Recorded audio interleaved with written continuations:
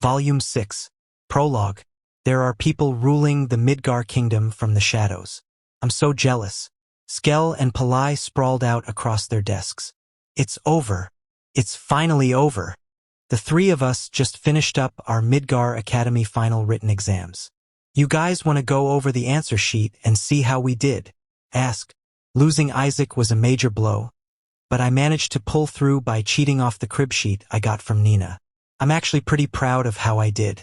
I tailored my scores for each topic so I would just barely avoid failing in each of them. Are you out of your mind? Skell replies. It's not like we can change our scores now, agrees Pa. Besides, the practical exams are next week. Yeah, fair. I admit, I was pretty sure there was no way in hell they would be interested. That was the whole reason I asked. Thank goodness they weren't, or that could have backfired badly. It's been about a month since the terrorist attack with the white fog, putting us about halfway through the second month of the year. Things got kind of hectic when the Night Order came in and did their investigation, but things at the Academy have settled down since then. Still, it's awesome how many terrorist attacks this fantasy world has. Back in my old world, all I got to do was occasionally hunt down hoodlums. Oh, and Claire's been in a coma ever since. I'm honestly not that torn up about it, and I've certainly been enjoying my newfound freedom. Zeta says she'll wake up sooner or later, so I'm sure she's probably fine. It might affect her job hunting prospects, though. Actually, wait a minute. She never took her final exams. Please tell me they're not going to hold her back a year. The sooner she graduates and gets out of my hair, the better. So what do you guys want to do? Ask.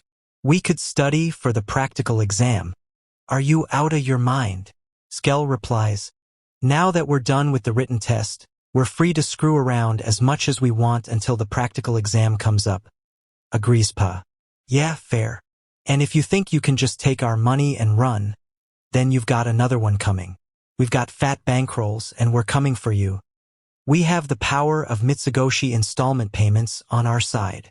Skell gives me a seedy grin as he flashes me a stack of bills, and Pa starts shuffling a deck of cards. Now, onward to our battlefield. Skell cries. I assume you mean my room, right? You should go ahead and take a shower first, Pa says. We're not letting you sleep a wink tonight. I shower in the mornings like a normal person. They carefully pin me in from both sides. Then I hear Christina's voice. I'm sorry, Kanade. This is all my fault. Oh no, what am I going to do? The girl standing across from her looks oddly familiar. I can't believe Miss Eliza is going to walk away scot-free. Tears run down the girl's face. Oh, now I remember. She's the one we saved back in the fog. Come on, let's do this thing. Skell urges me. Don't go getting cold feet on us now, Pa says. All right, I'm coming. As I leave the classroom, there's just one thought on my mind. Being a major noble must be sweet. They can get away with anything. There's always something so hollow about total victory. I mutter to myself as I lie on my bed of money. Skell and Pa bailed before the clock even hit midnight. Midway through the game, I started cleaning them out with mechanical efficiency, and my winnings gradually piled higher and higher. Once the passion fades, all that remains is boundless emptiness. Heh, I sounded like a real high roller there. I get up from my bed and start gathering up the stacks of bills I spread across it for the bit. All told, we're looking at 2 million zeni. Thanks, Skell and Pa. And thanks, Mitsugoshi installment payments. So this is the limited edition deck Mitsugoshi put out. Huh. I hear these are wicked expensive, but it's also kinda creepy. The theme of the design is horror. I should probably just sell it. It's still too early to go to sleep, so I guess I'll get some training in. Right as I start working my magic, though, I spot a gleaming card that has fallen by the side of my bed. Huh, what's that? The card is gold and shiny and looks super fancy. The front says Royal Mitsugoshi Deluxe Bar Membership Card in beautiful lettering. And the back says Member Number 001, Sid Kajinu. Oh right, Mitsugoshi was opening a fancy members-only bar, and Gamma gave me a membership card. I completely ignored it because I assumed they were going to use the knowledge they stole from me to rip off everyone who went there. A fancy bar, huh? I snatch a glance at my fat bankroll. I do have a soft spot for those scenes you occasionally see in spy movies where people have a secret conversation in a quiet bar. And hey, maybe I can get them to give me a friends and family discount. Worst case scenario, I can always dine and dash. Alright, let's do this. If you're gonna do spy stuff, you gotta do it in a suit. The one I wore as John Smith is in tatters, so I decide to wear the Mitsugoshi brand suit I got from Alpha. After polishing my shoes and giving my hair a slight part down the middle, I head out for my nighttime jaunt through the capital. I think this is the place. To my surprise, I find the fancy bar underground just off a tiny alleyway. Its door is unobtrusive and features the Mitsugoshi logo and a delicate engraving. I guess this place is going for a secret hideout kind of vibe. I'm a little bit nervous as I open the door and head in. The room is quiet. The whole place is indirectly lit, and the array of dim pendant lights above the bar counter makes it look like a glowing sea of stars.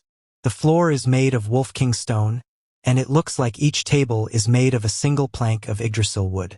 We're talking hundreds of millions of zeni worth of stuff, and that's just at a glance. A shiver runs up my spine as I calculate the risk and returns of looting the place. Good evening, sir. Oh, hi.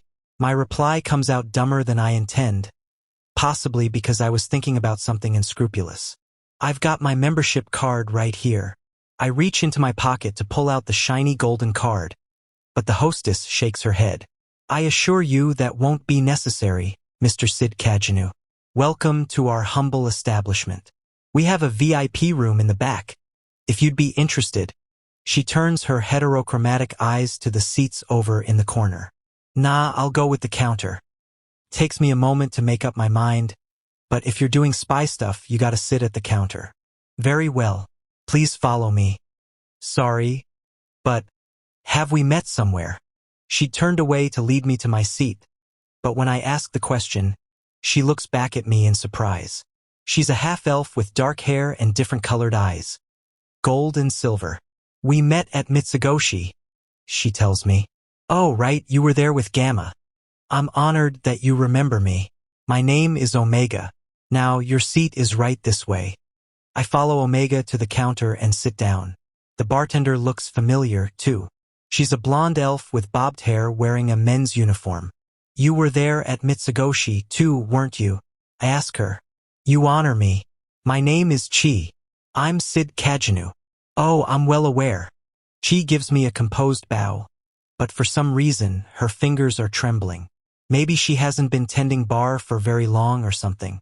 This is the person you've got working at your swanky bar. I've already got my order all picked out. I'm in the mood to reenact everyone's favorite spy movie. A vodka martini. I then drop my voice to a low, resonant bass. Shaken, not stirred. At times like these, it's important to carry yourself like a hardened badass. I can't let them find out that this is my first time going to a bar like this. Instead, I need to lay on the silent pressure like I'm the one testing them. One shaken vodka martini, coming right up. Chi's expression is tense, and she takes a deep breath to steady her shaking hands. Now that I think about it, maybe that shaking is actually part of the cocktail making process. The more I stare at her, the more intense the shaking gets. I see, I mutter. I don't know much about cocktails, so this is valuable info I'm learning. Apparently, the trick to being a good bartender is how badly your fingers are shaking. At that point, a question dawns on me. Since when has this world had vodka? How strange, I say. Chi freezes. It's okay. I wasn't talking about you. I was talking about the fact that vodka even exists in this world. The moment I start questioning it, though, I realize that the answer is obvious. The girls did this. I never took you for a vodka martini drinker. Comes a clear, beautiful voice from behind me. I know who it is without even having to turn around. Hello, Alpha. It's been too long. True that. She seems a little more grown up than the last time I saw her. She has gorgeous blonde hair and blue eyes, and her understated dress matches the bar's ambience perfectly. I thought you didn't care for liquor, she notes. Did I say that? Not out loud. I just can't think of a single time I ever saw you enjoying a drink. Dang, she's sharp. By and large, I can't tell one alcoholic drink from the next. I'm just drinking 'cause it looks cool. It's not like I hate it or anything. Alpha giggles. You really do, don't you? Thank you for waiting. Here's your vodka martini. Chi announces. Her hands are still trembling as she sets the cocktail in front of me. She's getting more jittery by the moment. She must really be a pro. I'll take a Manhattan, Alpha says. Coming right up. Alpha's order, the Manhattan, is a whiskey-based cocktail. The problem is, there's no good reason for whiskey to even exist here. So you finished recreating whiskey, I say, feigning confidence to bait her into giving up information. It certainly took us long enough, but yes, we haven't started selling it, but once we do, we believe it'll command a considerable price. The Velgalta noble we had taste test said he would value it at 20 million zeni a bottle. I see. I knew it. I never should have gotten carried away and bragged to them about how much I knew about distilled spirits. We couldn't have done it without your knowledge, Alpha adds. Aha. You can say that again. I'm so frustrated. I down my entire vodka martini in a single gulp. How was it? Not bad. Yep, that sure tasted like alcohol. Alpha smiles. Heh. What's so funny? Oh, nothing. I'm just pleased. About what? That suit. You're finally wearing it. Ah, right? I ordered that specially. It's made of blackworm silk. Ooh. Blackworms are like the silkworms from my old world. Only they're massive, violent, and poisonous to boot. It takes a master hunter to harvest their silk, a fact that's reflected in its price tag. You know, I forgive you for breaking your promise, she says as she gazes in delight at me in my suit. I'm gonna be honest. I have no idea what promise she's talking about. Thank you for waiting. Here's your Manhattan. Much appreciated. Seems like Alpha's in a good mood today. She takes a sip of her Manhattan and nods. Something a little more aged would have suited it better, but this isn't bad. She sets down the glass and looks back at me. Now, you can't stand alcohol, yet you came to the bar anyway. Did something happen? Ha! Nah, nothing special. I just found the membership card lying in my room. Ah, and you were concerned about being surveilled. In this bar, we can speak freely. There's no one here at the moment but the initiated. All of a sudden, she gets dead serious. In other words, she's decided to play along with my little spy act. Good to know. How'd that one mission go? Ah, the mission, she says, her expression still just as serious. I listed the details on what happened in Oriana in my last report. Right, the report. I read that in the 3 seconds between completing one mission and starting the next. The Shadow Garden sends me a huge number of reports on a regular basis. That said, they're all written in some ancient script I can't read, so I always just incinerate the reports as soon as I get them. 3 seconds. Are you accelerating your brain's processing speed or something? Heh? I silently raise my glass to my lips. Ah, it's a technique you can't talk about yet. I can tell it must require a profound degree of talent. Between the burden it would have to place on your brain and the risks it would carry if things went wrong. I agree we're not equipped to handle something like that. I will say, though, that we've been dutifully training in accordance with your instructions. When we're ready, please do teach it to us. I'll be expecting great things from you. I won't let you down.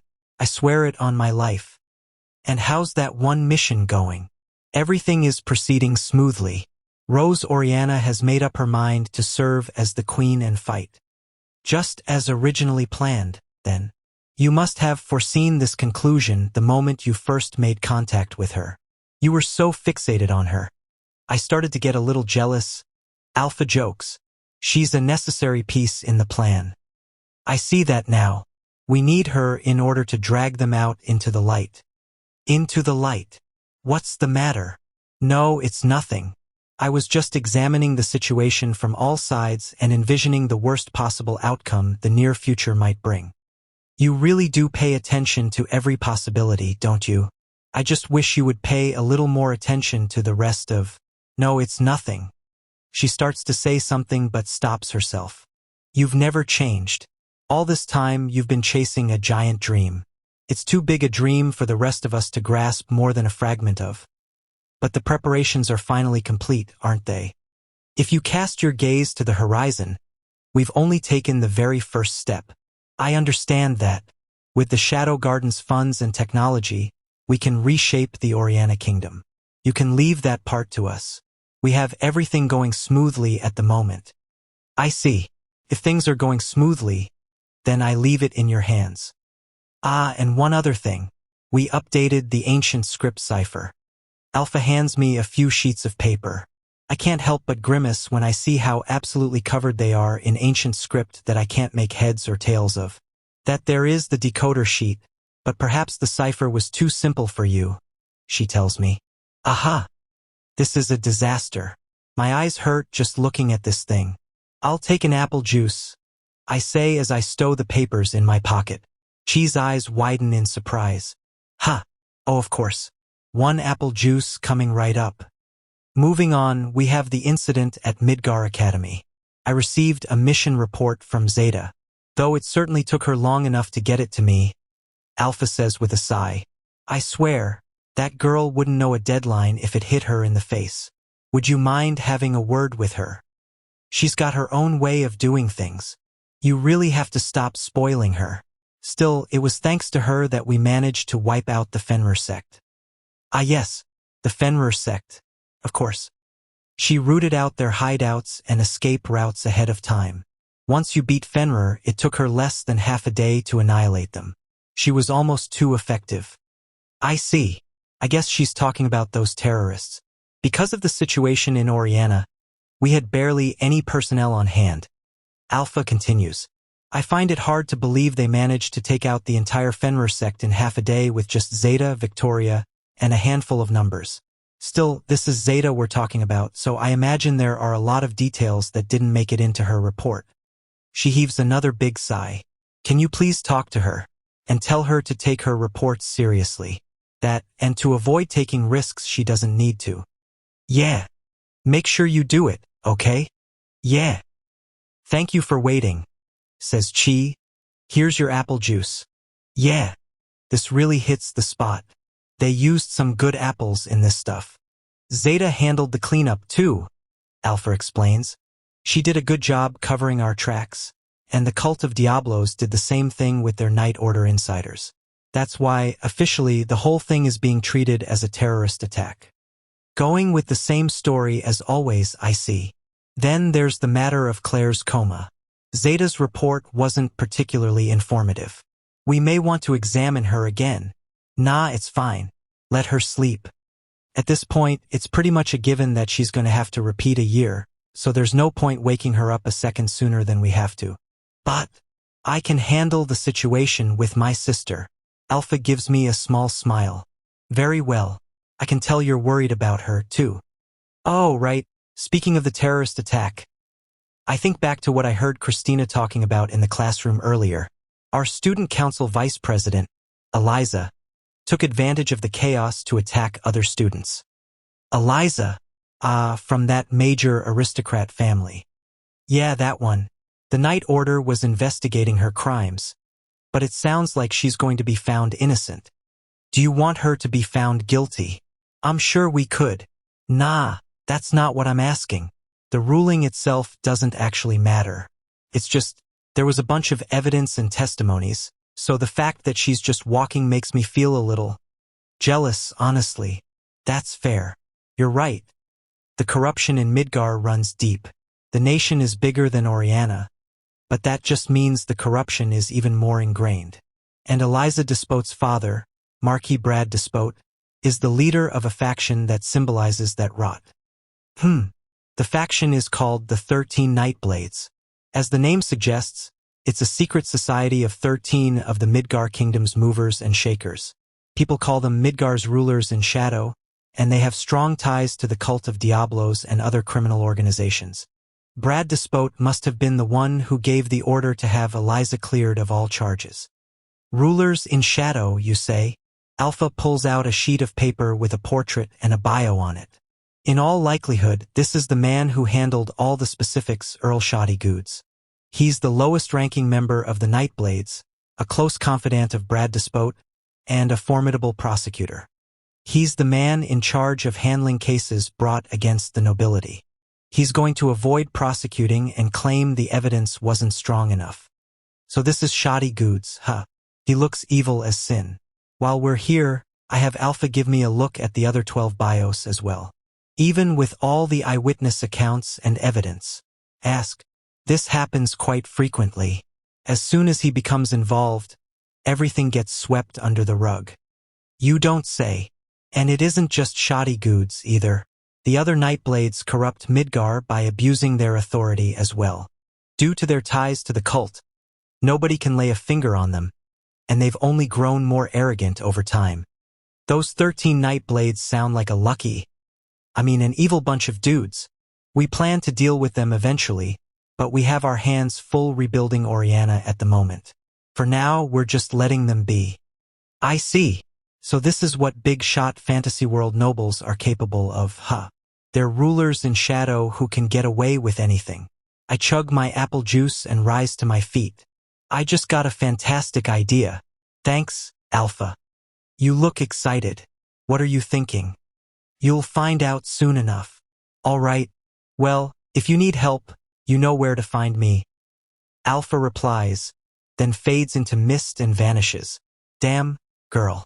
That was one slick way to make an exit. You can put the drinks on my tab. I tell Chi with that. I mask my presence and vanish into the dark of the night as well. Earl Shoddy Goods looks up with a start and gazes out his window. Outside, he sees the Midgar nightscape illuminated by the city's street lamps. He thinks he senses someone watching him, but must be imagining things. He murmurs as he turns back to his paperwork. The fire in his hearth crackles, and his fountain pen glides across the paper. The night is quiet. Goods sets down his fountain pen and takes a sip of his cold coffee. It tastes exquisite, even cold. Mitsugoshi's top-grade beans are really something else. He nods several times in satisfaction, then turns his gaze back to the documents on his desk. On them, they have the details of the events of the Eliza Despot incident, the costs associated with the cover-up, and a list of people they need to buy off or silence. It looks like he's going to be able to get her off the hook. But it was by no means an easy thing to do. There were too many witnesses, and the fact that a royal, Alexia Midgar, and a major aristocrat, Christina Hope, number among their ranks is especially problematic. He had to make a lot of promises to a lot of people in order to get their testimonies thrown out. Goods stands up and stares out the window. His reflection in the glass is that of a tired, middle-aged man with a face like a toad's. I'll be expecting my due compensation for this, Mr. Despot. The work he's been doing has been backbreaking, and there are still some people who need to be eliminated. That minor noble witness Kanade is liable to be a problem if she isn't dealt with. However, Good's specialty lies in paperwork and greasing palms. Things will go smoother if he leaves the ugly business to one of the other Nightblades. That will be nice, though. Being at the bottom of the Nightblade's pecking order is starting to get old. This should give me the leverage I need to obtain a more respectable position. Despite his appearance, Goods is still in his 30s. He joined the 13 Nightblades in his late father's stead, but due to his relative youth, the others always force the work they don't want onto him. There are a lot of mysteries surrounding his father's death. It was written off as an accident, but Goods hasn't forgotten the stab wound that was in his father's back. The truth is lost in the darkness, as is its wont. At the end of the day, the incident with Eliza and the incident with his father are the same. Goods knows all too well what happens to those who try to uncover the darkness's secrets. He steps away from the window and rings the bell on his desk to summon a servant. All he needs to do now is seal up the documents and send them off to Marquis Despot. Suddenly, he senses someone's gaze and looks up. His study appears the same as always. There's no reason for anyone to be there but him. And yet, he's joined by a clown. The clown sits on his sofa staring at him. The light from the fireplace reveals that the intruder is drenched in blood. Who the hell are you? How long have you been there? Goods immediately rings the bell again. Someone get in here. Get rid of this interloper. The bell's tinny ring reverberates through the quiet night. Is there no one here? Good's roar and the sound of the bell echo out futilely. The bloody clown doesn't move. It simply sits there watching Good's panic. Why is no one coming, damn it? It doesn't make sense. Plenty of time has passed since he first rang the bell. His guards should be here by now. Yet the night is silent. No, it's too silent. You didn't. The bell slips from Good's hand and tumbles to the floor. The clown slowly rises to its feet. The blood dripping from its hands is fresh, and its footsteps sound strangely squelchy. There are bloody footprints soiling Good's expensive rug. What did you do to my staff? The bloody clown doesn't answer. It just keeps on staring at Good's from beneath its crescent grin mask. Eek! Good's lets out a small scream and inches backward. The clown closes in on him. Squelch. Squelch. Who are you? Why are you coming after me? You really think you're going to get away with attacking me? No reply from the clown. It just slowly advances, its sticky footsteps serving to mock Good's for his false confidence. Suddenly, Good's thinks back to the look on his father's dead face. No, it can't be. Are you here to eliminate me? After all I've done for the Nightblades, they're just going to throw me by the wayside. Squelch. The footsteps stop. The bloody clown smiles beneath its mask. So that's what's happening. You're going to kill me just like you killed my father. With another set of squelches, the footsteps resume. They're getting faster. Fast enough for the clown to enter grabbing range. Eek! Get away! Get away! Goods hurls his coffee cup at the clown. It shatters against the clown's mask, splattering it with dark liquid. Then Goods turns around and runs. He might not look it, but his grades back at the Academy for Dark Knights were stellar. He's put on some weight and let himself go a bit, but he's still far faster than the average person. He reaches the room's door in a blink and throws it open. Now all he needs to do is flee to the Night Order. For a moment he feels hope. He's going to make it. Wah! Ah! However, someone on the other side of the door knocks him down. What are you doing? Get out of the way. He desperately flounders his way across the ground. Then, when he notices he's getting covered with blood, he realizes what it was he tripped over. Wait! You're my security team. It was the dead bodies of his guards. They weren't the nicest men around, but he paid top zenny to fill their ranks with outstandingly talented Dark Knights. Now all those knights have been brutally slaughtered. Eek! H. Goods kicks the bodies aside as he scrambles forward. The squelching sound comes right up to his ears. No! He looks up and finds the masked clown staring down at him. No, no! In its hand, the clown is holding a single playing card. Don't, you can't. With a thunk, the playing card impales his forehead. Good's eyes go wide in stark disbelief as he reaches up to touch the card embedded in his brow. No! Then he slowly keels over backward. The clown looks down at the blood pooling on the floor. One down. Its voice echoes through the still night. Chapter 1. Enter Jack the Ripper. Christina greets the morning from the Hope family's Midgar villa. She switches between sleeping in the dorms and sleeping at her villa whenever the mood strikes her. As of late, though, she's been staying exclusively at the villa, and her mood has nothing to do with it. For her, it's a matter of self-preservation. Is it morning already? She looks up in surprise upon seeing the sunlight streaming in through her curtains. There are faint bags under her eyes. It's clear how obsessively she's been collating documents related to the incident. She sets her pen down on her desk and does a big stretch. Then she picks up the documents and sighs. Bringing charges against someone is harder than it looks. Her documents list out the full events that transpired and testimony backing it all up. But the way things are going, it looks like Eliza's actions are going to be deemed an accident rather than a crime. The official story is that the whole thing was just a freak tragedy that took place when a bunch of teenage academy students got wrapped up in a terrorist attack and panicked at the stress of having their lives in such danger. Earl Shoddy Goods has been covering up and fabricating evidence. I had no idea the 13 Nightblades' influence was so vast. Not only were they perfectly happy making up stories and suppressing the truth, but they didn't hesitate to kill if the need arose. Christina herself has felt like she's being watched. That's why she started sleeping exclusively at the villa. Their corruption is spreading. I can't beat them, not on my own. And as for the Hope family's strength, well, her father has no interest in getting involved with the case.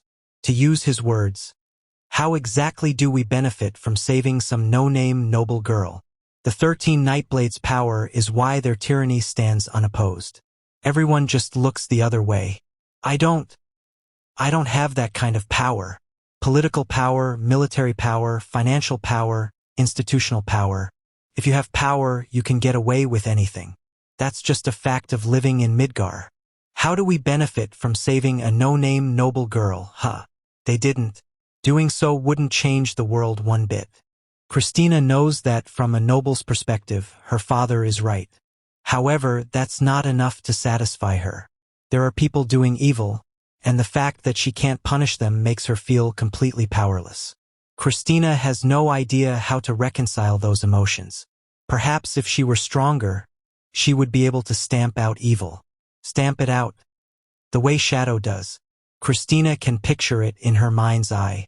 She can see herself mowing down the Nightblades, vanquishing the wicked, saving the weak, and defending her nation. She laughs at herself. Okay, that's enough of that. All she's doing is making herself feel worse. She lets out a long exhale and rubs her tired eyes. Then she takes the documents about Eliza and the Nightblades and stores them in her drawer to take her mind off things. Instead, she pulls out another set of files. Shadow and the Shadow Garden. The new files contain the investigation Christina's been conducting into the Shadow Garden in her free time. It appears as though the Shadow Garden began operating over a year ago, but I can't track down any details. I assume Shadow's been leading them that whole time.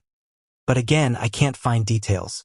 I swear, it's like I can't get confirmation on anything.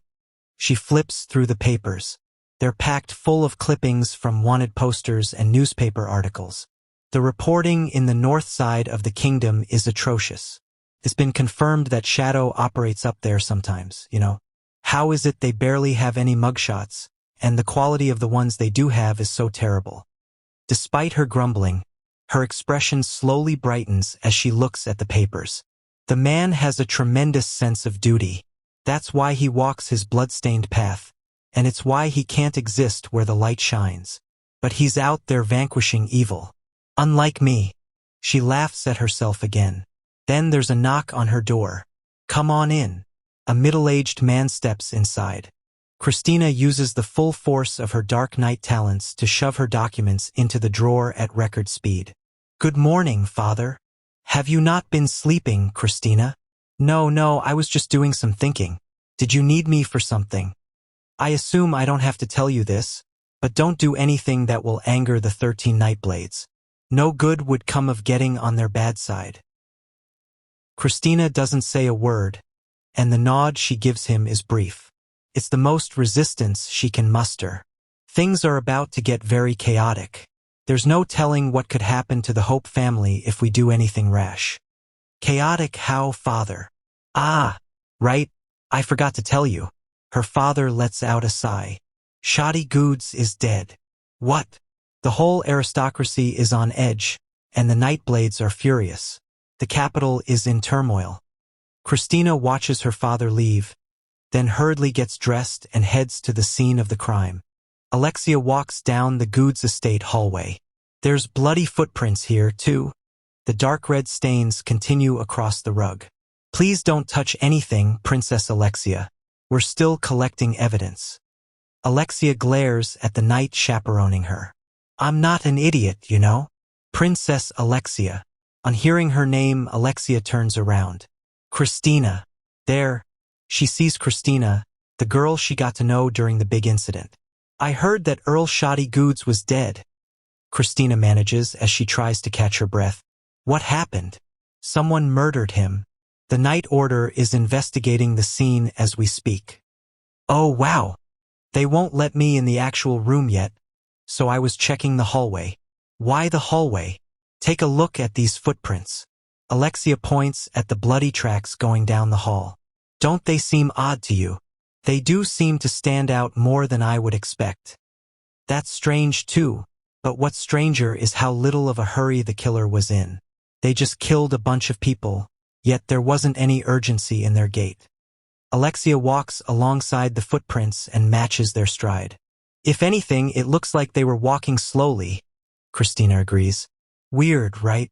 Most people would want to get out of there as fast as they could. The killer must have had nerves of steel. It's like they were confident they wouldn't get caught or something. You might be more right about that than you think. What do you mean? It was the 13 Nightblades who silenced Earl Shoddy Goods. Seriously. He drew too much attention during the case. It's no surprise they would want to get rid of him. But even so, why do it now? That's the one part one can't figure out. Just as they find themselves at a loss, Alexia's chaperone calls. They say you can go in now, Princess Alexia. Alexia turns to Christina. Shall we? I'm right there with you.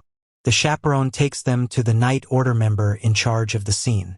I'm Gray, Chief of the Night Order's Criminal Investigation Department, the man says. Please make sure you don't touch the body or move anything in the room. Got it, Alexia replies. I'm going to get back to work. If you need anything, give me a holler. Will do. The first thing Alexia is greeted with when she steps inside is the overwhelming smell of blood. But of course, the pile of corpses in front of the door has been left untouched, and beyond them, Earl Shoddy Goods' body is bleeding from the head as it stares upward. Alexia crouches beside it. Looks like the cause of death was a single blow to the forehead. But that's no ordinary weapon. Throughout the room, members of the Night Order are rushing around working. Christina, on the other hand, simply stands by the door in a daze. What's the matter, Christina? Alexia asks. They said we can go in. Ha! Oh right, coming. After snapping back to her senses, Christina hurriedly follows Alexia inside. If you're not feeling well, you might want to just leave. No, I'm fine. That thing's stuck in the head. Christina stares curiously. Is that a playing card? What an odd design. It's from Mitsugoshi's high-end line. I think it's a limited edition. We might be able to narrow down who bought it, then. I wouldn't be so sure. With a company as big as Mitsugoshi, even their limited edition products get print runs in the thousands. That would take a while to go through. Christina looks down at Earl Goods. The Ace of Spades, huh? The Earl died with his eyes wide and a shocked expression. Sure enough, the card lodged in his brow is the Ace of Spades. It's almost as if the skeleton knight on the card's design is symbolizing the man's death. Why use a playing card? Alexia murmurs. Earl Goods' Dark Knight Academy grades were nothing to sneeze at. This man was a skilled Dark Knight. Yet the killer impaled his forehead with a normal old paper card. That would have taken some serious magic. Paper conducts magic at a rate of less than 10%. That's nothing compared with something like mithril, and plus it would have taken incredibly precise mana control to overcome the paper's natural resistance. Why did they choose such an obtuse method, I wonder? I have no idea, but it certainly helps pinpoint our perp. We're looking for a Dark Knight with huge mana reserves and highly precise mana control. In other words, this isn't just some random murderer we're dealing with. If it was, they would never have used a playing card like that. No, they would have been more efficient about it. They were clearly working with some kind of purpose. The card, the footprints, it doesn't add up. Perhaps it's some sort of code that only those in the know can decipher. They could have been making an example of him, or satisfying a grudge, or sending some kind of message. You might be onto something. The two of them spend some more time standing in thought before the corpse. Eventually, a male voice breaks the silence. There are witnesses. Are you serious? It's Gray, the man in charge of the Night Order operations there. There was, sir. A knight replies. Apparently, the servants were merely unconscious. Several of them woke up and are able to describe the culprit. And, what did they look like? Alexia and Christina strain their ears. According to the staff, it was a clown drenched in blood. I'm sorry, what? They say a bloody clown appeared out of nowhere, and a moment later, everything went black. The next thing they knew, it was morning. They're all reporting the same thing, so I have to imagine they're telling the truth. And none of them got a good look at the killer's face. No, sir. It was hidden under a clown mask. They say the killer seemed tall, but that might just have been the costume talking. Did you get anything else? No, sir. We're canvassing the area, but so far we haven't found any other witnesses. Keep pounding that pavement. If they were dressed like a clown, they must have stood out like a sore thumb. We're dealing with an absolute wacko here. Gray watches his subordinate go, then sighs. A clown costume, a playing card. This is a strange case, says Alexia.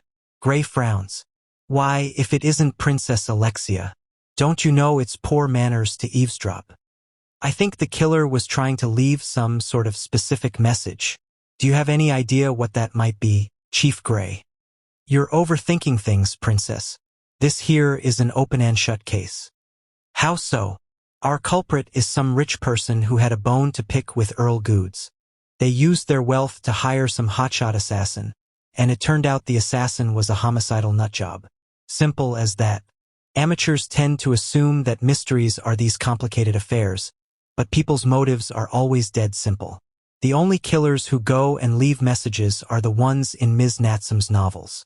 Are you a fan of her Sherlock Holmes novels too, Princess Alexia? No, aren't they fantastic? I own every one she's put out. But the thing is, they're interesting because they're fiction. Reality is far more boring. I'm not a Sherlock Holmes fan. Why would you think I have an ounce of respect for that woman? Oh, you mean you prefer the Case Claude series? The one where a drug turns a famous detective into a kitten. That's not what I'm saying at all. I'm just worried there might be more to the case than meets the eye. Oh, I see. In that case, I can assure you that you have nothing to worry about. As I said, we've already narrowed down the culprit's profile. Someone rich with a grudge against Earl Goods. Chief Gray flashes the two girls a smile brimming with confidence. Someone like, for example, Miss Christina. What? I had nothing to do with this. Why so flustered? By the way, I'm not the only one who suspects you. What's that supposed to mean? Let's just say you've made yourself some enemies in high places. You're talking about the Nightblades. Now, I must be getting back to work. Gotta collect evidence so we can catch the culprit. Chief Gray turns to leave and drops a catchphrase. One truth prevails. Ms. Natsum's novels really are fantastic. You should check them out. With that, and with a hearty chortle, Chief Gray leaves. Well, he's not wrong when he says that you have more reason than most to be happy about Earl Goods' death, Alexia remarks. I told you I didn't do it, Christina cries. Well, yes, obviously, but that's not how people are going to see it. I'd watch my back if I were you. It sounds like the Nightblades are coming after me. I do wish I could offer you more help, but people tend to get testy when royals meddle with judicial proceedings. No, I completely understand the position you're in. That testimony you gave was more than enough. I really am sorry. And also, I would be lying if I said Earl Goods' death didn't help me out. I need to think things over and figure out how I want to play this. This could certainly help the trial turn in your favor. Christina nods. There's something you should see, Princess Alexia. What is it? Christina leads her over to Earl Goods' desk. There are traces of a big coffee spill all over the desk. Sure, and pieces of a broken cup all over the place. It's no surprise that its contents would have splashed onto this. Look at the shape of the stain, though. It's a perfect rectangle. You're right. That means there was something here on the desk. Something shaped like a document. So the coffee spilled on the document and someone took it. That's why the coffee stain has that big rectangle in it. It's the only logical explanation. But nothing's supposed to have been removed from the crime scene. Christina lowers her voice to a hush. Then it was either the killer who took it or the night order. Alexia's expression hardens. It could be dangerous to trust the night order more than we have to. We'll need to keep an eye on them. Yeah, be careful out there, Princess Alexia. The two of them spend a bit more time surveying the room, then part ways. Later that day, after school, Christina waits in her Midgar Academy classroom so she can talk to Kanade about the attack. Kanade is the girl who exposed Eliza's crimes back in the White Fog incident. Naturally, doing so earned her the enmity of the Nightblades. Thanks for waiting, Christina. Kanade looks terrified, and she's constantly checking her surroundings. There's still a handful of students getting their stuff together before heading home, but there's no guarantee whatsoever that that would stop the despots from taking extreme measures. Did you hear about what happened this morning, Kanade? Yeah, of course. I never imagined something like that could happen to the Earl. The situation's changed now, both for the better and for the worse. For the worse. That's right. You have a target on your back. I'm sure of it. The blood drains from Kanade's face. The only reason the despots didn't attack you earlier was because they were confident they didn't need to. The way they saw it, there was no need to take that kind of risk. But with Earl Goods dead, all that's gone out the window. As in, they're at a disadvantage now. Exactly. They don't have the luxury of protecting their image anymore. They're coming after me, too, of course. I have a suggestion I wanted to run by you. Right as Christina is about to elaborate, they're interrupted. What is this thing? A pathetic-sounding cry echoes through the classroom. What's wrong? Christina calls over to the male student who yelled. By that point, the only people still there are Christina, Kanade, and the guy who let out the cowardly shriek. The dark-haired boy turns around in a panic. In his hand, he's holding something that looks like a document. "Sage Christina," he stammers. Christina digs his name up from the depths of her memory. He's not particularly remarkable, but he inexplicably ends up at the center of attention just often enough for her to barely remember him. "You're Claire Cagenu's brother? Sid Cagenu, right? Why, yeah, that's me. Can you take a look at this? It was just lying here." "What is it?" The documents are dirty and stained. The stains come in two colors, black and red. The black stains have a faint coffee odor to it, and the red ones, well, they smell like blood. Is that? The moment Christina takes the documents, she freezes. These papers contain the details of the events of the Eliza Despot incident, the costs associated with the cover-up, and a list of people involved with notes hinting at their motives and interests. These are the documents that were missing from the scene of Earl Good's murder. Christina hurriedly double-checks to make sure there's nobody else around. "Where did you find these, Sid?" she asks, taking care to keep her voice level. They were just sticking out of that desk. I figured someone left them here by accident." The desk he's referring to is one of the ones in the classroom. Each student is assigned a desk, and the one Sid is pointing at is Christina's. "My desk." "Oh, that's your desk. Sorry, I should have just left them be." "No, I'm glad you spotted them. See, that's what I figured. I'm glad you didn't forget them. Did you see what the documents said?" I mean, I kinda got a glimpse." Christina's voice darkens. "So you saw them? Shoot. Was there something private in there?" "Very, very private, yes. Well, I only got a tiny look, so it's kinda like I didn't look at them at all. How about we leave it at that, and I'll see you tomorrow." "Hold it." Sid makes an unexpectedly swift beeline to the door, but Christina grabs him by the back of his collar. "Sorry, but I can't let you leave." "What?" Sid says, sounding like he can't be bothered. "Come on. There's no need to get violent. I'm saying this for your own sake. You don't want to wake up with your head cut off, do you?" "Wait. You're going to cut off my head." "I'm not going to cut off anything. The problem is, I don't know if anyone saw you. If they find out you read these, they'll come after you for sure." "Who's they?" "I'm not really following any of this, but I feel like this is your fault for leaving something like that in your desk." "I didn't." "I didn't put the documents there. But then, who did?" "Someone who wanted me to read them." The air seems to chill as a quiet, hard-to-describe unease falls over them. There's someone out there who stole important documents from the scene of a murder and went out of their way to put them in Christina's desk all the way over in the academy. In fact, that person might be watching them at that very moment. Christina certainly stands to benefit from the situation, but it's still unsettling, not knowing what the mystery party hopes to achieve. Then, out of nowhere, Sid speaks up. "Oh, wow. Gosh. There's something written on there. What are you talking about? From where Sid is standing, all he should be able to see are the document's backsides. The backs of the papers are stained red. Don't you think it kinda looks like letters? You're right. Christina turns the papers over, and sure enough, there's a message written in blood.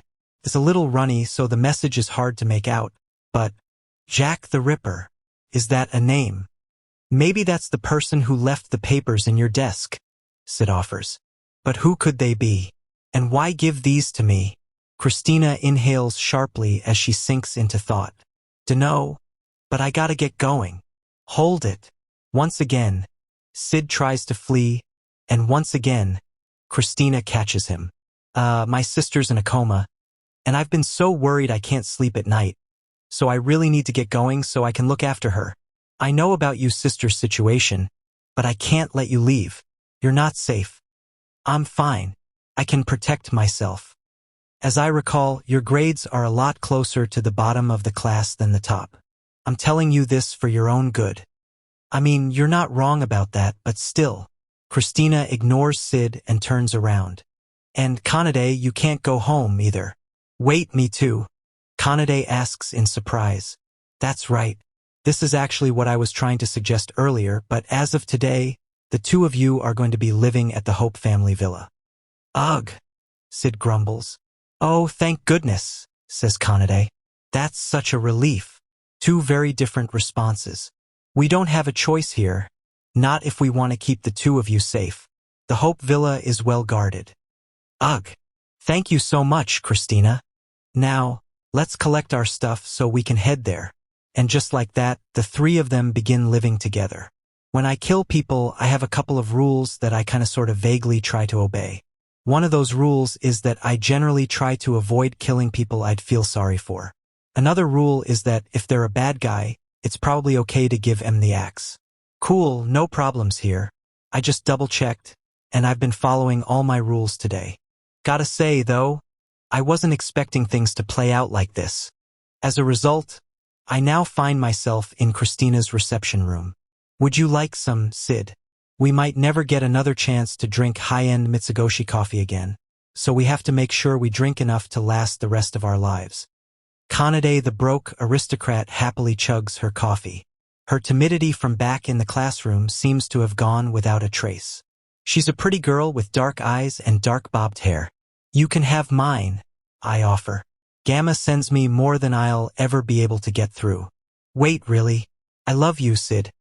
After receiving an awfully casual declaration of love, I lean back on the sofa and sigh. I never expected to get dragged into staying at Christina's place.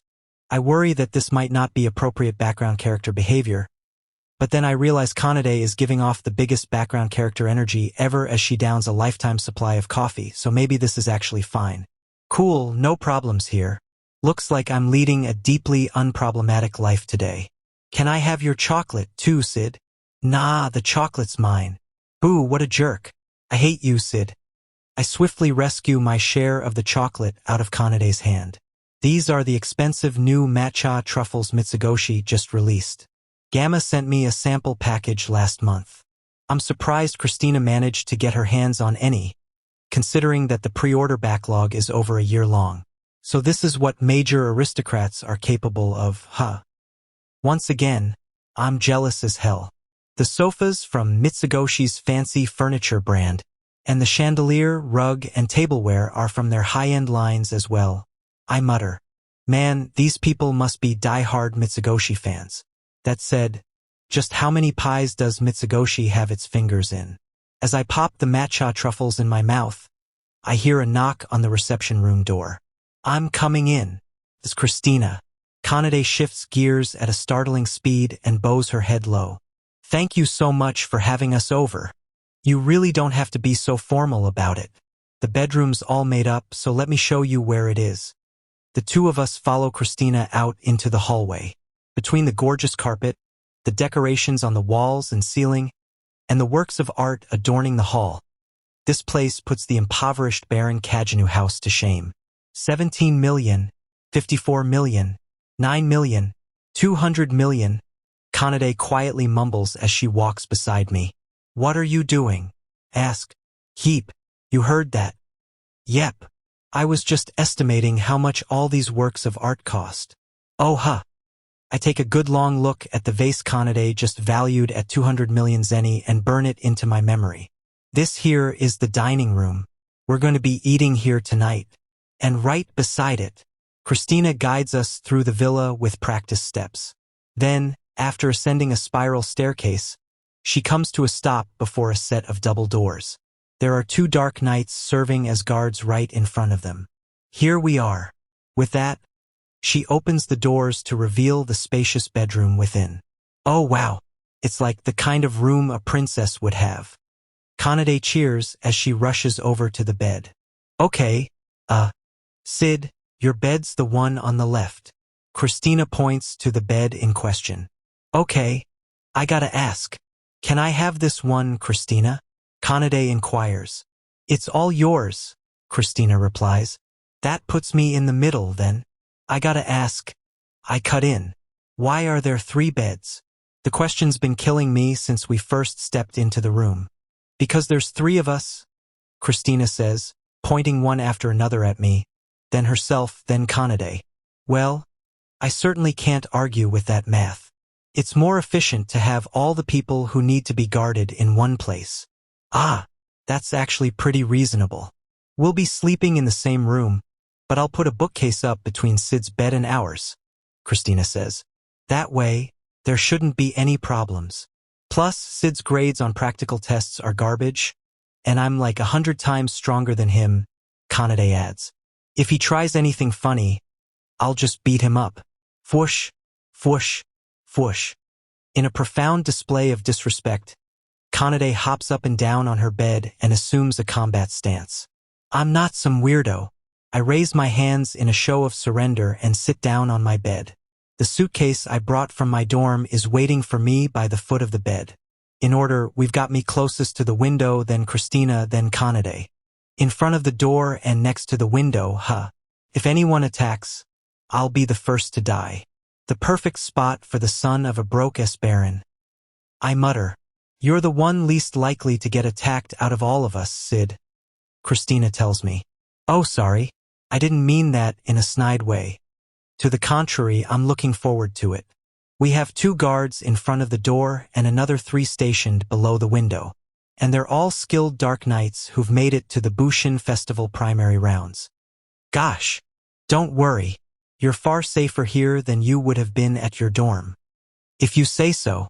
I think I got the gist of the situation on our way over, but can I ask what happened this morning? I suppose that's only fair. Actually, sorry. Kanade pipes up. I need to use your bathroom. This is what you get for drinking all that coffee. There's a toilet and a bath in the next room over. Thanks. After watching Kanade scamper off, Christina starts explaining. Someone killed Earl Shoddy Goods. People will probably be talking about it at school tomorrow. What? He got murdered. That's so morbid. Now that you mention it, the name on those documents did look like it was written in blood. I suspect those papers were taken from the scene of the crime. Holy cow. Scary. To think that someone would do something as totally messed up as writing a message in blood. The way Earl Goods was killed wasn't normal either. This isn't just your regular old murder. The culprit is acting with some sort of purpose. I can't believe that a normal old unremarkable academy student like me is getting wrapped up in an incident this grisly. I can only imagine how hard this is for you, but you have to hang in there. You might be a target too. Man, I'm gonna be trembling so bad I won't be able to sleep tonight. After all, someone might be after my life. Oh, Sid. Christina rubs my quivering back. The cold night wind blows in through the cracked window. After Kanade gets back from the bathroom, the 3 of us share a late dinner. The meal is a lavish affair made from adapted versions of recipes from Mitsugoshi's fine dining cookbook. And what surprises me most of all is when they bring out the sushi made from a fish resembling salmon. I haven't had sushi since before I died. The food was so novel, and it was all so delicious. Kanade says in elation after we return to the bedroom. Mitsugoshi's cookbooks don't have a single bad recipe in them, Christina replies. You should really think about getting one, Kanade. Way. And my family can't afford expensive ingredients, though. Some of their cookbooks focus on affordable dishes. For example, tuna burgers use the parts of the fish that we used to throw away. And thus, a fantasy world's dietary culture gets overwritten. The three of us continue chatting from our beds for a while. It's exciting, like we're out on a school trip. Some time later, though, Christina gets up amid the hearth's crackling and begins turning off the room's lights. We should really get some sleep. I was having so much fun I lost track of the time. But I want to keep chatting. It's already past midnight. Kanade slips under her blanket, grumbling all the while.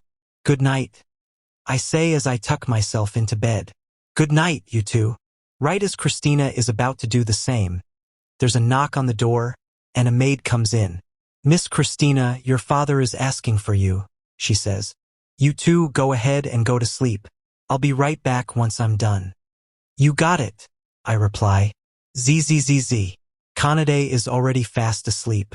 Say, Sid? Christina turns around in the doorway and gives me an intense stare. What's up? Have we met somewhere before? In class. That's not what I mean. I just get this sense that we've talked before. I don't think we have. Maybe it's just your energy. I feel like you remind me of someone. Sorry for bothering you. With an evasive smile, Christina steps out of the bedroom. It's the dead of night, and Christina is in her father's study. Her father's hands tremble as he flips through the documents. This is serious business. Proof like this can crack the trial wide open. I'll be able to get Eliza Despote convicted. You think I don't see that? Her father roars, slamming his hands on his desk. You'll be turning every Nightblade against you. We wouldn't be in this position in the first place if you hadn't chosen to protect that complete nobody. The Nightblades already have their eye on us, father. We're the ones who benefit the most from Earl Shottygood's murder. And I'm saying, the only reason for that is because you keep sticking your nose in where it doesn't belong. Then her father gives her a look. All his rage has transformed into fear. No, don't tell me. You're not actually the one who killed. Of course not. I didn't do anything. It was Jack the Ripper who killed Earl Goods.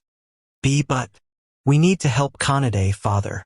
When we use this evidence to put Eliza Despote away, it'll weaken the Nightblades and cause more nobles to flock to our side. No, but look at it another way. If we return the documents to the Nightblades, we'll be putting ourselves in their good graces. There's no way the Nightblades would just let us go. We know too much. RJ, wait, hold on. You invited that girl over here, right? I did. Kanade is under our protection now. Good going.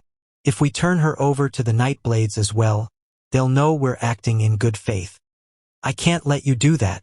I'd stop anyone who tried, even my own father. You would dare defy me, Christina, me, the head of the Hope family. Christina glares at her father as he blusters at her. Her father is the first to avert his gaze.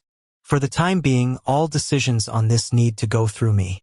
We don't know who this Jack the Ripper is, and the whole thing might just be a trap.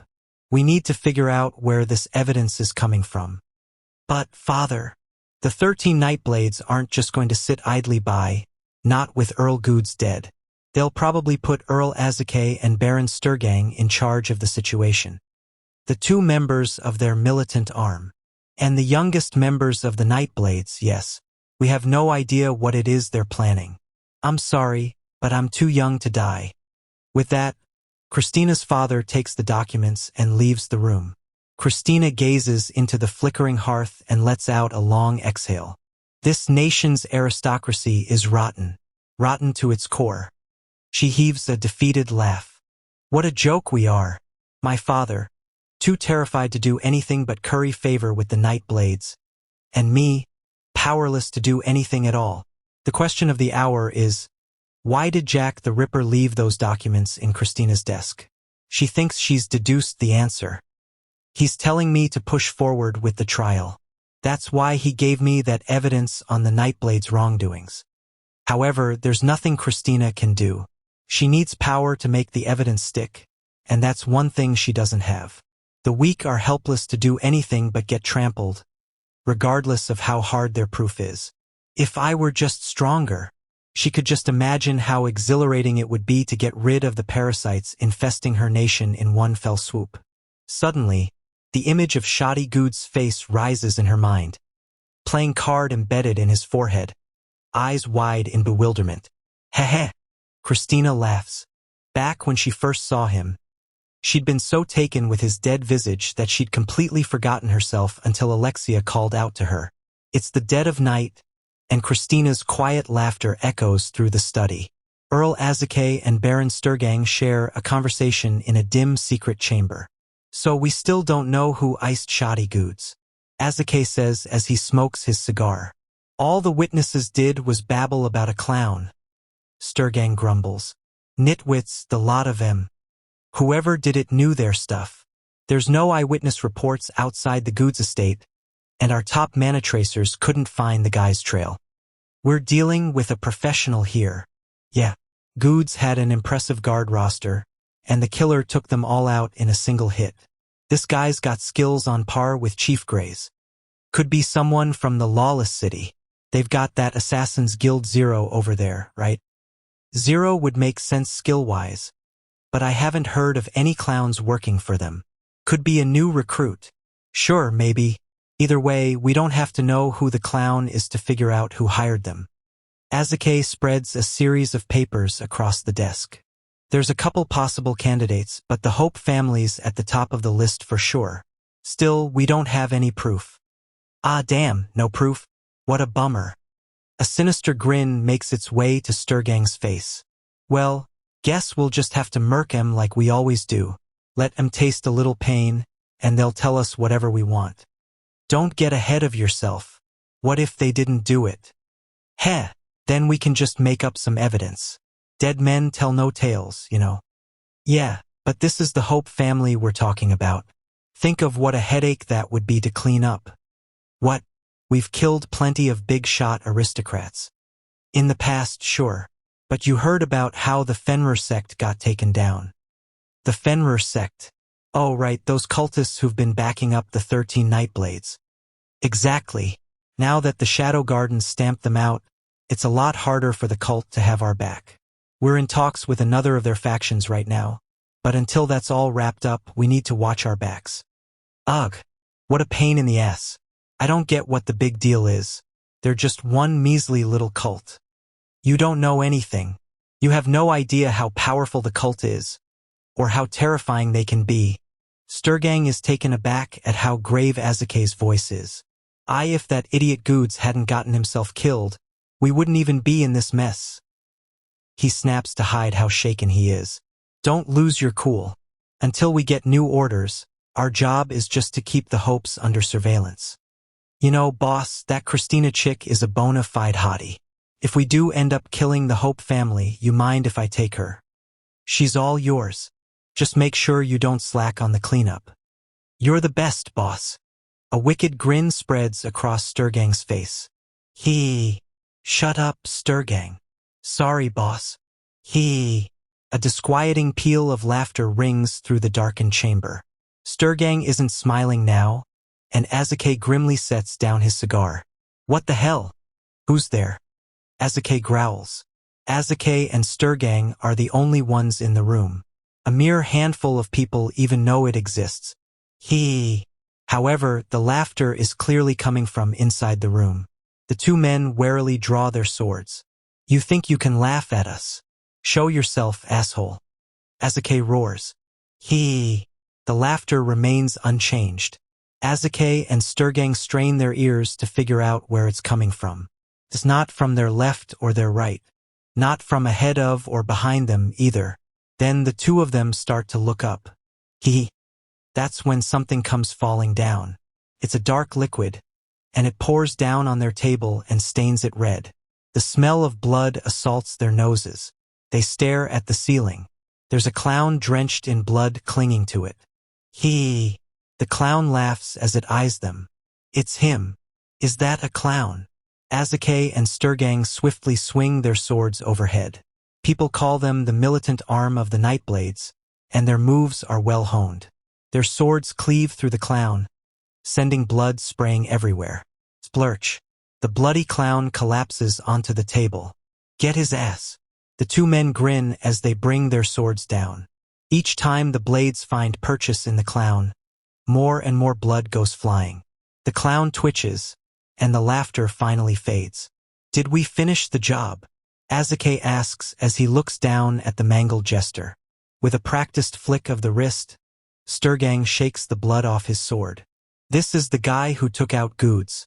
What a total pushover. Or hey, maybe I'm just that strong. Azuke smirks as well.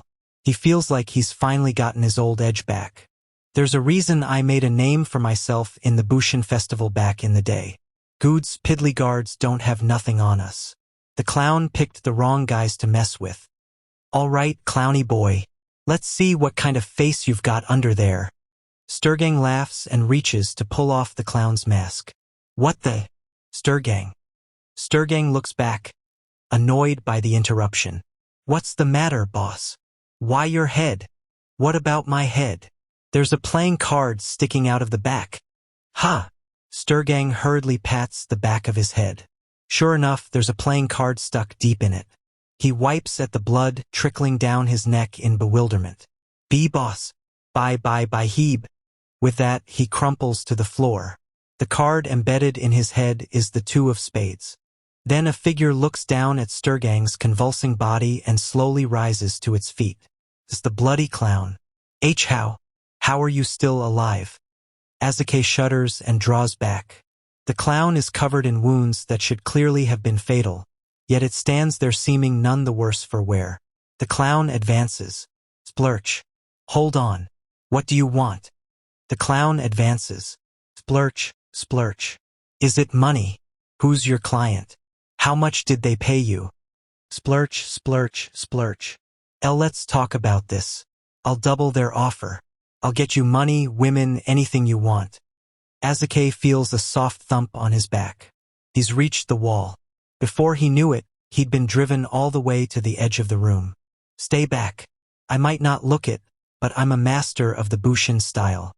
Splurch, splurch, splurch, splurch. You won't like what happens if you come into my range. Azuke gives his sword a mighty swing. This is the range he fights best at, and he can visualize every moment right up to the clown's head flying off its shoulders. However, his attack comes up empty. What? You dodged it from this close up. All the clown did was take half a step backward, but it's a movement that defies everything Azuke knows about human capabilities. Nobody's supposed to be able to react that quickly. Just what the hell are you? Another splurch. Gurk.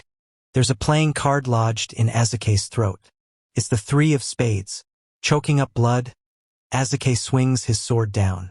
His blade grazes the tip of the clown's nose before slamming into the ground. You're a monster. Then Azuke keels over forward, coughs up more blood, and goes still. The blood-drenched clown scoops up the 2 corpses and vanishes into the night. Chapter 2. Assassins at the sleepover. The capital's main street is in an uproar. Check out the corpses. What happened? They say 2 nobles got murdered. Stay back. We're conducting an investigation. There are 2 corpses strung up from the fountain in the middle of the street, and a crowd is gathering around them. Are those playing cards lodged in their heads? I heard that a noble got murdered yesterday too. Oh, I heard that too. Apparently it was Earl Shoddy Goods who got killed. My friend Harako works for him as a maid. For real. For real. And she saw the killer too. She said he was dressed in a clown outfit. I dunno. That sounds like a load of crap. We said stay back. Go on, get out of here. The night order forces back the swarming crowd. It's an oddly large gathering for the main street that early in the morning, and a beautiful red-haired girl weaves her way through it. That girl is Christina. Please step aside. I need to get through. She urges. Do I know you? I'm Christina Hope, daughter of Duke Hope. I'm here to see the scene of the crime. Right, you're from the Hope family. You can go on in. A look of disdain crosses the knight's face as he pushes back the crowd, but he lets Christina pass nonetheless. What the? Upon seeing the fountain, Christina gasps. There's a pair of men dangling from the fountain's main column, and Christina recognizes those pallid figures. That's Earl Azekay and Baron Sturgang. Expressions of fear and shock are plastered across the dead men's faces. Heh! Christina's mouth curls into a smirk. Another 2 parasites exterminated. Then she hears a voice from behind her.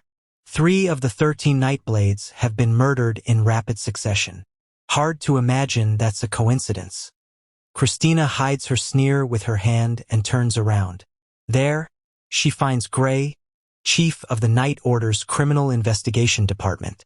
Chief Gray, what do you mean by that? I was just sharing my honest thoughts, Miss Christina. Gray grins cheerily, but he has his gaze fixed on her like a hawk. 3 nobles just got murdered in a row, and what's more, they all belong to the same group. I find it difficult to write that off as random happenstance. Well, I don't disagree there. I even hear there's a noble house that was picking a fight with that group. You sound awfully well informed on the matter. It's my job to be. Wow. I'm jealous of what a dedicated chief the Night Order has. I'm sure you'll round up that killer in no time. You'd better believe it. Now I need to get back to work. Gray turns to go, then stops in his tracks. Was there something else? Christina asks him. On hearing the question, Gray turns his pointed gaze back Christina's way. Just one more thing, Miss Christina. Did you get any good news recently? Huh. Oh, it just looked like you were smiling back there. You must have been imagining things? Christina replies, lowering her hand from her mouth. Was I? I guess I must have been. With that, Gray walks away for real. Christina lets out a foggy exhale, then looks at the 2 corpses again. Hello there, Christina. She turns upon hearing her name and sees a familiar face. Princess Alexia. I just got back from Earl Azekay's house. Why his house? This isn't where the murders were committed. The killer snuck into a hidden room in the Azekay estate, killed the 2 men, and carried their bodies all the way out here. See how the Night Order is checking out those tracks. You're right. Sure enough, the knights are down on all 4s and following the set of red footprints leading away from the fountain. Azekay's estate is in the same condition as Goud's was, Alexia says.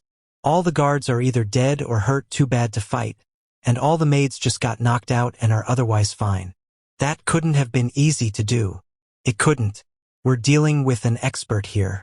They keep pulling off one incredibly difficult assassination after another.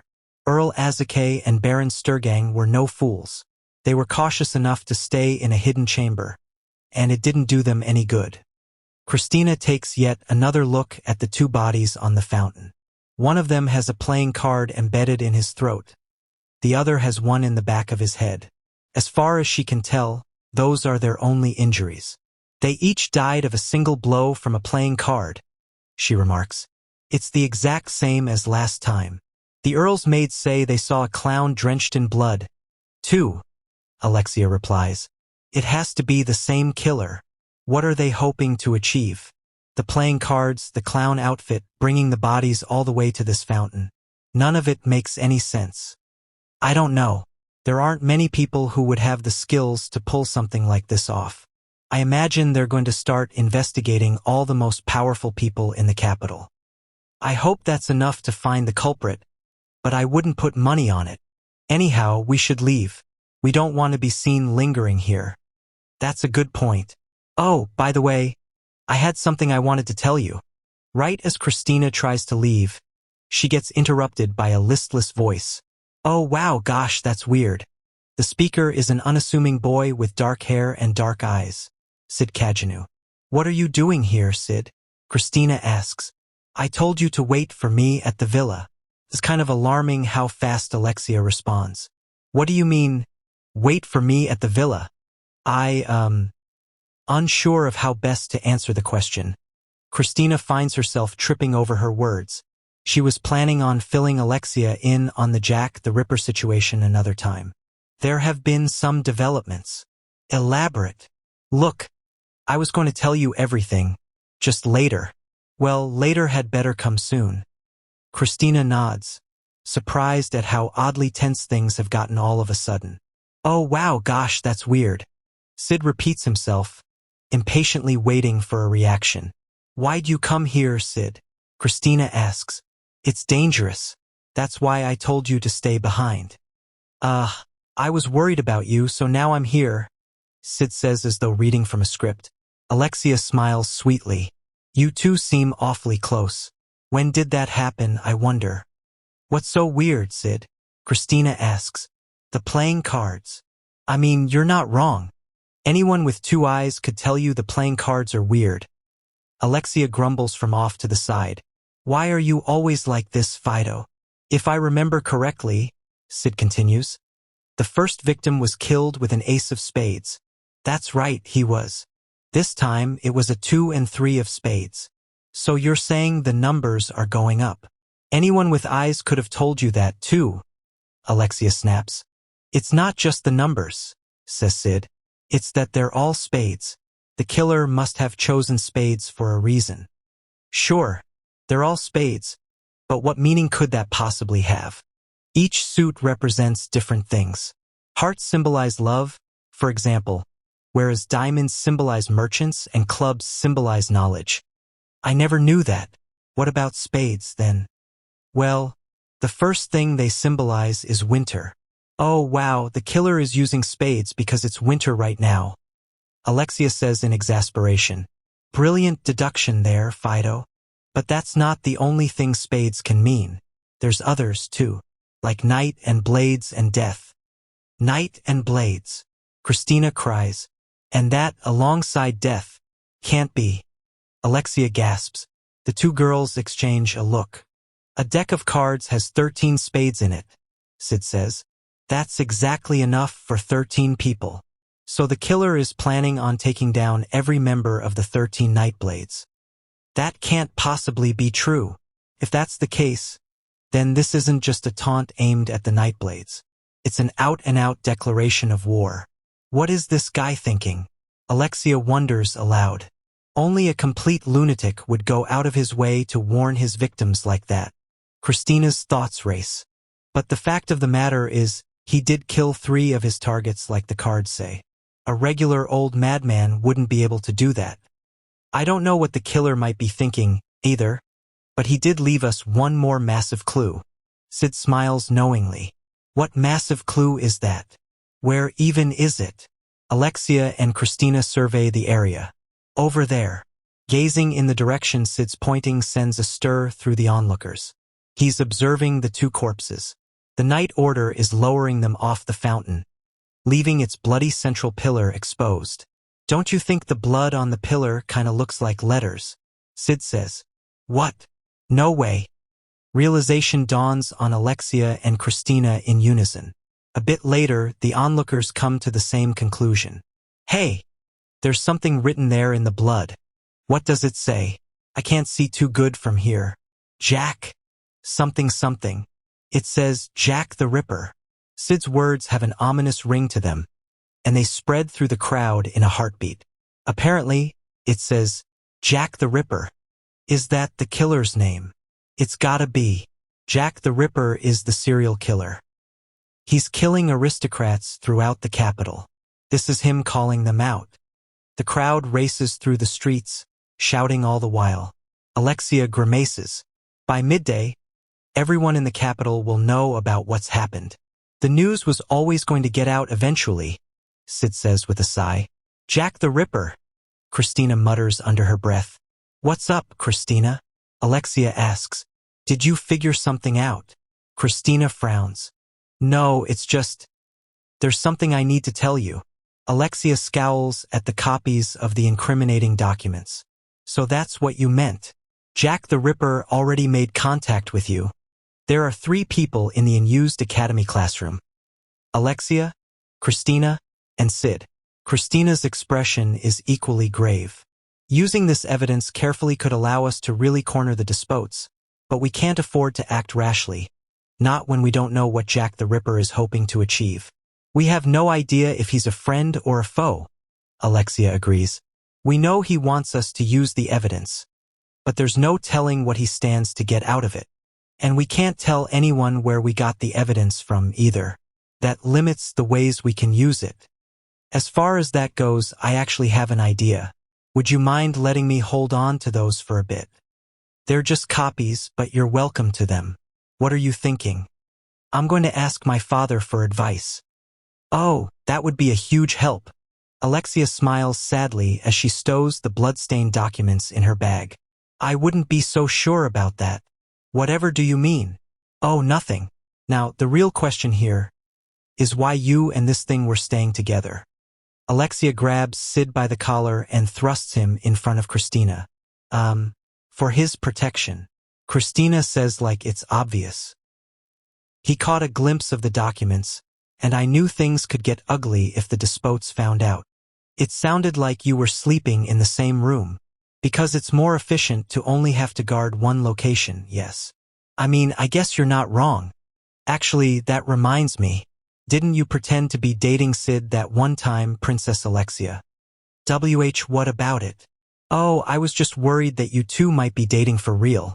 If you are, then I apologize for my thoughtlessness. We weren't. We definitely, absolutely weren't. Yeah, I'd rather die than date Alexia, Sid chimes in.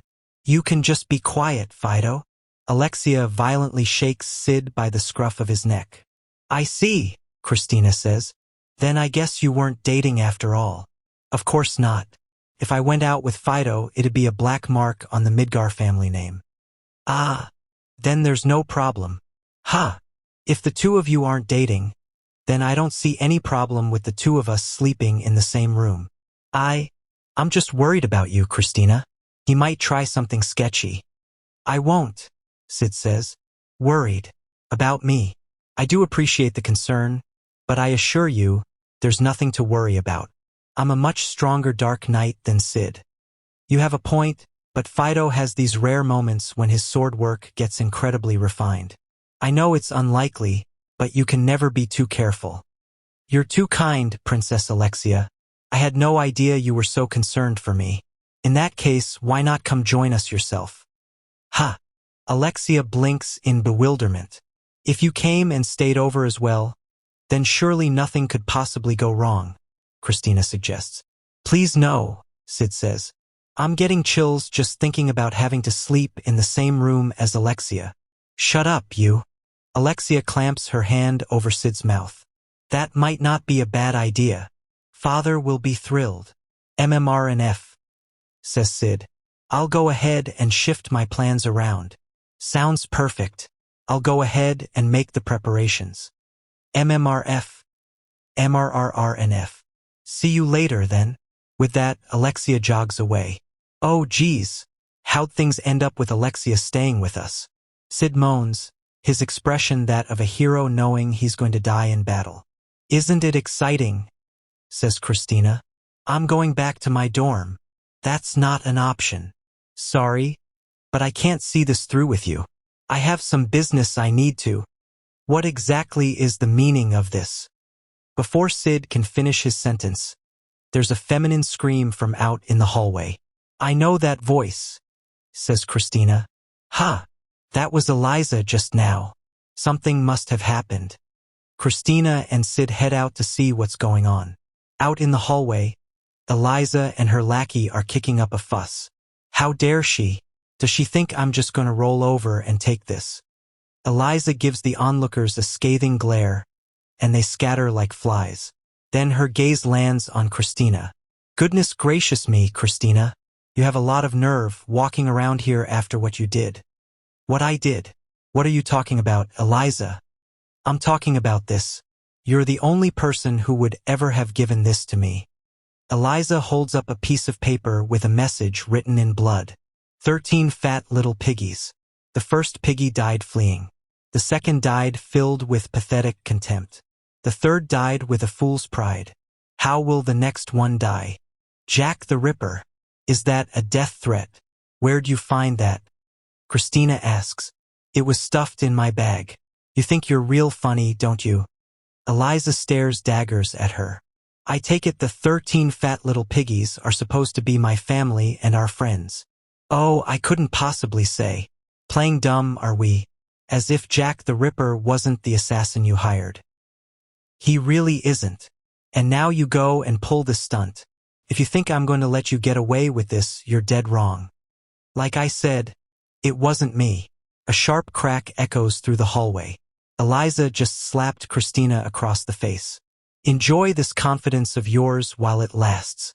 You've managed to enrage my father, and you have no one to blame for what's coming next but yourself. Christina icily returns Eliza's glare. Then, behind her, Sid goes flying. Plara arg. Blood spews from nose and mouth as he soars through the air. Sid. Ahaha, how pathetic. Eliza's lackey is the one who punched him. How could you? Christina cries. He isn't a part of this. That's hardly my problem. This is what happens when you try to oppose me. Good work there, Dunderhead. Her lackey, Dunderhead, wipes the blood off his fist and smirks. Heh, all I did was give him a little tap. You're amazing, Dunder. Even with just a light tap, you sent him flying all the way to the end of the hall. Somehow that single punch Dunder threw was enough to send Sid careening a full 150 feet. I mean, I am getting stronger, Dunder says. Eliza twines her arm around Dunder's and presses her chest against him. I feel so safe around you. I love me a real manly man. Heh, you can count on me. Do be careful, though. You might be the next target. Ha! If Jack the Ripper tries anything, I'll kill the sucker dead. If you do, I'll be sure to give you a special reward. Flashing a coquettish smile, Eliza leaves with her lackey in tow. Over in the school's infirmary, a sexy doctor gives me first aid. They're all finished. Try not to get in any more fights. Okay, she says, then goes back to her other work. Christina looks at me with concern. Are you all right, Sid? I curl my swollen cheeks into a grin. That guy threw a nasty punch, but I narrowly managed to survive by spinning away and negating 3% of the damage. You should rest here for the day. I'll come pick you up once classes are over, Christina says, then leaves the room. I lie back on the bed and stretch my arms a little. Heya! Then a small girl pops out from beneath the bed. It's Nina. Heya! I reply. I've known she was eavesdropping the whole time. What's up? I wanted to give you an update on Claire's situation. Ah, sure. Why don't we head to her room? Nina's just as tiny as ever. She leads me over to Claire's room. The room has changed a bit since the last time I was in here. Now it's full of medical equipment and weird-looking magic apparatuses. Over on the bed, my sister is lying completely still. Sis. Bleep, bleep, bleep, bleep. One of the magic devices buzzes. They had those things in the hospitals of my old world, too. Her pulse stopped. I say when I realize it. This is as far as she goes. I clasp my hands together and close my eyes. I didn't used to believe in life after death or anything like that. But then I literally got reincarnated. If Claire's lucky, she'll probably end up getting reincarnated somewhere, too. I pray for her not to get reborn as a cockroach or a flea. At least let her come back as a mouse or something. Nina shoots me a reproachful look. She isn't dead. But the device thingy just stopped. That's the sound it makes when it's done measuring someone's mana. The reply comes not from Nina, but from the sexy doctor. She steps into the room, her presence all but imperceptible. Oh, hey, you were in the infirmary too, I say. That's right, I was. Nina helped me get hired as both Claire's physician and the school doctor. My name is Moo. Moo gives me a deep bow. She has dark skin and full, plump lips. There are pointed ears sticking out from her silver hair. She's a dark elf. Wow, you're really polite. I'm Sid Kajanu. I'm the sleeping girl's brother. Oh, I know exactly who you are. It's an honor to meet you, and I hope the work I do lives up to your standards. No, the pleasure's all mine. No, I assure you, the pleasure is all mine. One pleasantry begets another, and we spend a good long while bobbing our heads up and down. Moo's a doctor, so I wonder why she's acting so deferential. It's kind of unusual, but I guess having a dark elf for a doctor is unusual in and of itself. Once she stops bowing, Moo begins skillfully fiddling with the machine and inspecting Claire's mana. I'm impressed at how fluid Mu's mana control is. What's someone like her doing working as a school doctor? Her skills are the real deal, and the way she hid her presence earlier was fantastic, too. Man, I guess doctors these days can do it all. I don't know the first thing about medicine, so I decide to just leave everything to her. I had no idea you were friends with such a talented doctor, Nina. You've got some mad connections. Nina laughs bashfully. Naya haha. So how's my sister looking? Her life isn't in any danger, and she'll wake up eventually. To elaborate on the specifics of her condition, her unstable mana reacted with the new crest on her right hand. When Mu begins earnestly explaining things, I hold up my hand to cut her off. Ah, okay, cool. As long as she's not gonna die, then it's all good. My sincerest apologies for my impertinence. Like I said, it's all good. The question then is, when's she gonna wake up? If possible, I'd like her to rest for a long time. If we wait for her to wake up on her own, it should take somewhere from a few weeks to a few months. It all depends on how her mana adapts. Gotcha.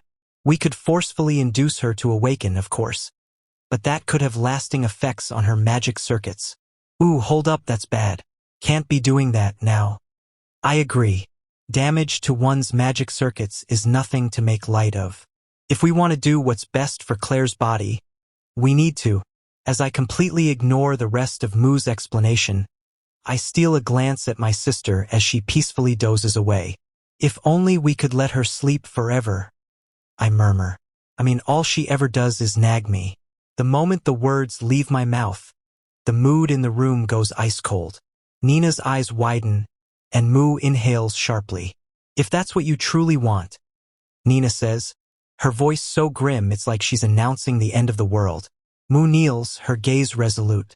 Your will is great, and you see further than we ever could. I know not where this path of yours leads, but I will follow it until my lungs no longer draw breath.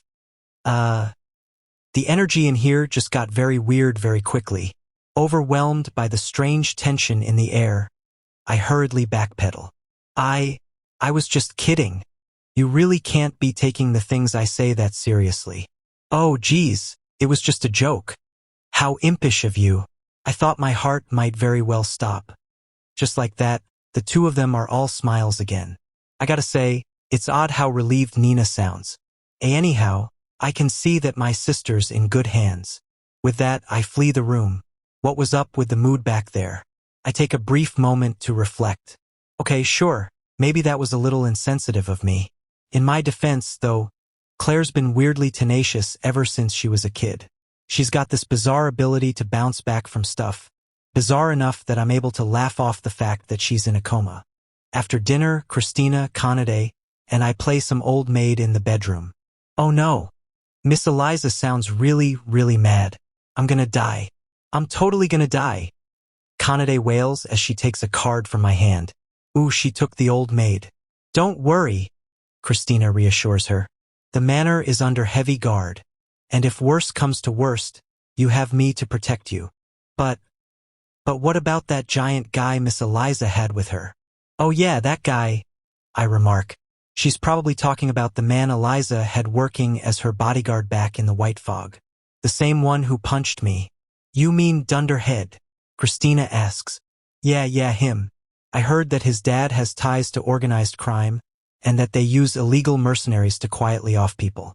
Apparently, they sell off the organs of the people they kill, turn their flesh into ground meat, and use slimes to melt their bones so there's no body left to identify.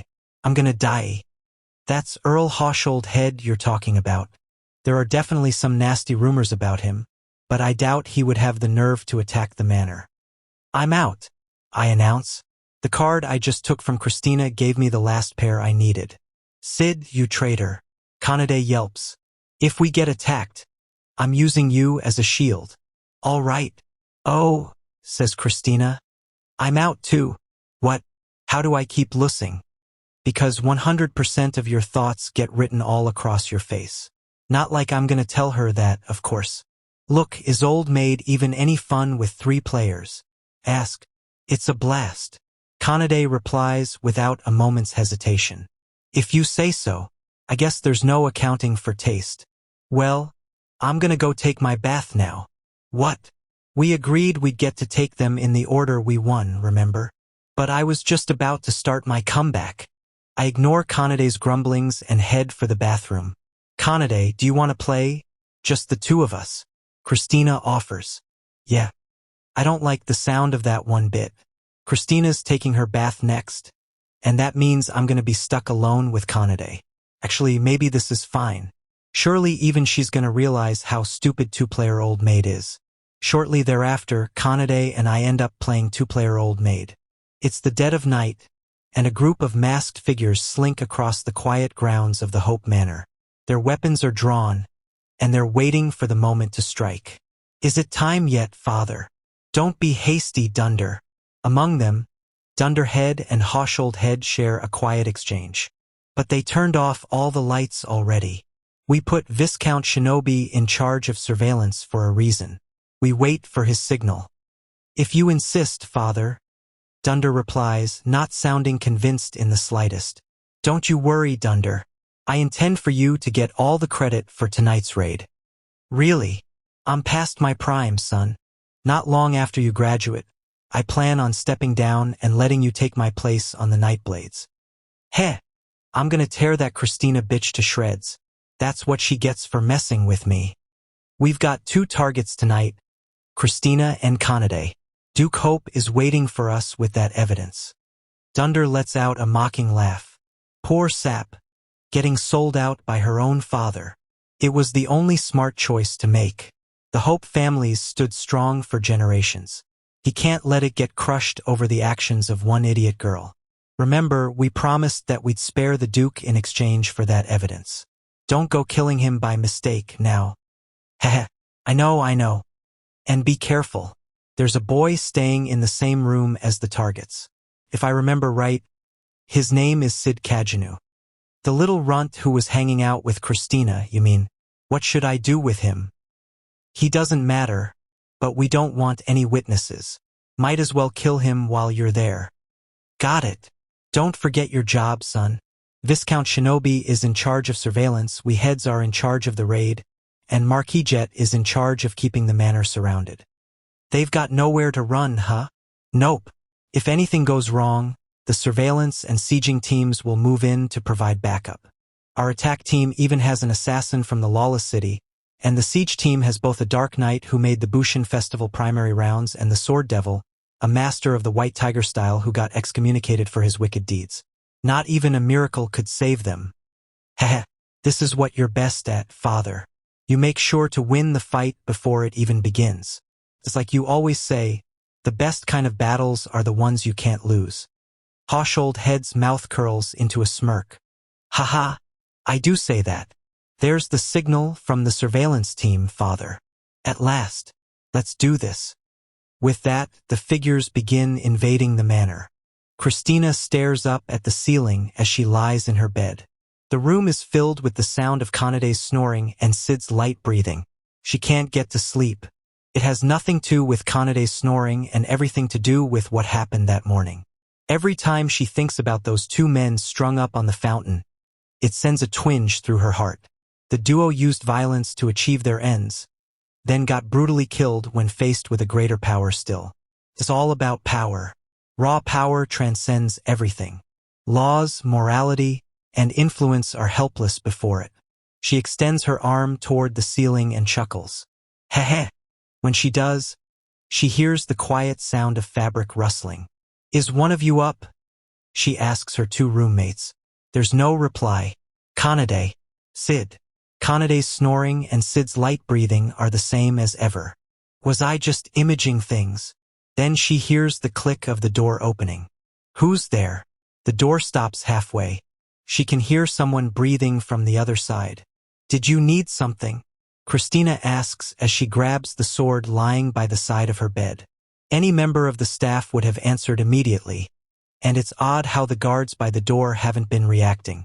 For the next little while, Kanade's snoring is the only noise in the room. Then, kill them. On that signal, a group of people dressed all in black surge into the room. Wake up, you 2. Christina shouts, then flips Kanade's mattress over and hurls it at the intruders. SNRRRRRR. Wait. WHWH, what's going on? Kanade stammers. Christina tosses her a sword. We're under attack. As she shouts out her answer, she blocks a slash from a brawny assailant. She tenses her grip a little to test his strength. He's strong. This guy knows what he's doing. Christina shifts the angle of her sword to fend off his attack. She knows she can beat him. Her attacker's stance is shot, and she thrusts her blade into the tip of his shoulder. RRGH, now you're really asking for it. His voice is rough and sounds oddly familiar. Christina tries to press her advantage, but another 5 attackers cut her off. I told you to be careful. Stand down. But father, not another word out of you. The brawny man's father shoves him aside and takes up a stance in front of Christina. He appears to be the group's leader. Wait, what? I'm gonna die. I'm gonna die here. Kanade wails as she narrowly manages to survive her 2 assailants. And as for Sid Kajanu, he's trying to quietly slip out the window. When he meets Christina's and Kanade's gazes, he flashes them an embarrassed smile. Well, I'm out. And quickly leaps out the window. TTRAITORRRRRRRRRR. Kanade shouts. Curse you. I'll come back as a vengeful spirit and haunt you for Thythiias. Don't let him escape. After him. On the group leader's orders, 3 of the attackers follow Sid. That really helps, Christina whispers. Sid manages to draw the attackers away. Now there are only 6 left, and one of them has a badly injured shoulder. The situation still isn't good, but it's at least potentially manageable. All Christina needs to do is hold out a little, and her guards should notice the commotion and come to help. You probably think you have help coming, the leader says. Is that what I'm thinking now? There's no point trying to hide it. I know all about how you spend top zenny beefing up your defenses. Bad news, but those guards ain't coming. There's another team dealing with them as we speak. Gosh, I appreciate you being so thorough. The Nightblades must really be desperate for this to work. He's probably not lying. All of a sudden, her odds of surviving look a whole lot worse. Christina didn't expect the Nightblades to devote so many resources to this. Laugh while you can. The Nightblades are unshakable. Even now. This here is just a father looking out for his son. That would make you Earl Hawsholdhead, then. I thought I recognized your son's voice. I don't have any idea who that is. Hawsholdhead lies, then gives the order. Kill them. The men in black surge forward. The one in front slashes at Christina. RGH. But she hasn't given up yet. She dodges the man's attack, then tries to reposition over to Kanade before she gets surrounded. However, her plan gets interrupted before it can even get off the ground. With a shoop, the body of one man in black shifts. Ha! Wah! Ah! He lets out a scream as his torso slides right off his legs. Help! With a feeble moan, he reaches out his hand. He's already beyond saving, though. How did you do that?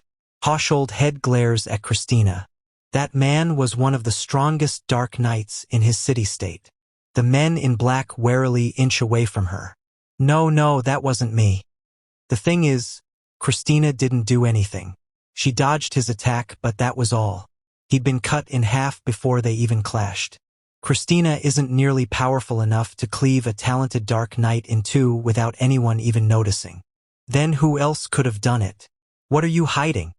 Hawsholdhead's eyes go wide as he trails off mid-sentence. The 2 dark knights attacking Kanade have just been bisected in exactly the same manner. Wait, am I awakening? Is my secret true power finally coming into bloom? Kanade sounds a smidge excited about the prospect. That's impossible. How did you? Wait a minute. Your sword. Hawsholdhead notices something. His gaze falls on Kanade's weapon. Why isn't there any blood on your sword? There isn't. Sure enough, Kanade's sword is completely clean. It's obvious to everyone present that she wasn't the one who did it. Then they hear the whoosh of fabric rustling. Everyone's gazes snap toward the source of the noise. The sound is coming from Sid Kajanu's bed. However, Sid has long since fled. Now there's someone new in his bed. The figure is lying there with its back to them, lit only by the moonlight. A clown drenched in blood, someone whispers. The clown rolls over to face them. His red-stained mask is smiling. Dunderhead shrinks away. Eek! Hoshold Head, on the other hand, remains calm. I take it you're Jack the Ripper, he says, then gives an order to his men before turning back toward the bloody clown. The way you showed up, it's like this was exactly what you were hoping for. I always knew you were an assassin working for the Hopes. He isn't. Christina cries. We don't use assassins. However, Hoshold has no interest in anything she has to say. How much are they paying you? Whatever your rate, they're definitely getting their money's worth. You've cost us a lot of men. He looks around at the corpses of the brutally slaughtered Dark Knights. Each of them was a respected member of the underworld. I find this all a bit hard to believe, but I guess this is where we stand. Hoshold Head lets out a weary sigh. All the while, the bloody clown just keeps lying on the bed with that same smile plastered on his mask. I have to accept the reality of the situation. The way I see it, standing against you would hardly be a wise course of action. Even if we fought you and won, we would still suffer tremendous losses. And you're in the same boat. Not even you can go up against the Nightblades and walk away unscathed. The bloody clown's shoulders quiver slightly in laughter. It's in both of our interests to strike a deal here. I'll pay you triple. You don't need to fight with us. All I ask is that you walk away. I'll make sure no harm comes to your reputation from this. What do you say? The clown's shoulders shake harder. He's laughing under his breath. What's so funny? The shaking comes to a sudden stop. Then the clown gradually sits up. Slowly but surely, he points his finger at each assailant in turn. It's almost like he's making some kind of choice. The finger stops on one attacker in particular. The man in black gives the clown a puzzled look. What are? The clown snaps his fingers. A moment later, the attacker's head goes flying. How did he do that? Blood gushes up like a fountain as the beheaded attacker falls limp. Dunderhead drops to his hands and knees and begins crawling away. Eek! Father, I want to go home. However, the bloody clown has already started searching for his next target. His finger glides past Dunder and lands on the assailant next to him. Wait, don't. Although the Dark Knight lets out a panicked yell, he's experienced enough to immediately take evasive action as he does. Tragically, though, it's not enough to stop the top half of his head from exploding when the clown snaps his fingers. The mouth still connected to his torso flaps open in an attempt to say something, but all that comes out is a bloody froth. Next, the bloody clown points his finger at Kanade.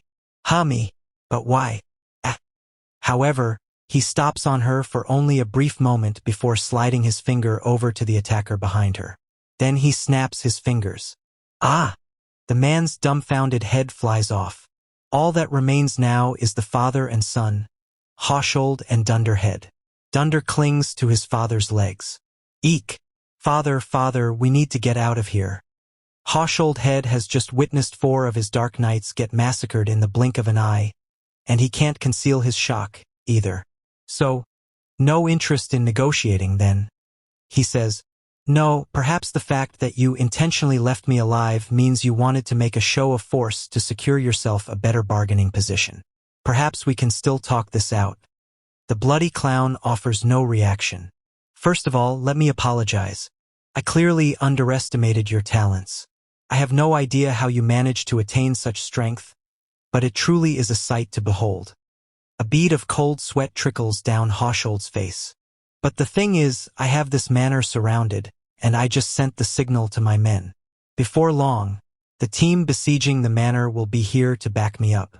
That group includes not just the finest of Viscount Shinobi's and Marquis Jet's men, but also the Sword Devil, a master of the White Tiger style. You may be talented, but not even you could face such a force and emerge. The bloody clown interrupts Hoshold's speech by leaning down and rustling around in its blanket. When it does, it becomes clear that the bed is oddly lumpy and stained a dark shade of red. Eventually, the clown retrieves a pair of heads. Wah! Hoshold recognizes their faces. That's Viscount Shinobi and Marquis Jet to boot. The two heads have been impaled with a 4 and 5 of spades, respectively. You're telling me you took out the entire siege team? That's impossible. You're just a single man. That's enough to push Hoshold all the way over the edge. What the hell even are you? What is it you're after? What do you want? Spittle flies from his mouth as he yells. The bloody clown leisurely pulls out a single playing card. It's the 6 of spades. Eek! Eek! A single glance is enough for Hoshold Head to realize who that card is meant for. He takes cover behind his cowering son and uses the younger man as a shield. Are you serious, father? Let go of me. Let go. Eek! As Dunderhead tries to shake off his father, the clown draws back his arm to lash out with the 6 of spades. Then the sound of glass shattering fills the room as a lanky dark knight leaps in through the window. Ha!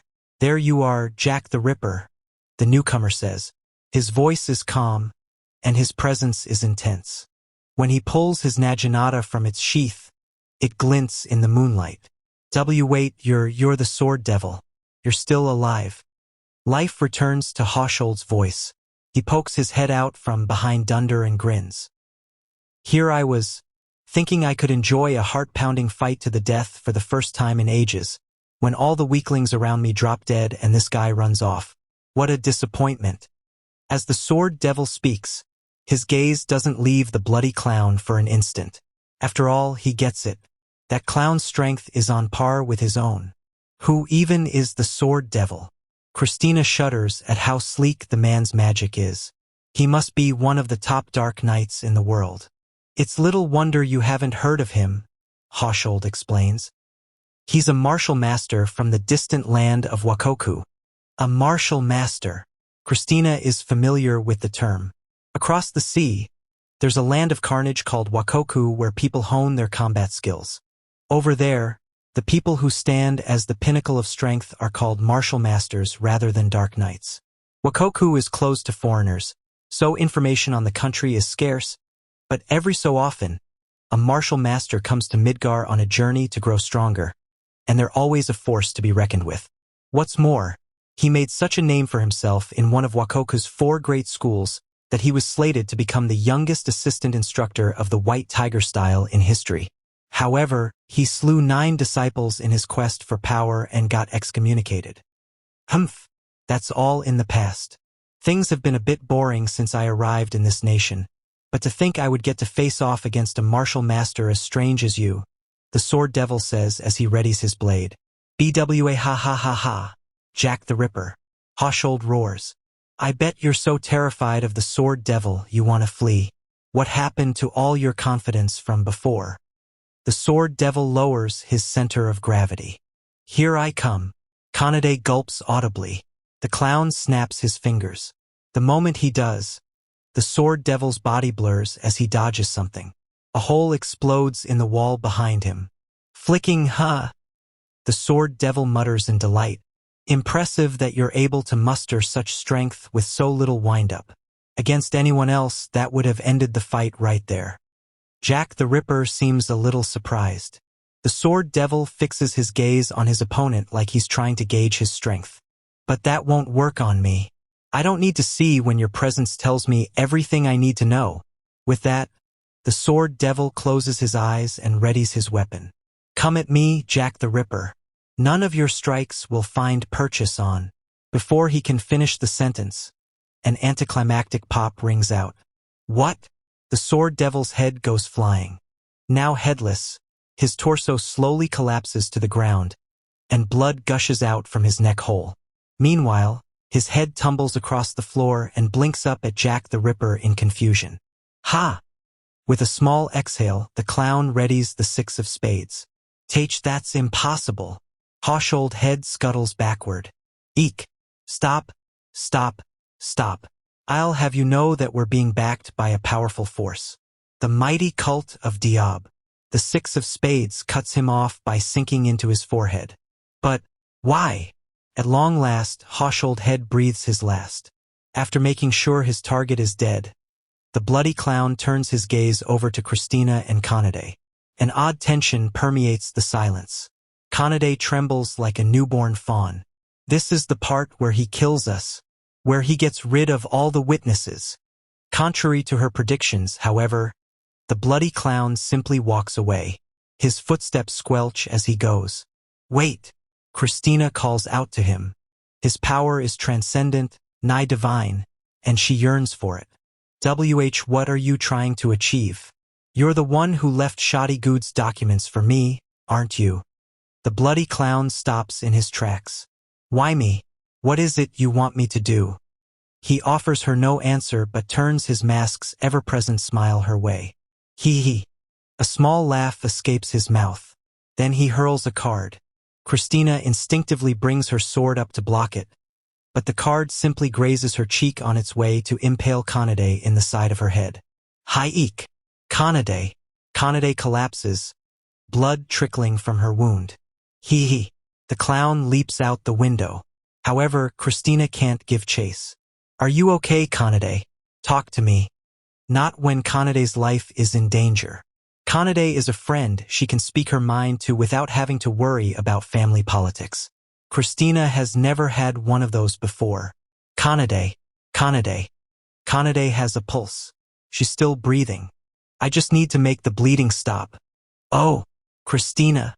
Pull yourself together, Kanade. Kanade lays her trembling hand on top of Christina's. It's fine. I'm already too far gone. No, you aren't. I know my own body better than anyone else. No, you don't know anything. Hang in there. You're going to be fine. Please. I have a dying message I need you to hear. It's not going to come to that. Please, Christina. Kanade looks at Christina, her gaze dead serious. Okay, Christina says. It's not going to come to that, but if it'll make you feel better, I'll hear you out. If the worst comes to pass, I'll make sure to convey your message to your parents back in your hometown. Thank you, Christina, but I have nothing to say to them. Ha! My dying message is this. Kanade's eyes snap wide open. It's for that traitor Sid Kajanu. You're dead freaking meat, buddy. Get ready. 'Cause I'm gonna put a deadly curse on you. With that, she gently closes her eyes. Kanade, you have to wake up. Kanade doesn't so much as twitch. I need to clean up the bodies in here, so you can't just go to sleep. Christina grabs the playing card affixed to Kanade's head and wrenches it free. Ow! Kanade yelps. This blood isn't yours. Ha! I'm alive. Kanade reaches up and touches the side of her head in a daze. It's fine. There isn't a scratch on you, Kanade. What? But the card was stuck right in my head. It was stuck on with blood. Kanade leaps to her feet, her face bright red. D-damn you, Jack the Ripper. Wait, hold on. There's something written on the card. Ha! Let me see. The card Christina's holding has a poem written on it in blood.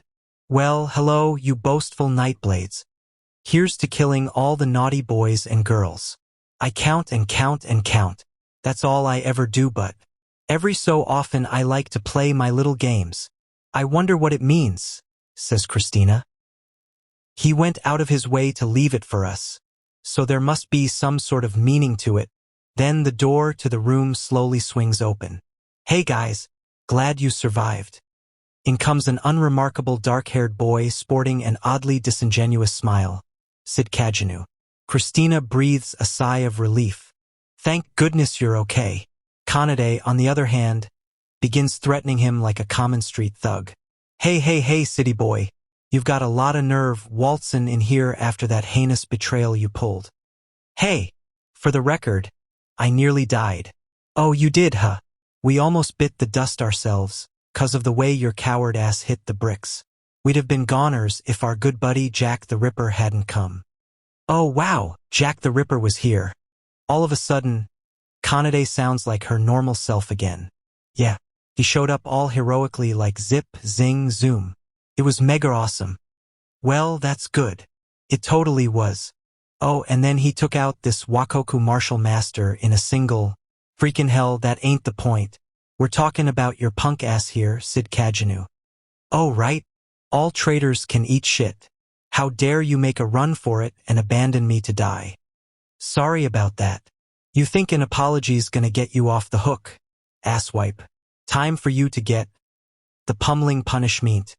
With that, Kanade tackles Sid's legs, hops astride him, and begins punching him all over. How you like them apples? Oh no, please stop. The pummeling punishment continues for some time. Volume 6, Chapter 3, Deciphering the Calling Card. The morning sunlight streams into the Hope Manor bedroom as the Night Order conducts their on-site investigation. I see. You're saying that Earl Hawshold Head, Viscount Shinobi, and Marquis Jet all conspired together to attack the Hope family. Gray, chief of the Night Order's Criminal Investigation Department, is questioning Christina and the others. Then this blood-drenched clown Jack the Ripper shows up. He kills all the attackers but leaves without laying so much as a finger on any of you. How very convenient. He gives Christina a skeptical look.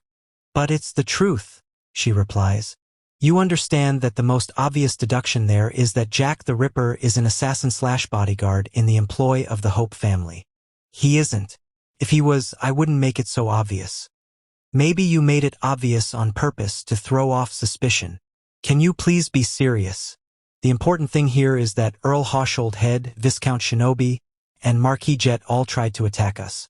Isn't it the Night Order's job to follow up on that? Gray smiles and narrows his eyes. Well, at the end of the day, that's nothing more than the Hope family's position on the situation. Meaning that you lured the three of them here to frame them. It's another perfectly legitimate way to view things. Excuse me, that's absurd. They came armed and wearing masks. These were some clever men and wary ones at that. They saw through your plan and had their guards wear masks and wait close by. It was a smart decision on their part, though sadly one that didn't pay off for them. But Earl Head was wearing a mask himself. And besides, what proof do you have that the Hope family was planning anything of the sort? We're still investigating that. And besides, I merely proposed it as a possibility. Jack the Ripper is the talk of the capital right now. Who he is, what his goals are, and people suspect you, the Hopes, most of all. You're going to treat us like culprits over a couple of dumb rumors. Oh, perish the thought. I'm just saying that the rumors are out there, that's all. However, I can't completely ignore public opinion either. They're afraid that Jack the Ripper will turn his violence on them next. Nights in the capital are quiet these days. Stores turn off their lights early, and the streets are empty. Everyone's too afraid of Jack the Ripper to go outside. If this goes on and the unrest keeps growing, we're going to have a witch hunt on our hands. That's what we're trying to avoid. That's horrible. I'm not asking you to see things our way, but we're in an awkward position, too. I spent all of last night getting asked why I didn't investigate the Hope family sooner and getting shouted at to just lock you all up. Gray gives her a pained smile. Now, I have some work to get back to. Kanade and Sid, was it? I might need to talk to you separately at some point to get your testimonies, so I hope I can count on your cooperation. One truth prevails.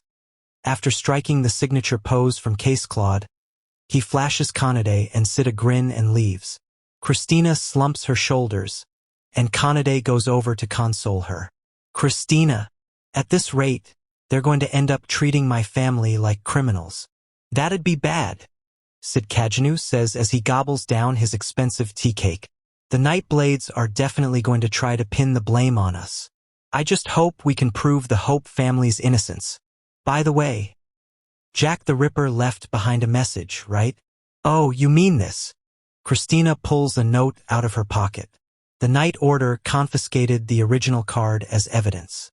Well, hello, you boastful Nightblades. Here's to killing all the naughty boys and girls. I count and count and count. That's all I ever do, but every so often I like to play my little games. However, she had the forethought to copy it down and she reads it aloud. There's gotta be some meaning to it, says Sid. Consider how he left it behind and all. The well, hello, you boastful Nightblades line means that he's definitely targeting the Nightblades, Christina insists. And the here's T.O. killing all the naughty boys and girls line means that Jack is going to kill them all, Kanade says proudly. Christina shakes her head. I can't make sense of the last 3 lines, though. Yeah, Kanade agrees. I don't get what I count and count and count means.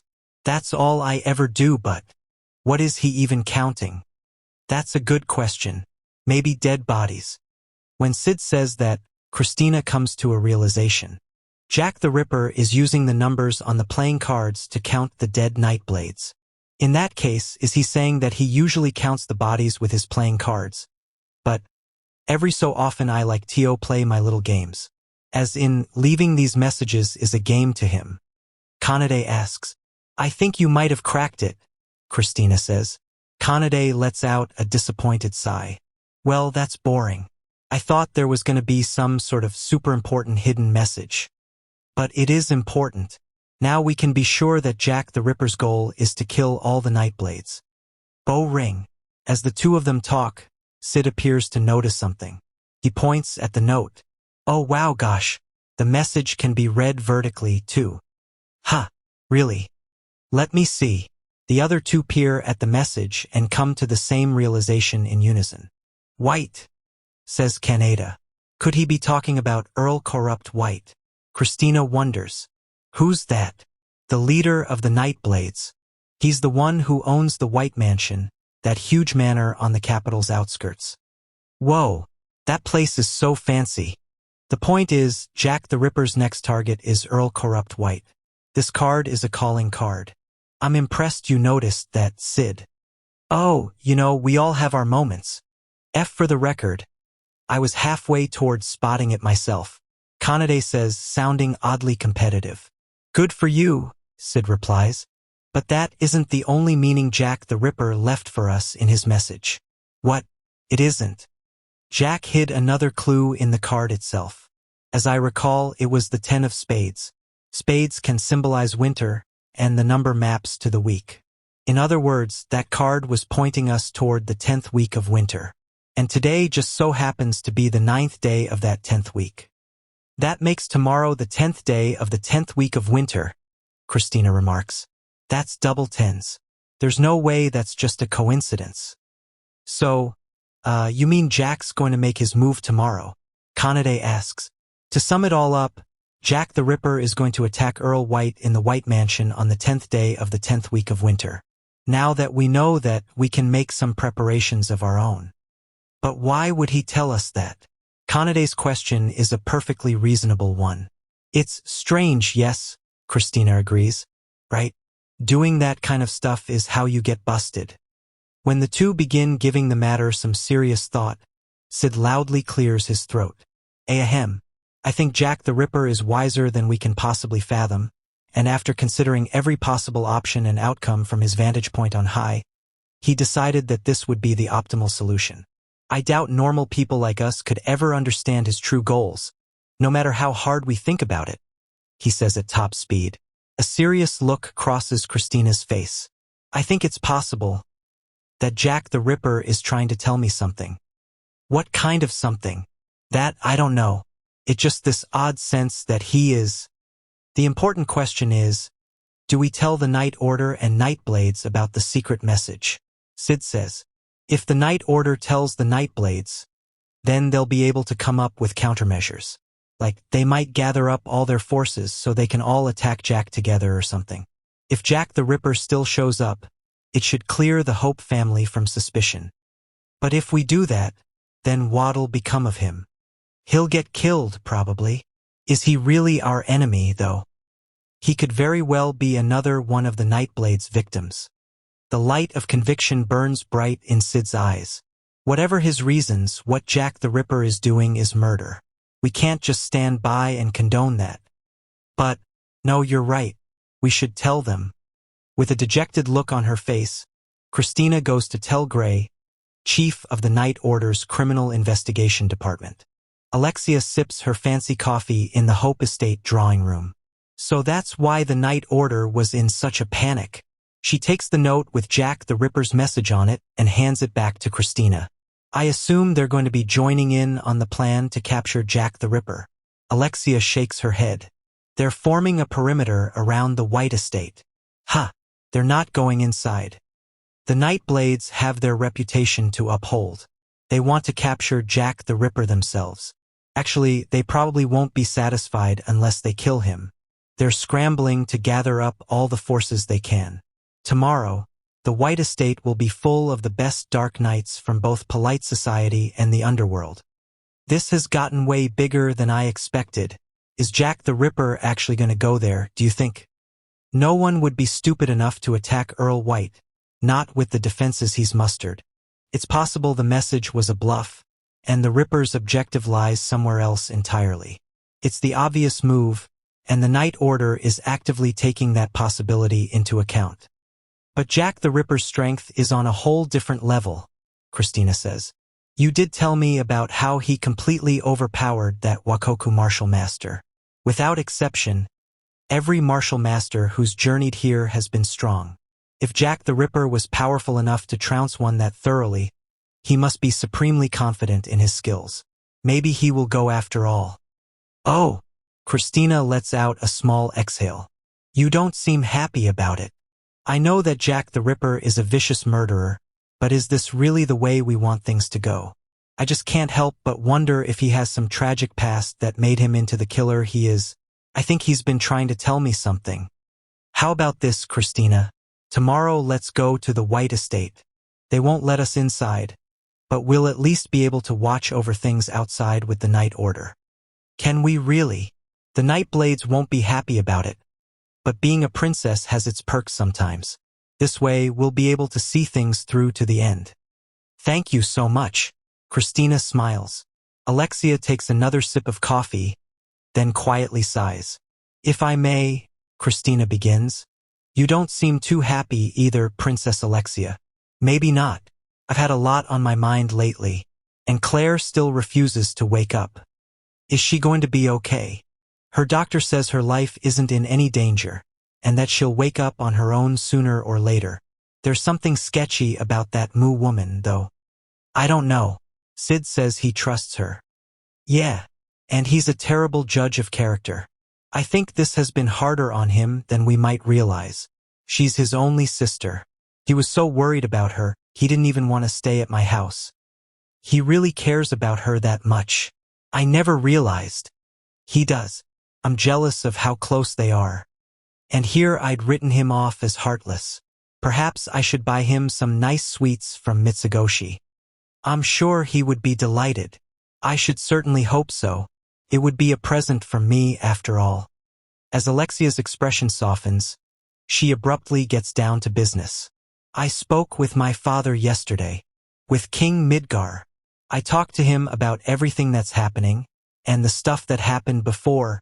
I'd like to share this with you. It's too much for me to shoulder all on my own. Alexia proceeds to tell Christina about her conversation from the day prior. How can you do this, father? Alexia storms into King Midgar's room. Do what, Alexia? Her father replies calmly. How can you just let the Nightblades get away with what they do? King Midgar sighs. This again. I'm not giving up until I get an answer, father. And this isn't just about the Nightblades. It's about the group that's pulling their strings from the shadows. Now, whatever are you talking about? It's high time you stopped playing dumb, father. I know it all. About the cult of Diablos, about everything. Ah! King Midgar lets out another big sigh. Then he closes his eyes in thought for a while. Father, perhaps it's time. He opens his eyes back up. Time for what?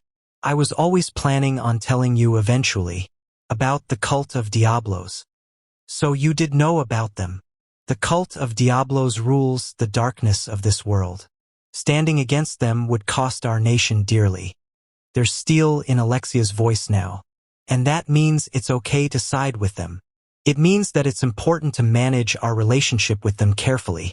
You changed the words, but you said the exact same thing. That's what governance is all about. If we want to protect our nation, there are more important things than right and wrong. That's a revolting thought. Governance is about more than simply vanquishing evil. If we tried that, our nation would have fallen ages ago. That doesn't mean you can just get into bed with the cult. We're not in bed with them, King Midgar says firmly. What? I said we aren't in bed with them, Alexia. The Midgar Kingdom has just carefully managed its relationship with the cult. That's all. I don't see the difference. In no way does the Midgar Kingdom condone the cult's acts, and we've never assisted them either. But the cult is committing acts of evil here in our land. They have moles in our Night Order. Those are individuals acting of their own volition. It's the same thing. All you're doing is willfully ignoring it. The Midgar Kingdom has never assisted the cult of Diablos. However, we don't censure their deeds either. That's how our nation has continued to survive for as long as it has. And so the cult can just do whatever they want. They make sure to show themselves in public. They need us to continue serving as cover for them, and they used to know to keep a low profile. Do you not remember what happened at the academy? Or how they kidnapped me? You call that keeping a low profile? They used to know. Up until a few years ago. What happened then? The Shadow Garden appeared. And that's what triggered the change. King Midgar rises from his chair and turns toward the window. He lays a hand on its glass as he stares out into the darkness of the night. The world has transformed a lot in just a few short years. With Mitsugoshi reshaping things in the public eye and the Shadow Garden reshaping the underworld, society itself is going through an upheaval. Those unable to shift with the times are fighting the tide with all their might.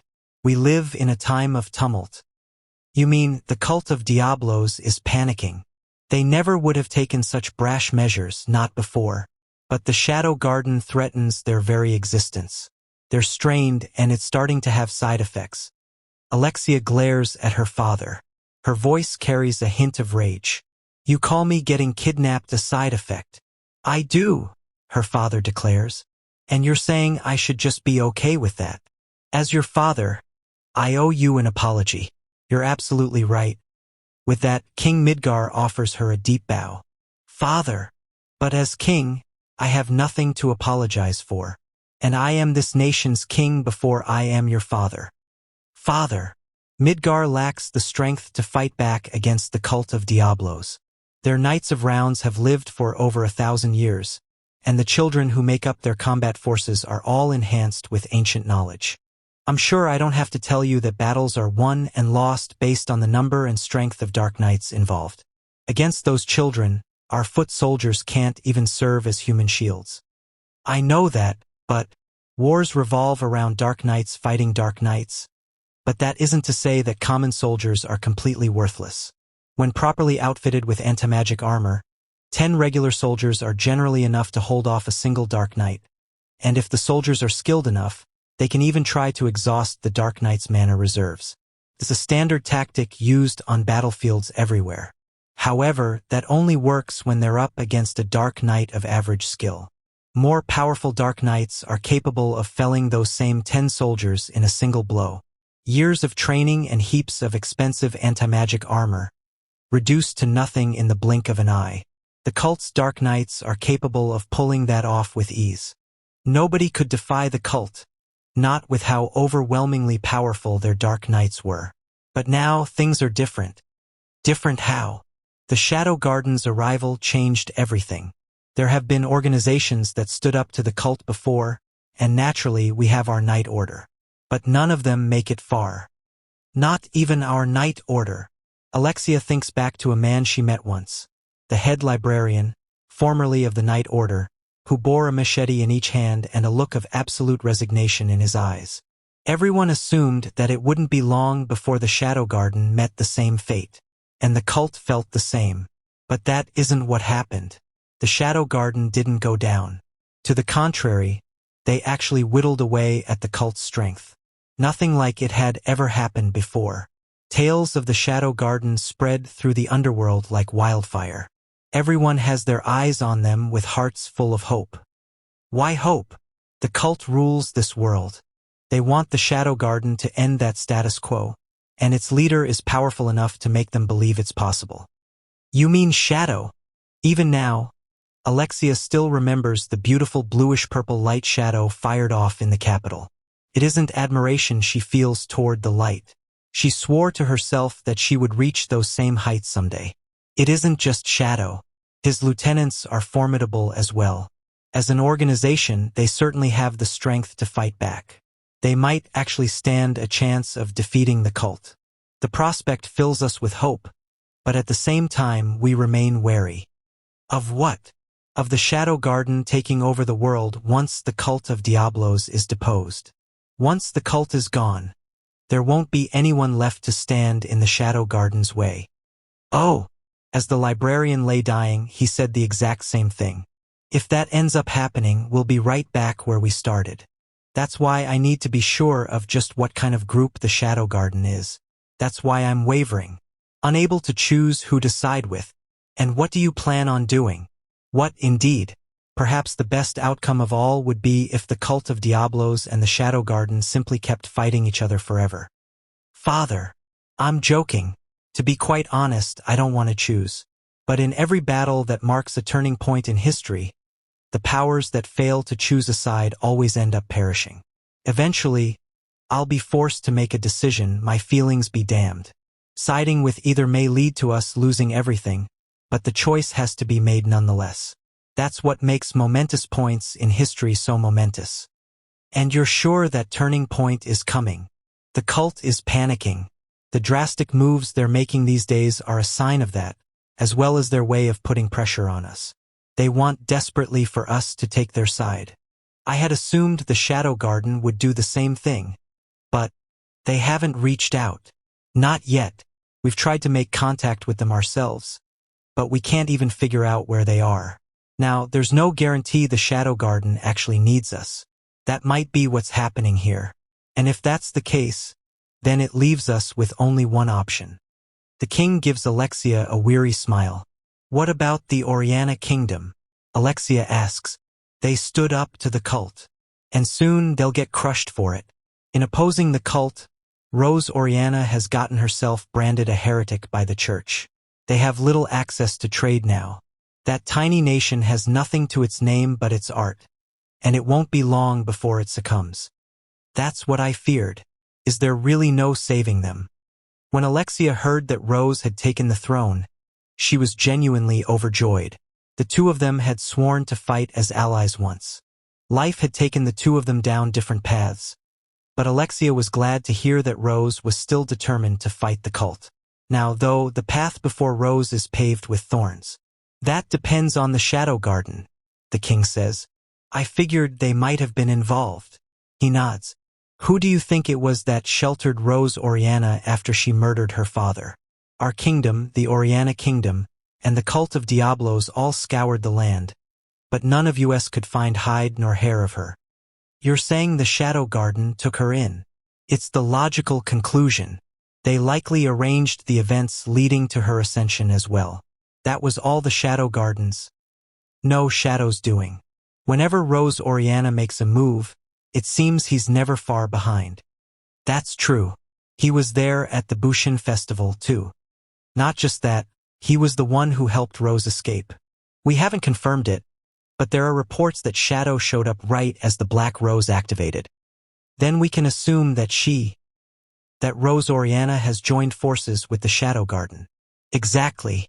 Despite being under heavy embargo, the Oriana kingdom still has food aplenty. Everything makes sense if we assume it's the Shadow Garden bringing it to them. Oh, so the Oriana kingdom is safe. We don't know that yet. Ha! The cult is on the move. They're planning on encouraging the church to begin a crusade. The Midgar kingdom is already being pressured behind closed doors to deploy our army. That's horrible.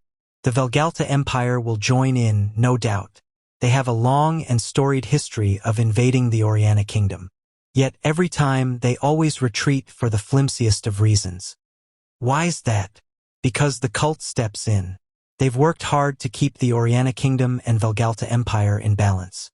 This time, though, they're siding with Velgalta. Between that and the church giving them an excuse, it's everything Velgalta could have ever asked for. And what are you going to do, father? Or rather, what is the Midgar kingdom going to do? Alexia poses her question as the nation's princess. Indeed, the king lets out a protracted sigh and lapses into silence. Outside the window, snow is falling. You're not thinking of supporting the cult, are you? Alexia asks. The war will begin when the snow melts. You're actually thinking of invading. The cult is testing us, Alexia. They want to know if we're siding with them or the Shadow Garden. The decision we make here will determine the kingdom's fate. I swear, Father, if you invade the Oriana kingdom, I'll have my answer before the snow melts. My only goal is to take the option that ensures our nation's survival. Alexia, you're free to do as you will. I am. Iris is getting closer with the cult. I knew it. I knew she was. And she's doing so by design. That can't be. She's being manipulated, that's all. The king shakes his head. Now, if you manage to build a relationship with the Shadow Garden, then no matter how things play out, the Midgar bloodline will live on. Alexia squeezes her fists tight.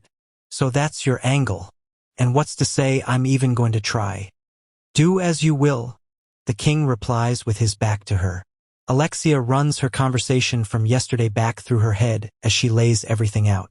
Once she's finished, Christina sips her coffee and takes a deep breath. That's kind of a lot. That's where things stand. That's how I know Father isn't going to stop me from getting involved in the case. That said, he isn't going to offer me any help either. But still, you're free to do whatever you want. That right. Father can think what he likes of me, but I intend to act on my convictions. I think that's admirable of you. I'd appreciate it if our conversation didn't leave this room, by the way. Of course. And also, on a completely different note. All of a sudden, Alexia starts fidgeting. What is it? We're, going to the White Estate tomorrow, right? That's the plan. So, there's loads of prep we'll need to do. I suppose so. Alexia puffs up her chest. Right? So tonight, I'll be staying at your place. I beg your pardon. Like I said, we've got lots of things we need to plan out, so I'm coming over to spend the night. Christina glances at the Mitsugoshi-made wall clock. We still have plenty of time. But look, the sun's already begun setting. It sure would be horrible if something happened to me on my way home. I'm happy to prepare a guarded carriage for you. Alternatively, if you got in touch with the royal castle, I'm sure they would. That might have been enough under ordinary circumstances. But with Jack the Ripper running around, it's dangerous to be outside at night. That's actually a good point. I'll make up a room for you straight away, Princess Alexia. Oh, there's no need for that. I'm the one imposing on you, after all. I'm afraid I don't. I just happened to remember that Sid Kajinu and Kanade are staying over as well, aren't they? They are, but I'm not sure I follow.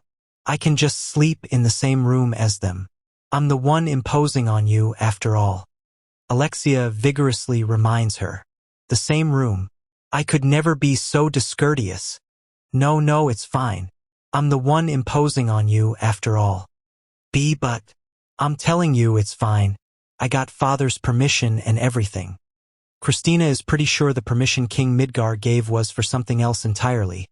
But before she can get too far into that train of thought, Alexia tugs her arm and rises to her feet. Now, come on, lead the way. I want to see the bedroom. Over in the bedroom, the very first words out of anyone's mouth come from Sid Kajinu. Why are you here? That's a difficult question to answer, Alexia replies. Why am I here? A philosophical quandary, to be sure. It was Natsume Kafka who once said, I think, therefore I am. The woman gets on my nerves, but that doesn't make what she said any less true. I think, therefore I am. Sid mutters back the quote from Natsume the novelist and grimaces with all his might. What? Did her words strike a chord? The quote is from a lecture she gave at one of Logos's foremost seminars. All the academics raved about her speech, and I'm told that among their philosophy students, it's the most popular thesis topic of the year. You don't say. Sid rubs his temple in resignation. Well, I'm not asking you on a philosophical level. I'm just saying I can't help but wonder why someone as noble and lofty as the great Princess Alexia would deign to visit a place such as this. Behind Alexia, Christina's face twitches. A place such as this. Well, would you look at that? You finally learned your place, Alexia says. It's true that to you, I certainly am a divine being descended from the heavens. I just thought it might be nice to see what was going on below the clouds for once. That's not an answer, Sid tells her. There's no need for you to know what's going on up above you. Now get of my way. I'm taking your bed. Ha! You're staying the night. Wait, then where am I supposed to sleep? The ground, I suppose? Alexia says triumphantly, then takes Sid's luggage from atop the bed and sweeps it onto the floor. Christina quietly hands him a blanket. I'm sorry, Sid. You'll have to make do with this. Sid stares at it blankly. Can I go home? You'll get attacked by the Nightblades. I have this feeling that if I do, I'll be able to miraculously survive by a weird stroke of luck. Don't, Alexia says, her voice stern. I'm serious. Fine. Sid sighs and takes the blanket. After sitting down on the bed, Alexia surveys the room. That said, it sounds like things have been rough here. To think you got attacked last night in this very room. I take it that stain there is blood. Her gaze is sharp as she searches for signs of the attack. Actually, it was the room next door that got attacked, Christina replies. And for the record, the stain is from when Kanade got carried away just now and spilled her coffee, Sid adds. Hey, yelps Kanade, who's been hiding in the corner and making herself as inconspicuous as possible since Alexia walked in. Alexia's cheeks go red. Oh, well, it's no wonder you're jumpy, considering what happened last night. Teach, that's right, Kanade agrees. I was so scared I couldn't get a wink of. Kanade was snoring like a log all night long, FYI, Sid says. You'd be amazed how resilient she is. Nothing to worry about there. Will you just be quiet? I'm trying to be considerate here, Alexia snaps. If you didn't keep saying stuff that wasn't true, I wouldn't have to keep correcting you. Alexia and Sid glare daggers at each other. Let's all just calm down, okay? Christina says, moving in to intervene. Anyhow, we need to take another look at the attack from last night and the moves Jack the Ripper has been making. Alexia meets the others' gazes. There might be something we've overlooked. That's a good idea, Christina agrees.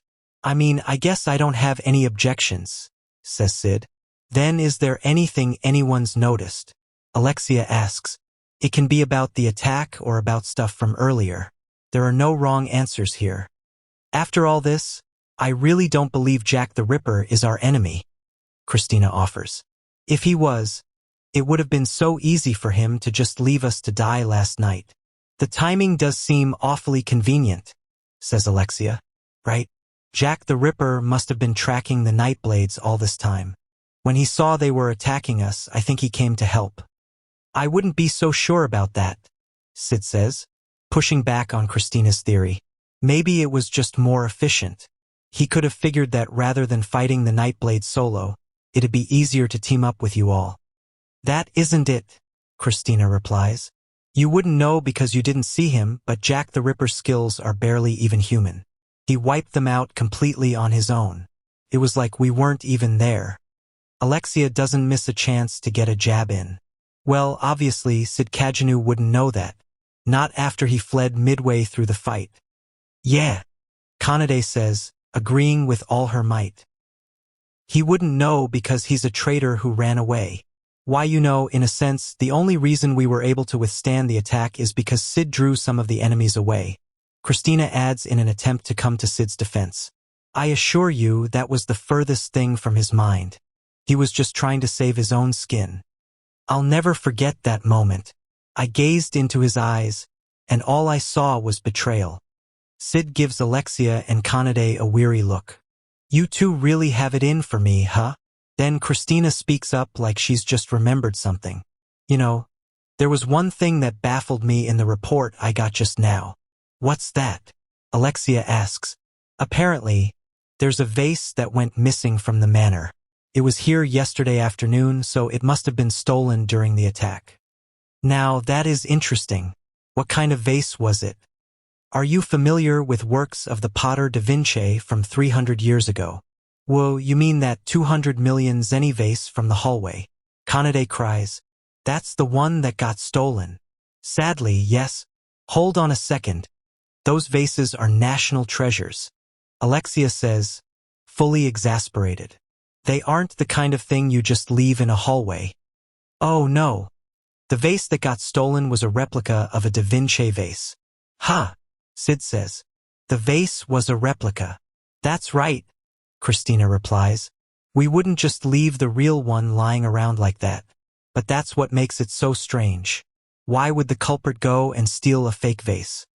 That is odd, Alexia agrees. I don't get why someone would do that. It was a well-made replica, so I suspect it would still sell for 10,000 zeni or so. But still, if they were only after money, surely there were other things they could have stolen. Oh, absolutely. The hall was filled with works of art worth millions. I don't understand why the thief went for the replica, the least valuable item there. Considering the timing, it's probably safe to assume the culprit is either Jack the Ripper or someone associated with the Nightblades. Maybe they just didn't realize it was a replica. I find that hard to imagine. No matter how good a copy it might have been, anyone would have been able to tell at a glance that it wasn't real. You would have to be a complete and utter peasant without a shred of refinement in your body not to realize that. That's true. As Christina and Alexia continue their discussion, Kanade and Sid exchange a glance. A complete and utter peasant, without a shred of refinement in your body. Their shoulders slump. I can't make heads or tails of it, Alexia says. Maybe there's another message from Jack the Ripper in all this. It's certainly a possibility, agrees Christina. It might be worthwhile to look into. I really don't think so. Be quiet, Fido. Lead the way, Christina. We have ourselves a clue, and that's all we need to crack this mystery wide open. I told you, you're wasting your time. Come along, Fido. The group goes on to investigate the scene of the burglary until well into the night, but in the end, they come up empty-handed. The White Mansion is just up ahead. K.A. I follow Christina through the capital's high-end residential area. There isn't a house in sight that looks like it's worth less than 1 billion zeni. Christina's place was probably larger in terms of raw square footage, but Kanade and I both find ourselves gaping vacantly at the raw prestige the neighborhood emanates. Behind us, Alexia is walking with bags under her eyes and grumbling about her fruitless investigation. It doesn't make sense. Jack the Ripper must have been leaving us a message. Maybe I was supposed to wait for the sun's light to strike the mirror in the hallway, then decode the message hidden in the shadows. Kanade turns and looks at me.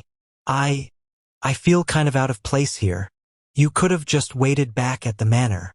But it's safer to stick with the group. Is it? Yeah, 'cause I can use Princess Alexia as a shield and survive for sure. Kanade mumbles that final disrespectful remark under her breath, but my ears catch everything. That said, I live a pretty disrespectful life myself, so I silently cheer her on. You know, Kanade, I tell her, you might end up with your name in the history books, and not in a good way. An unsettling grin spreads across Kanade's face. Woo, you really think so? Ah shucks. Ha! I always make it a habit to scan the area around me for presences. And right then, I sense a tremendous magical force approaching at top speed. Whoever this is, they're bad news. Then I realize it's Delta. Oh, this is bad. Woo, what's wrong? Kanade asks me. If that force of nature shows up while I'm with these guys, I get the feeling I'm gonna stand out way more than a background character ever should. I gotta go take a dump. But the moment the bullshit excuse leaves my mouth, Boss Ma'ayan, a therianthrope girl comes bounding at me at full speed. Delta, wait.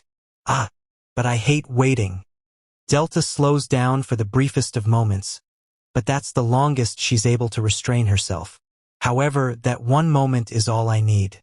With as much speed as a background character can muster, I step backward and rechant my incantation at Delta's newly accelerating form. Wait. She twitches and slows down for a moment. Then she immediately speeds back up. Wait. Wait.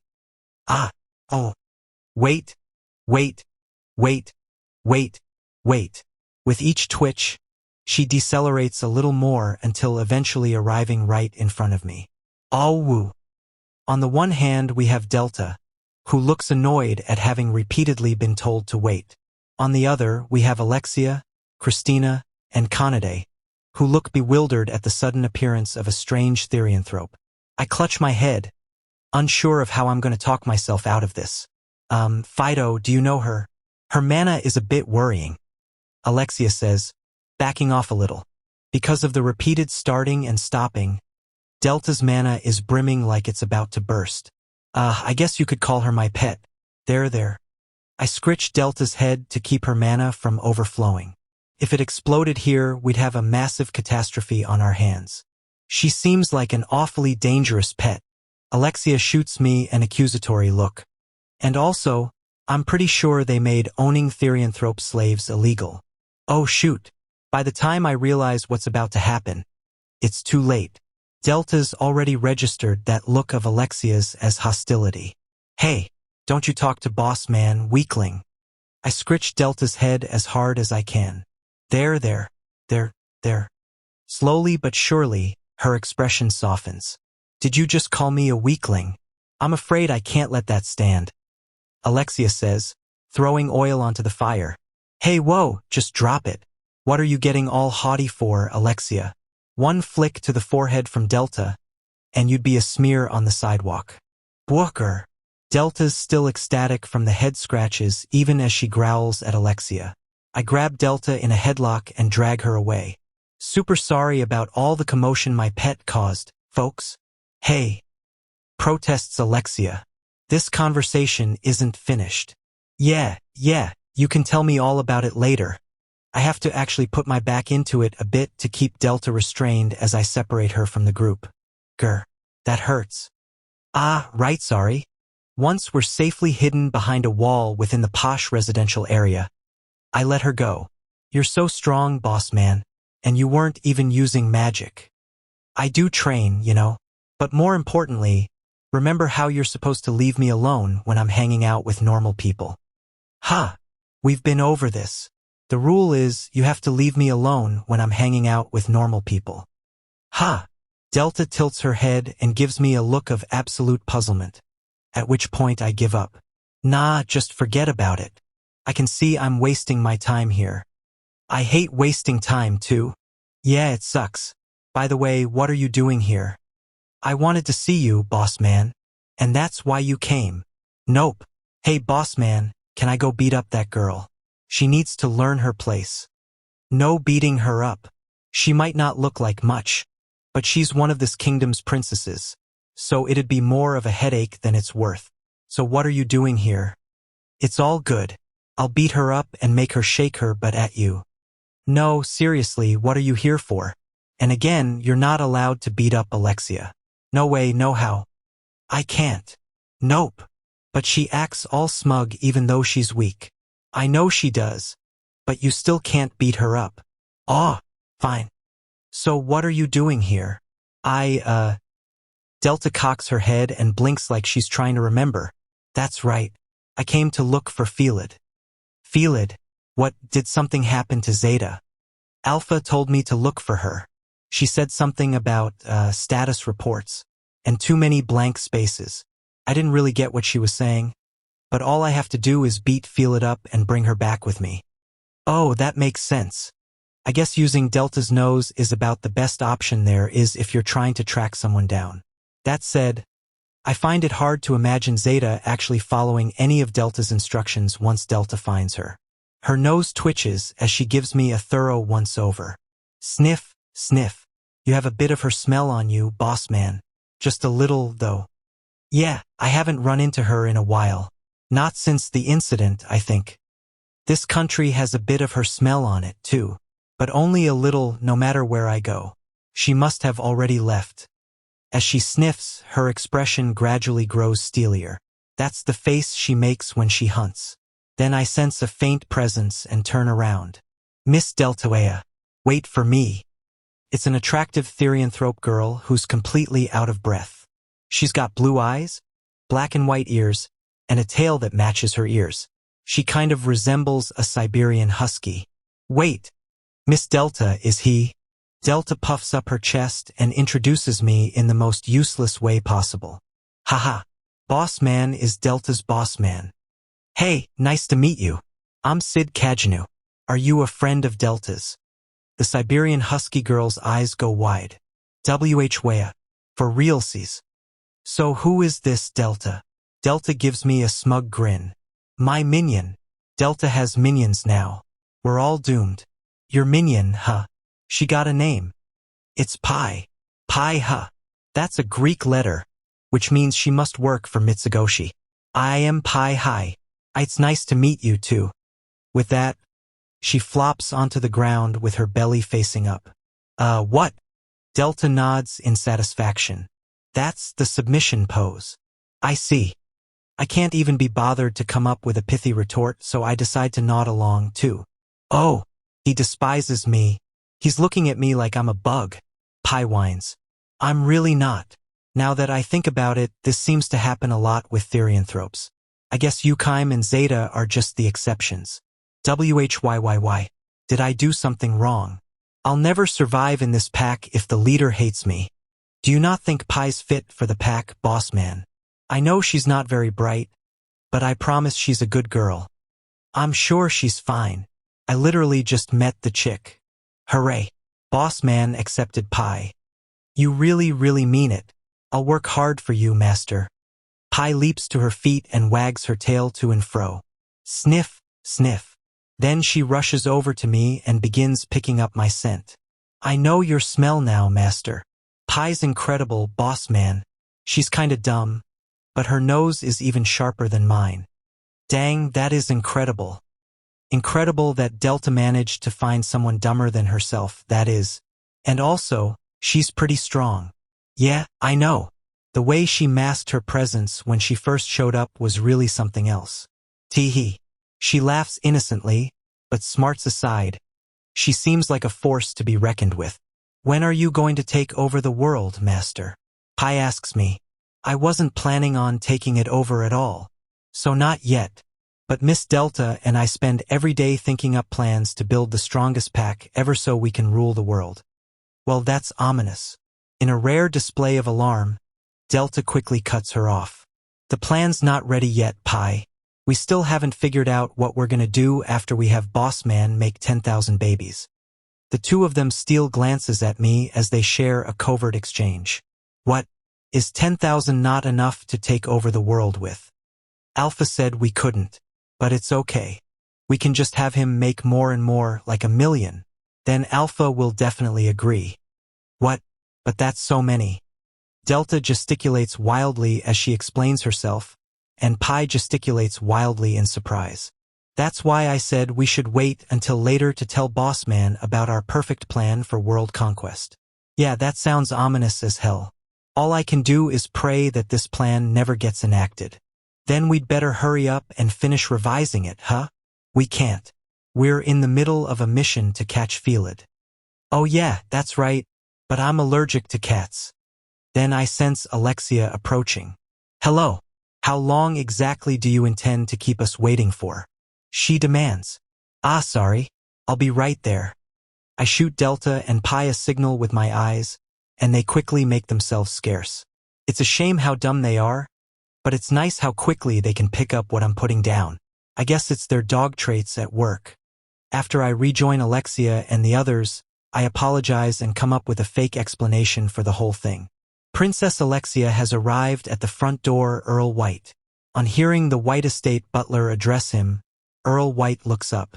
What's Princess Alexia doing here? She insisted on being present during the Jack the Ripper attack. What a pain! Earl White lets out a sigh. Don't allow her onto the property. She can stay, but only if she waits outside the gate with the night order like a good little girl. Are you certain, sir? This is Princess Alexia we're talking about. That title of hers has no real power behind it. Once we're through with Jack the Ripper, I'll invite her to the dinner party to humor her. As you wish, sir. The butler bows and takes his leave. I swear, it's just one thing after another these days. Earl White grumbles, then goes and grabs his seat at the round table. Counting him, there are already 6 Nightblades present. I do apologize for the wait, and I thank you all for lending me your aid today, he says, offering the others a small bow. Think nothing of it. This is a matter that affects all 13 of us. The lowlife took out Earl Hawshold Head, Viscount Shinobi, and Marquis Jet, too.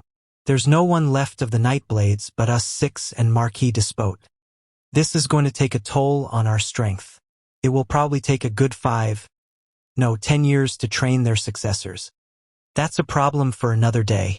Our top priority right now is putting this Jack the Ripper fellow in the ground. I can't imagine that will be much of a problem. Not only do we have the Nightblade's finest gathered here, but we've spared no expense in assembling an elite fighting force. That fool of a clown won't know what hit him. Once the rest of the top-ranking Nightblades have chimed in, Earl White inquires about their absent colleague. Does anyone know where the esteemed Marquis Despote is? Still negotiating with the organization, it would appear. There's no sense counting on the Fenrir sect any longer, but he thinks he can get his discussions with the Loki sect power players all wrapped up. If the talks go well, I believe they'll be sending over a powerful ally to help us. This is a single man we're up against. Surely, this has to be overkill. It's the greatest crisis the Nightblades have ever faced. A little overkill is exactly what's in order. After all, we still don't even know who Jack the Ripper is under that mask. He's an idiot clown hitman. Do we seriously not have any leads yet? With that, the topic of conversation shifts to Jack the Ripper. Earl White crosses his arms and frowns. I assumed he was an assassin hired by the Hope family, but the odds of that seem low. They don't have the pull to land an assassin of his caliber. Then perhaps he's from some rival organization. The Shadow Garden, maybe. They would never use such roundabout methods. They aren't the kind of group that would dress up like a clown, use playing cards as weapons, or leave cryptic messages.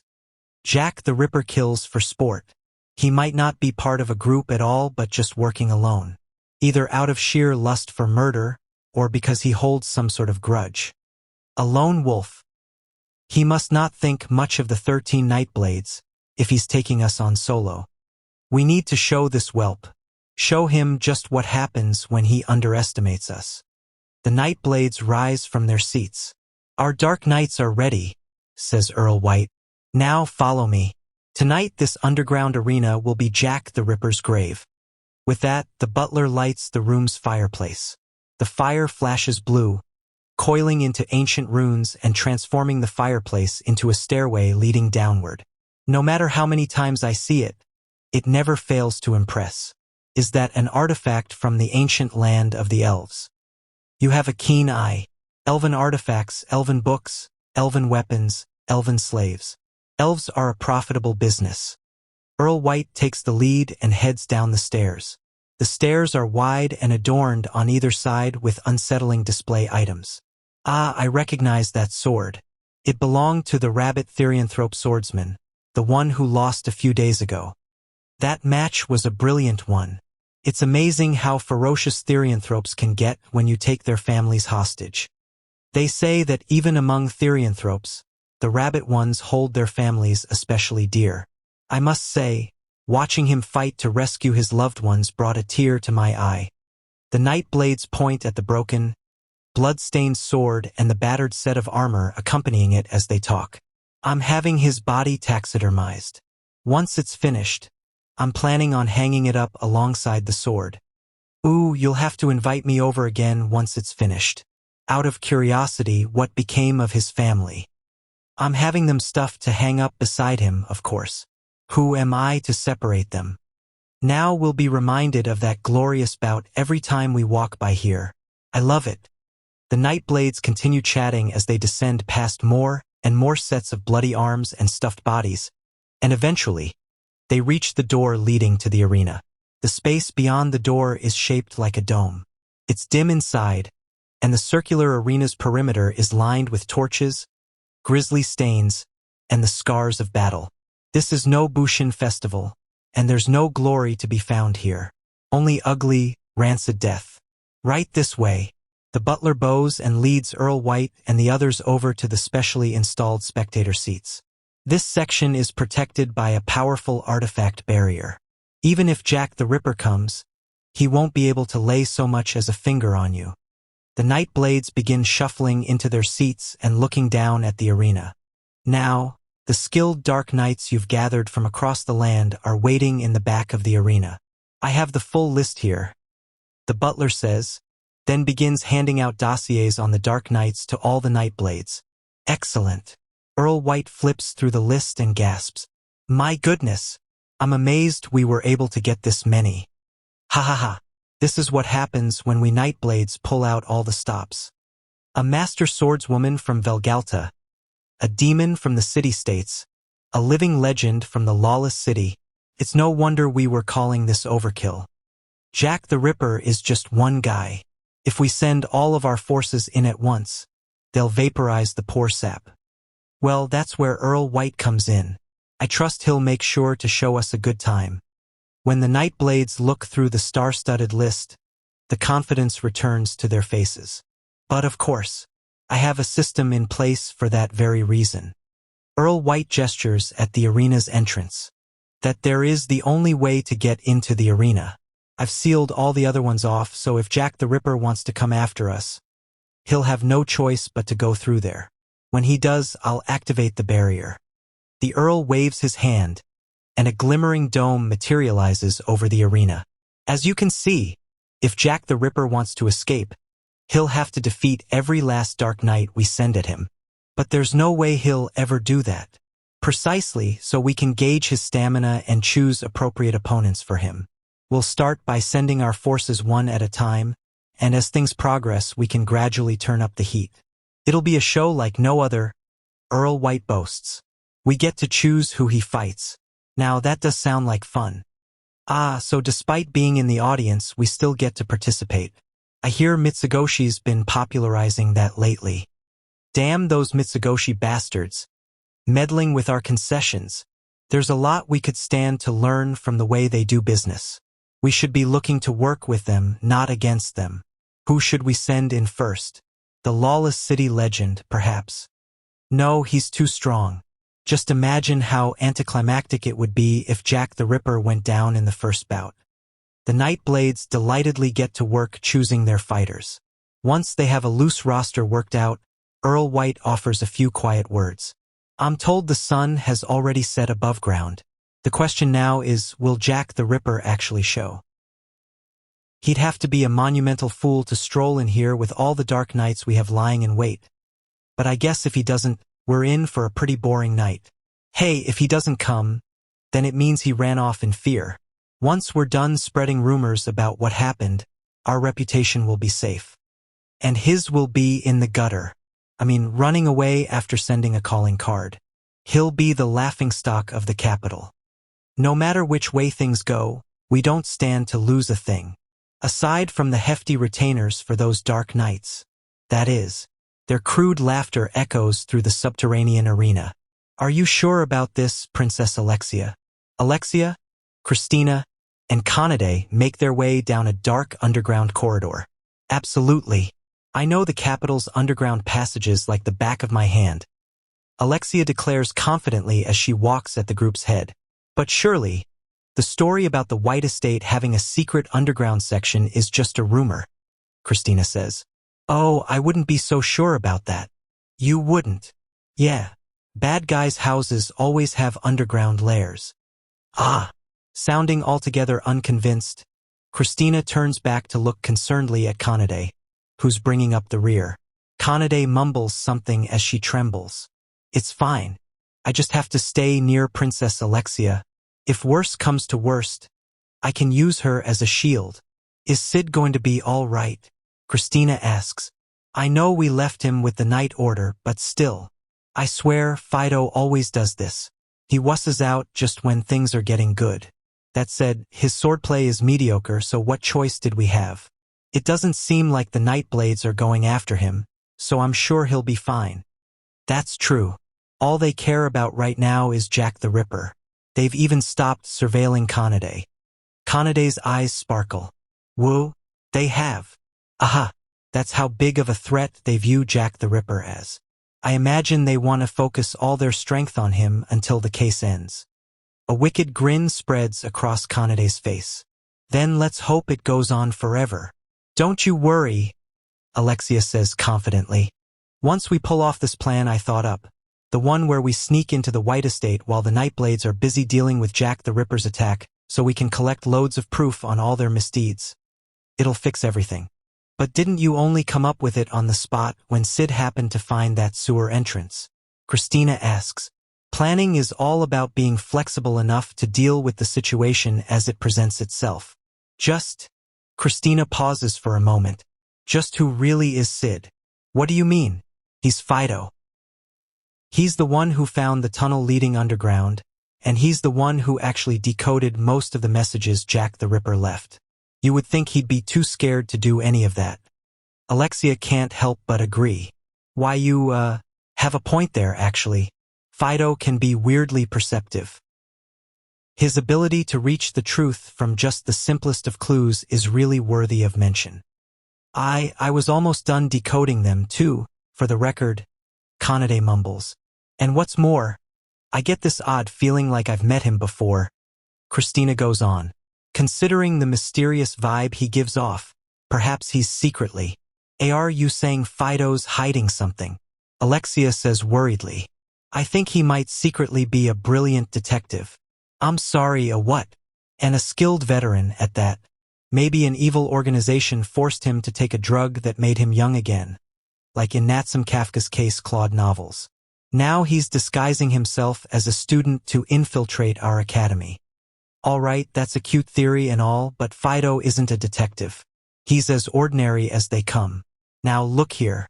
It's the White family crest. Everything's going exactly according to plan. Sure enough, the spot on the tunnel wall that Alexia is pointing at has the white crest emblazoned on it. No way, says Christina.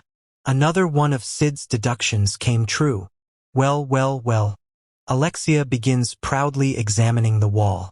I said it would all work out, didn't I? So what do you intend to do here? Well, places like these generally have secret doors hidden somewhere. Maybe, but I can't imagine it will be easy to find. Found it. Seriously. When Alexia pokes at the crest, a heavy clunk follows, and the wall swings open.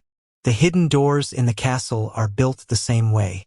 The rich and powerful basically all think alike. Looking quite smug, Alexia heads down the dark, narrow corridor. There's cobwebs everywhere. This place probably hasn't been used in forever, says Kanade. Do be careful, Princess Alexia. It could be dangerous, Christina cautions. I am being careful, compared with Claire, at least. I don't think that's a healthy point of reference. Christina and Kanade follow her. After continuing down the corridor for a while, Alexia comes to a stop. It's a dead end, she says, feeling the wall. The wall seems thick, but I can sense people on the other side. Oh, hey, there's light shining through the crack at the bottom, Kanade says. She's right. A faint glow is visible along the ground. The material is different there, too. If we They push and pull on the wall and discover that they can lift it barely enough for a person to pass under it. All right, let's do this, says Alexia as she immediately begins crawling through the opening. Please be careful, Princess Alexia. The safest thing here is to go second, Kanade mutters. The third person can get crushed if the wall comes down on them, or a magical beast could come eat their legs. It's dangerous, Kanade, so you should stay behind me. Way. As Christina crawls forward, Kanade looks at her in horror before frantically shooting a glance back over her shoulder. I guess I don't sense any magical beasts, and I don't think anyone's following us. After double-checking to make sure the wall is safe, she crawls along after Christina. Eek, can you please not push me, Kanade? That's my skirt. Nope. What the heck, Christina? I know my butt is attractive, but that doesn't mean you're allowed to squeeze it. I promise I'm not trying to. It's just that Kanade is shoving me. Faster. After getting crowded forward by Kanade all the while, the three of them eventually emerge beyond the wall. Finally, what even is this place? When they do, they find themselves in a dark, dome-shaped space. Princess Alexia, look over there. Christina points over at where the Nightblades are gathered. They're a short distance away, and because of the dim light, the Nightblades haven't noticed them yet. 6 Nightblades. What's going on here? Kanade gulps audibly. The girls mask their presences and duck for cover. After looking around again, they realize they're in some sort of stadium. Is this an arena? Alexia says. I could have sworn we were beneath the White Estate. There are some nasty rumors floating around about the Earl, Christina replies. Stories about how he forces slaves to fight so he can gamble on the matches. Could that actually be true? Kanade lets out another audible gulp. As the three of them try to get a read on the situation, a dim glow overtakes the arena. Something's happening. With that, they turn their gazes to the light center. Chapter 4. The monster becomes a legend. Ha! Looks like Jack the Ripper isn't coming. One of the Nightblades says impatiently as he sets to work on his dinner. It's past midnight, meaning that the date's already changed. Guess he was too scared of us to show. I got my hopes up when I heard he beat that Wakoku martial master, too. What a shame. I say this is a good thing. It's just proof that when we Nightblades come together, there's nobody who can stand against us. Maybe we pulled together too many forces. It was just too much for Jack the Ripper to bear. A chorus of mocking laughter rises from the Nightblades. We'll start spreading rumors when the sun comes up, says Earl White. Soon, everyone will know that Jack the Ripper fled from us and that the Nightblades are going as strong as ever. That should make sure they never doubt us again. Before he can finish his sentence, a dim flash appears from the arena. The light gradually grows stronger, almost like it's reacting to something. What's going on? Perhaps he came after all. The arena is responding to a foreign source of mana. Light fills the entire arena as the artifact finishes erecting its dome-shaped barrier. It's unclear when, but a blood-stained clown has appeared at its center. Is that Jack the Ripper, then? It's a clown drenched in blood. He matches the reports. Humph. He doesn't look all that strong. Looks can be deceiving. If nothing else, though, we can tell he's an idiot. He'd have to be to walk into our trap like that. You can say that again. But hey, if he's happy to help stave off my boredom, then more power to him. The Nightblades lean forward in their seats to get a better look at Jack the Ripper. Hello and welcome, Jack the Ripper. So glad you could stop by this evening, Earl White says in a theatrical tone. But you certainly took your time, didn't you? Did it really take you that long to work up your nerve? Jack the Ripper doesn't so much as twitch. If you have something you'd like to say, the floor is yours. You must have some sort of business with us Nightblades. Go on. Tell us all about whatever grudge you might hold. Did we kill your parents? Sell your children off into slavery? Steal away your fortune? Forgive me for not remembering you, but we've wronged so many people I simply can't keep track of them all. The Nightblade's laughter echoes through the arena. Too scared to speak up, are you? Well, that's fine too. We've prepared a very special game for you. The rules are simple. If you defeat all the contenders we've arranged for you, the barrier surrounding the arena will go down. Then you might very well get to kill us all like you said you would. Earl White's expression as he looks down at Jack the Ripper is one of utmost confidence. And just so you know, the barrier is being generated by a powerful artifact, one that cost me more money than you could earn in 100 lifetimes. You can try to break through it, but you'd simply be wasting your time.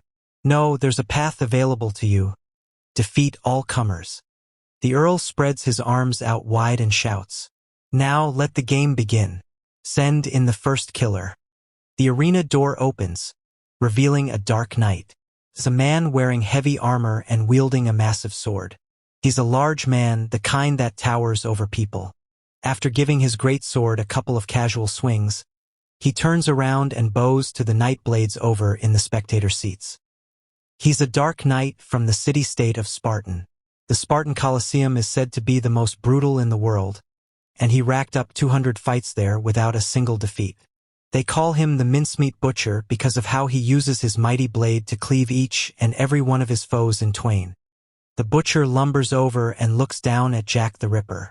With a smirk, the Dark Knight slings his great sword up onto his shoulder. What the hell? I figured I'd be in for a gnarly fight, considering all the nasty folks they've got lined up in the waiting room, but all I get is some dumb clown. It's time for the first match. As soon as the starting signal is given, the butcher swings his sword down. The arena shakes from the volume and force of the slash. What a mighty blow.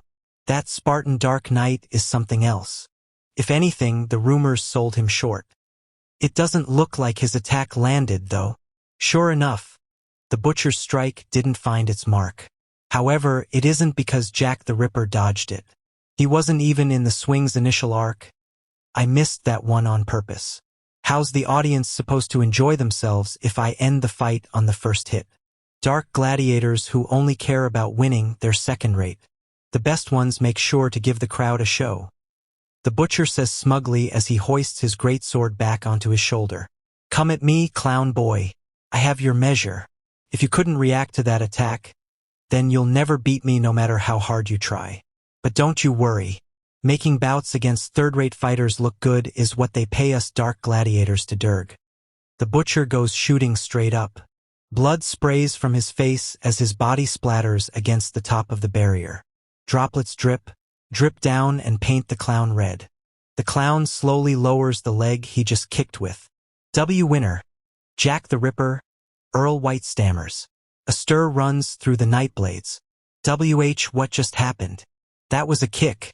An unbelievably fast kick. You saw it, Earl Battler. Barely, but yes. I might not look it, but it was my strength that got me this far in life. And that fight sure was something. Ah, that's right. You're a pretty accomplished Dark Knight, aren't you? Ridiculous. You're telling me Jack the Ripper ended the fight with a single kick. Look, we chose someone we thought he could beat on purpose for the first fight. We're still well within expectations. I think we might want to change up our second combatant. Wouldn't you agree, Earl Battler? I would. Not a single person speaks up in dissent. Earl White drinks some wine and calls in the second fighter. Now, without further ado, I present you your second challenge. It's not one Dark Knight that appears this time, but 3. It's the captains of the legendary White Wolf mercenary group that made their name in the Velgalton Civil War. When their client Perv Asshat died in battle in Oriana, the group fell on hard times. It's not every day you get seasoned fighters like them to agree to participate in a match like this, but each and every one of them could put the Butcher to shame. Behold the teamwork they've honed on the fields of battle, and behold the nerves of steel they've honed by operating in the red.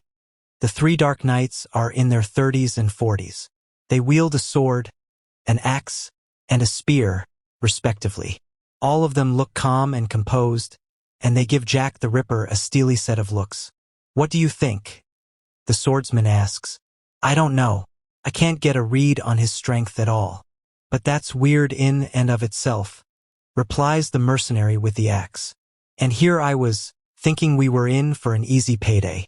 Don't blame us for coming at you 3-on-1, guy, says the spearman, and the 3 of them ready their weapons. Now, let the second match begin. The moment the starting signal is given, the 3 mercenaries spread out to fence Jack the Ripper in. From there, they gingerly try to gauge his range. Meanwhile, Jack the Ripper doesn't move an inch. Slowly but surely, the White Wolf captains circle him. Once around, then twice, then thrice. Nothing is changing, and it doesn't make for a particularly interesting fight. All they're doing is walking in circles, says one of the Nightblades. A chorus of disgruntled agreements follows. The White Wolves can certainly hear them, yet even so, they stick to their paths and continue circling Jack the Ripper. Nothing is happening. That's what it looks like from the outside, at least, but tiny changes start coming over the White Wolves. Sweat begins dripping from their foreheads in oddly large droplets. Their breathing gradually grows heavy, and their eyes turn bloodshot from their intense focus. An odd sense of tension falls over the arena, and eventually the complaints die down. Everything is dead silent. Then Jack the Ripper makes his move. He takes a single step forward. It's just a regular, casual old step. There's nothing dangerous or threatening about it. However, the White Wolves react in the strangest way. In the blink of an eye, they leap to the far ends of the arena. Their breathing is ragged, and their expressions are strained. The clattering of their quivering weapons speaks volumes about their mental states. They're terrified like they've never been terrified before. All they're staring at is a bizarre clown, yet to see the look in those seasoned mercenaries' eyes, You would think they were gazing upon the end of the world. One of the mercenaries lowers his sword. The axe wielder and spearman follow suit. "I'm out. It ain't worth it," the swordsman says, his voice trembling. "You're out. You mean you're abandoning the fight? That's a breach of contract." "We're mercenaries," replies the spearman.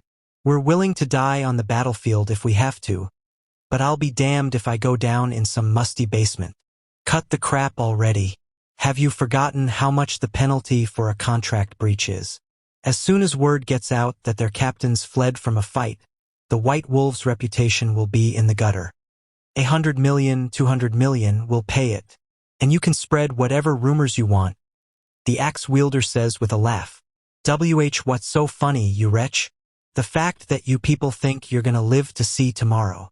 With that, the three mercenaries turn away and depart the arena. Jack the Ripper makes no move to follow them.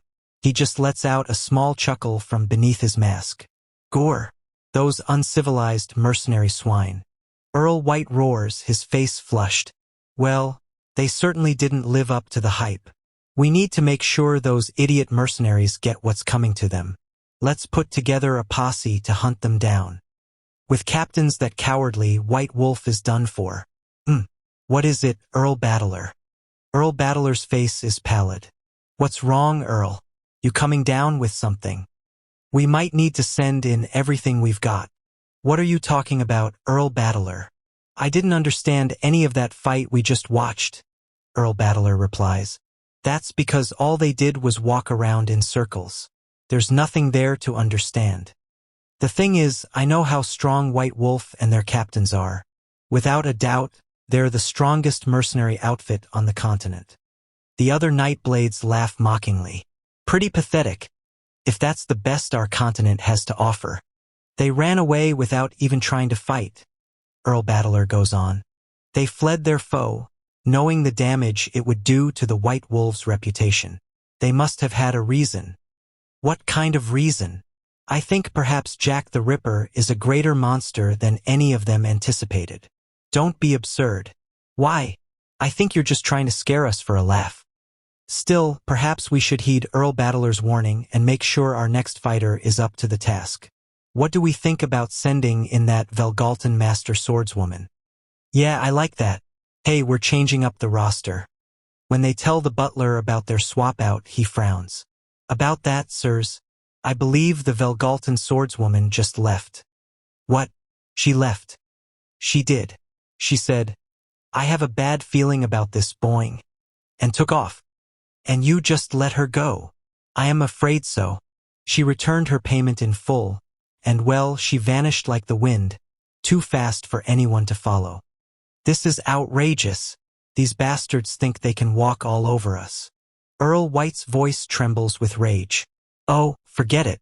Send in the demon from the city-states and the lawless city legend." "Why, yes, sir. At once, sir." The butler hurriedly rushes off. "I swear, this boils my blood. Come on, Earl, it could be worse. The rabbit didn't even look that strong in the first place." "She was good-looking, and it's not often you see a rabbit swordswoman.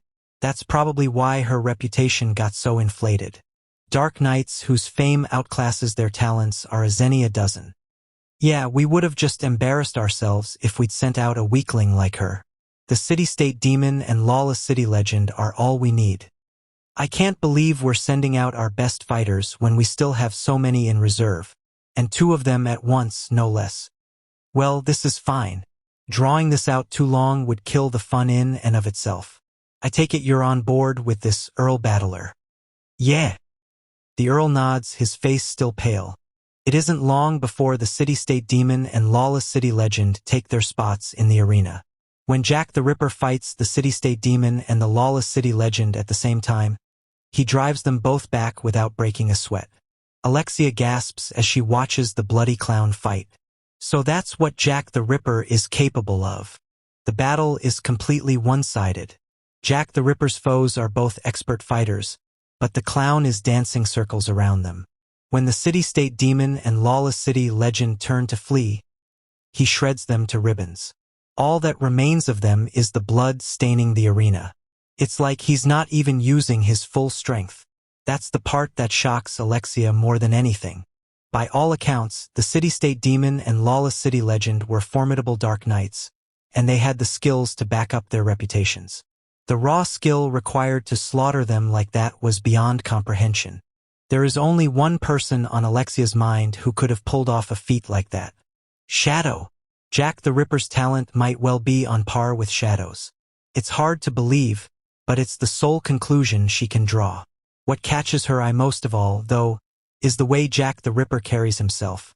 It so vividly reminds her of Shadow. The way he's moving, no, it can't be. The way he fights and the quality of his magic are completely different from Shadow's. At this point, Alexia finds herself remembering how the war goddess once said that all the strongest fighters move in fundamentally similar ways. "What should we do, Princess Alexia?" Christina asks in a hush. "We should hold tight. But isn't this our best opportunity now that everyone's distracted by Jack the Ripper? No, we'll have an easier time getting around afterward." Afterward? Yeah, once it's all over. With that, Alexia continues staring at Jack the Ripper over in the arena. She's so intent on catching every last move he makes, she forgets to even blink. The next set of opponents has arrived in the arena, and this time there are a full 100 of them. What a joke! They're burning their force little by little. It's right out of the dying nation-state playbook. Will Jack the Ripper actually be able to beat that many opponents? Every one of the Dark Knights closing in on Jack the Ripper is an elite fighter. The Nightblades spared no expense gathering them, and Alexia can tell they're more talented than members of the Royal Knight Order. I've slowly started being able to pick up on things lately. Things like what strength really is. Things like how big the gap is between me and the strong. And what do you make of Jack the Ripper, Princess Alexia? I would say. She sinks into silence for a moment to find the right words. He's in a league all of his own, she eventually manages. You would really go that far? Kanade audibly swallows. Then, go forth, my vassal, Kanade mutters. Go forth, Jack the Ripper. Kill them. Kill those idiot Nightblades dead. A moment later, over 100 Dark Knights descend on Jack the Ripper. What's going on here? Earl White gasps. The rest of the Nightblades in the spectator seats have all been struck into silence, unable to utter a word. Losing the city-state demon and lawless city legend was what first brought down their moods. The city-state demon chipped Jack the Ripper's mask. The lawless city legend hacked a chunk off Jack the Ripper's outfit. However, that was the sum total of what they managed to accomplish. Jack the Ripper had promptly seen through their moves and slaughtered them. A question rises up from the onlookers. Did we have anyone stronger than them? Nobody answers. The city-state demon and lawless city legend were the mightiest combatants on the Nightblades roster. Terror spreads in a flash. The smug confidence is gone from their faces now, and they abandon all pretenses and throw every Dark Knight they have at their foe. The battle is still ongoing, but the writing is on the wall.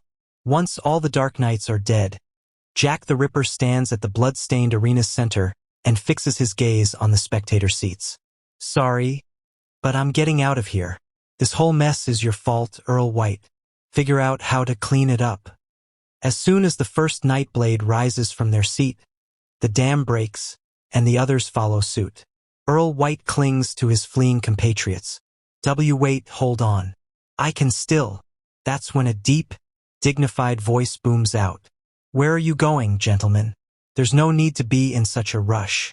There's a new figure in the spectator seats now, a regal man in the prime of his life. Marquis Despote, I didn't see you come in. You people are worthless, so I thought I might intercede on your behalf. Several of the Nightblades grimace at Despote's condescending tone, but none of them say a word. With the way things have gone, is there anything that can be done? Humph. Just for you all, I went and got a very special helper from the cult. With that, Despote gestures over at the arena. There's a person in a hood standing there. Actually, are they even a person? A helper from the cult.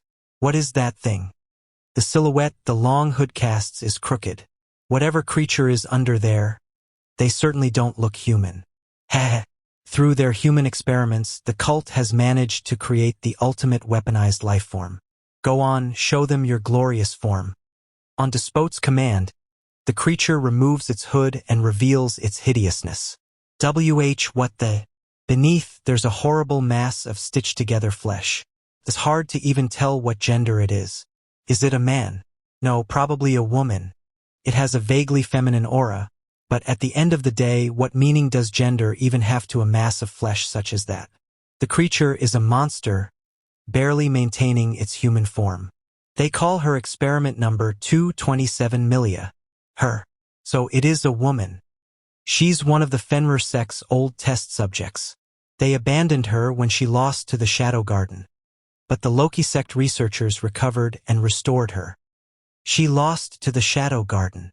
A series of disappointed sighs rise from the Nightblades. Worry not. When the Loki sect researchers took the Fenrir sect test subject, they improved her, taking techniques that were never meant to be used together and building her into the ultimate bioweapon. They assured me she's over 10 times stronger than she was before. Despote strides up to the front row, speaking loudly to raise morale. Now go, experiment number 227 Milia. Heed my command and put Jack the Ripper in the ground. The battle begins. The horrific test subject, Milia, bounds forward like a feral beast. She circles behind Jack the Ripper, moving so fast her body is a mere blur. Then she lashes out with her mighty right arm. Whoa! A torrential surge of magic rages through the arena. The barrier is supposed to be unbreakable, yet it begins creaking under the strain. Such power. The waves of magical aftershock gouge deep chunks out of the arena's floor. Where'd he go? After taking a full swing with her arm, Milia is the only one left in the arena. Jack the Ripper is nowhere to be seen, and it dawns on the Nightblades that he's been obliterated without a trace. Now that it's over, it feels like it went by too fast, Earl White says from the now quiet spectator seats. Looks of relief creep across the other Nightblades' faces as they begin chatting about their thoughts. I guess that's the cult's ultimate bioweapon for you. I was afraid she was going to break the barrier. Ha ha ha. The barrier is impenetrable. Though I'll admit, I did have my doubts for a moment. The cult is nothing to be trifled with. We should consider deepening our ties with them even further than we already have. Indeed, Despote says. We lost a lot during these recent incidents, but the bond we forged with the Loki sect is a great boon we've won. He's greeted by a round of applause from who knows where. Everything I do for the Nightblades. Despote looks around. However, he doesn't see anyone clapping. Everyone's just looking at each other as the crisp applause echoes through the spectator section. One person is trembling, his face as white as a sheet. It's Earl Battler. He points a quivering finger at one of the empty seats. Despote gives him a quizzical look. What's the matter, Earl Battler? Oh, over there. There isn't anyone there. There isn't supposed to be, at least. Unbeknownst to everyone, however, a bloody clown has taken the seat. Jack the Ripper. How are you over here? The Nightblades scatter like flies as they flee from him. What happened to the barrier? What's going on? As long as the barrier holds, there shouldn't be any way for Jack the Ripper to reach the stands. But how? Jack the Ripper stops clapping and slowly rises to his feet. In his hand, he's holding the 7 of spades. He gives it a lazy toss.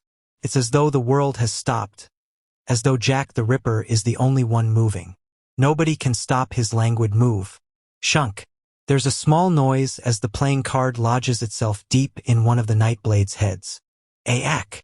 The Nightblade crumples forward and twitches on the ground. Nobody moves a muscle. The stands are deathly silent as they stare at the spreading bloodstain. Their lives are in this clown's hands. They can all feel it. He'll kill them if they move. He'll kill them if they scream. He'll kill them if they do nothing at all. Tension rules the air as Jack the Ripper so leisurely, pulls out one card after another. The 8 of spades, the 9 of spades, the 10 of spades, the Jack of spades, the Queen of spades, the King of spades. There are precisely 6 of them. It's the same number of cards as there are Nightblades, and Jack the Ripper splays them out in his hand before drawing the 8 of spades. He slowly readies it. The selected Nightblade's eyes go wide as he shakes his head. Help! As if in response to his cry, magic surges up from the arena. It's experiment number 227 Milia. She closes the gap in a flash, then slams her engorged right arm into Jack the Ripper. A violent crash thunders out. Wham, wham, wham, it goes again and again and again. However, Jack the Ripper hasn't so much as moved. The only thing experiment number 227 Milia has been hitting is the glowing wall of light separating the two of them. Take the barrier, someone stammers. The barrier is still up and running, and it's obstructing experiment number 227 Milia's way. How, then, is Jack the Ripper outside it? Nobody understands. As the wham, wham, whams continue shaking the very air, Jack the Ripper throws the 8 of clubs. A man dies. He throws the 9. Another man dies. He throws the 10. One more death. Experiment number 227 Milia continues slamming on the barrier. Wham, wham, wham. This is why I said we needed to crush him. With everything we had, the man is a monster in. Before Earl Battler can finish his speech, the Jack of Spades buries itself in his heart. He clutches at his chest with a look of despair on his face before keeling over. I know the barrier. If we can just lower the barrier. Someone hurry up and lower it. Earl White shouts. However, there's no one left to answer his cry. Someone, anyone, anyone, anyone, anyone, anyone, anyone, anyone. He hollers like a man gone mad. Actually, there's no like about it. The light of reason is completely gone from his eyes. Anyone, anyone, anyone, any. The Queen of Spades sinks into his throat, and he sputters as he dies. Now only Despote remains. Despote remains glued to his chair. He's too petrified to move. Jack the Ripper holds up the King of Spades and spins it around in his hand, toying with it like he's toying with Despote himself. What even are you? What's a monster like you doing in a place like this? The frailty in Despote's voice is wholly unbefitting the leader of the 13 Nightblades. Spare me. I'll do anything. I can pay you off. Jack the Ripper deftly flips the king around between his fingers. If you want apologies, I'll give you as many as you want. Please, all I ask for is my life. Despote bows so low his forehead scrapes against the ground. Spare me. Just spare me. As he does, the King of Spades sinks into the back of his head. The 13 Nightblades have been completely eliminated. The way Despote dies, it looks like he's apologizing to everything in the whole entire world. All the while, Milia's fruitless strikes ring out hollow against the barrier. Wham, wham, wham. Jack the Ripper sweeps his gaze across the bodies in the spectator seats, then turns back to Milia. Milia just continues hitting. As she does, Jack the Ripper begins striding unhurriedly toward the barrier. Then his arm brushes it. Bluish-purple magic spreads out like smoke, and a moment later, Jack the Ripper is inside again. Milia wastes no time in attacking him. Groar! She bellows in delight. Jack the Ripper is defenseless, and with a sweep of her right arm, she sends him flying. He smashes into the wall at an unthinkable speed. A moment later, though, he springs back up and fixes his gaze on Milia. Grow! She charges at him like a wild animal. The cult has outdone itself. Her massive frame, physical prowess, and magical abilities are working together in perfect harmony. She's an overpowering force of sheer devastation, and she smashes up the arena and causes the sturdy barrier to shake. Jack the Ripper's body goes flying like a pinball, tumbling across the arena again and again. However, he doesn't go down. Milia's strikes are landing, but he's carefully rolling with the impacts to avoid taking any lethal hits. His gaze is fixed squarely on Milia. She roars. Reddish-black fluid sprays everywhere as her flesh begins shifting. Thin tendrils, too many of them to count, sprout from her back, her chest, and even her face. The tendrils are sinister in shape and in hue, and they spread outward in every direction and fill the arena to bursting. There's well over 1,000 of them surrounding Jack the Ripper. All at once, they impale him. There are so many tendrils running him through that, in a flash, they have him completely engulfed. All that remains of him is a mass of writhing tendrils. It's like a pile of sludge worms, Christina thinks. There are too many tendrils stabbing Jack the Ripper to see him anymore. When she sees the unsettling, twitching mass that has replaced him, all she can think of are sludge worms. Is he dead? Alexia asks from beside her. She sounds like she can hardly believe it. I don't know. I don't understand how he could have gone down that easily. Yeah, he didn't even try to fight back. Exactly. Not once did Jack the Ripper show signs of attacking. The 13 Nightblades are dead, just like he wanted. It was almost anticlimactic, how easily the longtime rulers of the Midgar Kingdom's underworld went down. They were so powerful, yet they folded like a bunch of chumps. Christina realizes she's about to break into a grin, and she hurriedly covers her mouth. In any case, with the 13 Nightblades dead, Jack the Ripper has done what he set out to do. For him, this battle with Milia has nothing to do with his goals. He might just be satisfied, now that he's done what he came for. When Christina says it aloud, it feels like it makes sense. Alexia grimaces. I can't imagine how someone would survive in the middle of all those tendrils. Not only are the tendrils strong, but they're imbued with powerful magic, and now Milia's producing more of them by the minute. Alexia's doubts are perfectly logical. Then a ray of bluish-purple light peeks out from amid the tendrils. It starts out small and faint, but it soon begins leaking out from more and more places and dyeing the whole arena in its radiance.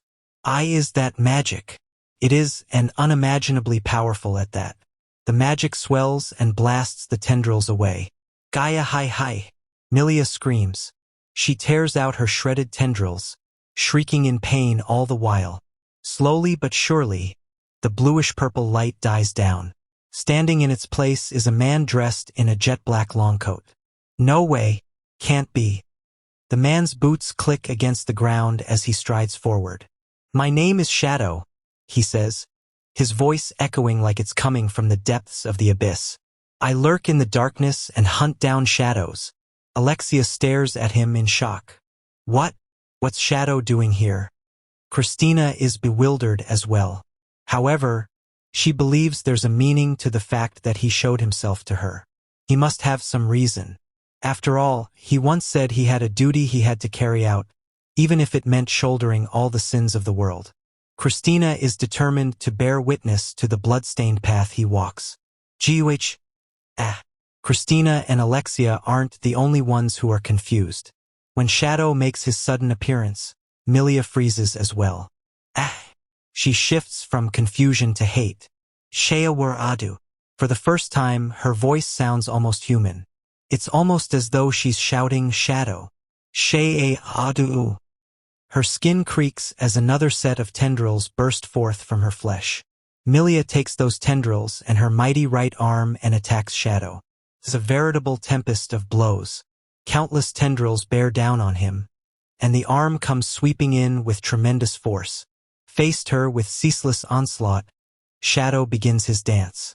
Floating as lightly as a flower petal tossed by the wind, he slices away the tendrils and dodges the arm by the slimmest of margins. As he elegantly whirls, he takes every opening he can to stab forward with his tiny thorns. Arcs of bluish-purple magic carve into Milia's body. Her blood goes flying, and the magic adheres to her wounds. As time goes on, more and more of Milia's body is overtaken by the bluish-purple marks. Why? Why isn't he beating her? Alexia says. The monster is strong, but Shadow has the situation well under control. It's like he's tormenting her. Christina is of the same opinion. Why doesn't he just kill her on the spot? She knows full well that he's strong enough to do so. He must have some reason. What do you mean? He has a duty he's carrying out. Let's just bear witness to his blood-stained path. What? Right as Alexia looks at Christina in confusion, her attention is demanded elsewhere. Shadow! Milia's scream splits the air. This time they hear it clearly. She definitely just called out Shadow's name. Is she getting her voice back? Milia is starting to sound like a human girl. She continues attacking without letting up, and with every opening she leaves, More bluish-purple twinkles flash through the air. It keeps on clinging to her, and before long, she's covered from head to toe. Look at that. Milia's body has grown noticeably smaller. Chunks of her engorged, monstrous flesh have been shaved off, leaving patches of pale girlish flesh visible. She's turning back into a human from a monster. The bluish-purple magic is curing her. Christina just noticed that in the places the magic is densest, Milia's body is healing. Now her soft white skin, hideous monster flesh, and string-like tendrils are all mixed together. Milia lets out a cry of sorrow. Shadow! At this point, they realize she's sobbing. Half of her face has returned to being a young girl's, and there are tears of blood streaming from her human eye. Shadow www. She's crying. As she wails, she takes her half-human, half-monster body and sets her tendrils and right arm into motion. Her movements gradually shift from the bold, tremendous gestures of a monster to the keen, nimble actions of a human. Tendrils burst from her fair skin, so many they fill the entire arena. Sha-dow! An anguished cry. Agonizing trickles of blood spill forth from the spots the tendrils grew out of. Using those tendrils, Milia finally manages to bind Shadow's limbs. She brings her right arm crashing down. However, Shadow slices through the tendrils, then lops off the incoming arm as well. The severed monstrous appendage goes flying through the air. In the end, it never does end up turning human again. That said, Milia is still left with a human left arm, and in her hand, she's holding a dagger. Where could she have been keeping that? All this time, she's only ever used her right arm to attack. She must have been hiding the dagger in her left hand all the while. She clutches the dagger like it's precious to her. Shadow vow. She thrusts with the dagger in an attempt to pierce Shadow's heart. Excellent work, says Shadow. As he speaks, he engulfs Milia in a torrent of bluish-purple magic. Her dagger stops just short of his heart. Ah! The light of reason returns to Milia's eyes. The tendrils vanish. The dagger clatters to the floor. It's inlaid with a red jewel, and it has the words to Milia, my beloved daughter, engraved on its handle. Papa, she mutters, then collapses. It's unclear if it was Shadow who stopped her blade, or if it was Milia herself. Shadow catches Milia as she faints, then waves his arm. When he does, a group of women dressed in black bodysuits appear around him. Where could they have been hiding? Nobody so much as noticed them. They kneel and await their master's orders. Take care of the cleanup. Shadow hands Milia over to the person who looks to be the group's leader, then vanishes. Upon confirming that Shadow has left, the women spread out and get to work. After collecting Milia, her right arm, and her knife, the leader turns and looks over at the girl's hiding spot. She gestures with her chin over to the exit. The look on her face makes her message perfectly clear. We're willing to let you go, but you need to leave. Alexia breaks out into a cold sweat. Gee, guess we're busted. Kanade stammers, terrified out of her mind. What do we do? Christina asks. We should at least make it look like we're leaving, Alexia replies with a sigh. She heads out through the secret passageway. It's fine. I'm sure they'll be gone before long. Kanade scurries after her, but Christina takes one last look back over her shoulder. This is the choice you've made, then. The man said he was going to walk a path stained with blood, yet he chose to save that monster. Just as he once rescued Christina herself from peril, she has no doubt that he's given salvation to countless people in the course of his duty. To her, that blood-stained path of his shines with radiance. After shaking the capital to its core and killing the 13 Nightblades, Jack the Ripper vanishes. People have all sorts of theories about who he is. They speculate that he's everything from a Velgalton assassin to a legendary Dark Knight who returned from the grave as a vengeful spirit, and rumors without a shred of truth to them spread like wildfire. There are some who even say that Jack the Ripper is Shadow, but the Night Order denies that as a possibility. In the end, Jack the Ripper's identity remains a mystery. However, the story about his killing 7 of the 13 Nightblades in a single night after they fortified their defenses with scores of knights both dark and otherwise quickly attains legendary status, and the popular conclusion is that given Jack the Ripper's unnatural strength, he must have been some manner of demon or ghost. I bet that, in 100 years or so, they'll make a movie called The Shocking Truth Behind Jack the Ripper, or something, and broadcast it across the world. In any case, that basically couldn't have gone better. I accomplished everything I set out to, and Jack the Ripper will be remembered by history as a legend. Did something good happen to you? Asks the man sitting across from me. If I'm remembering right, which I definitely might not be, he's Gray, chief of the Night Order's Criminal Investigation Department. At the moment, I'm currently being questioned in their interrogation room as a person of interest.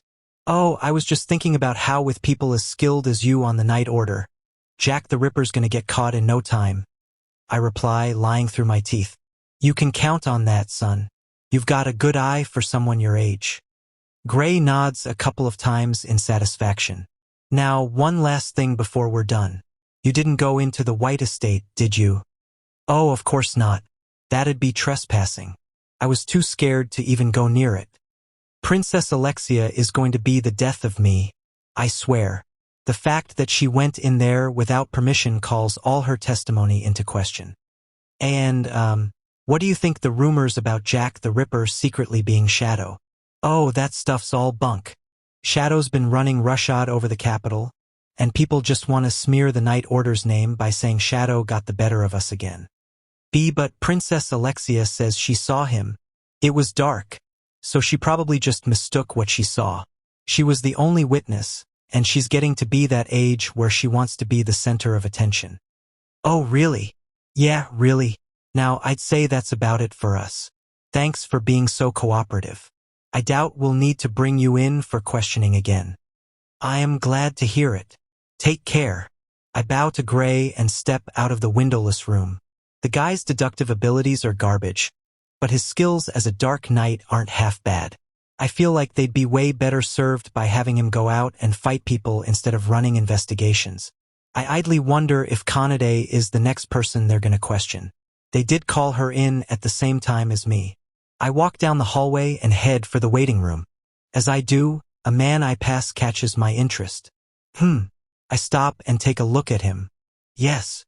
He stops and takes a look at me. He's a tall man with thin, narrow eyes.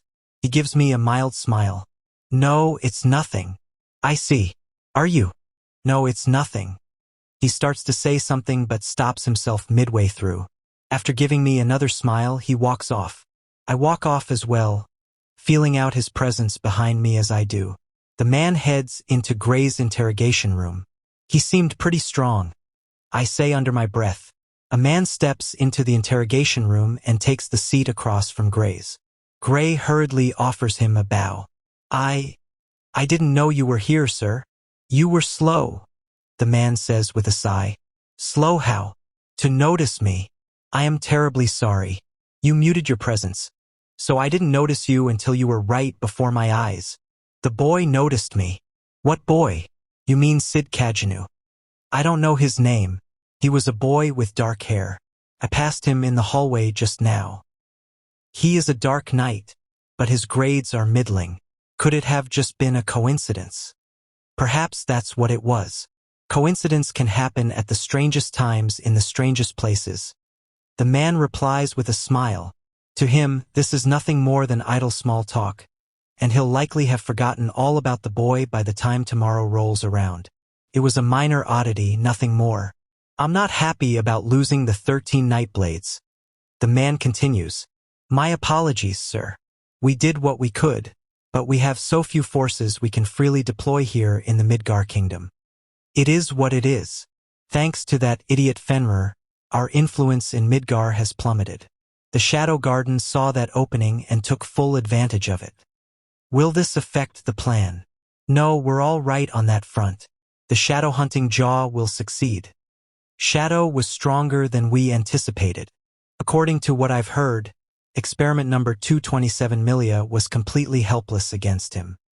That's within expectations. Everything is just fine.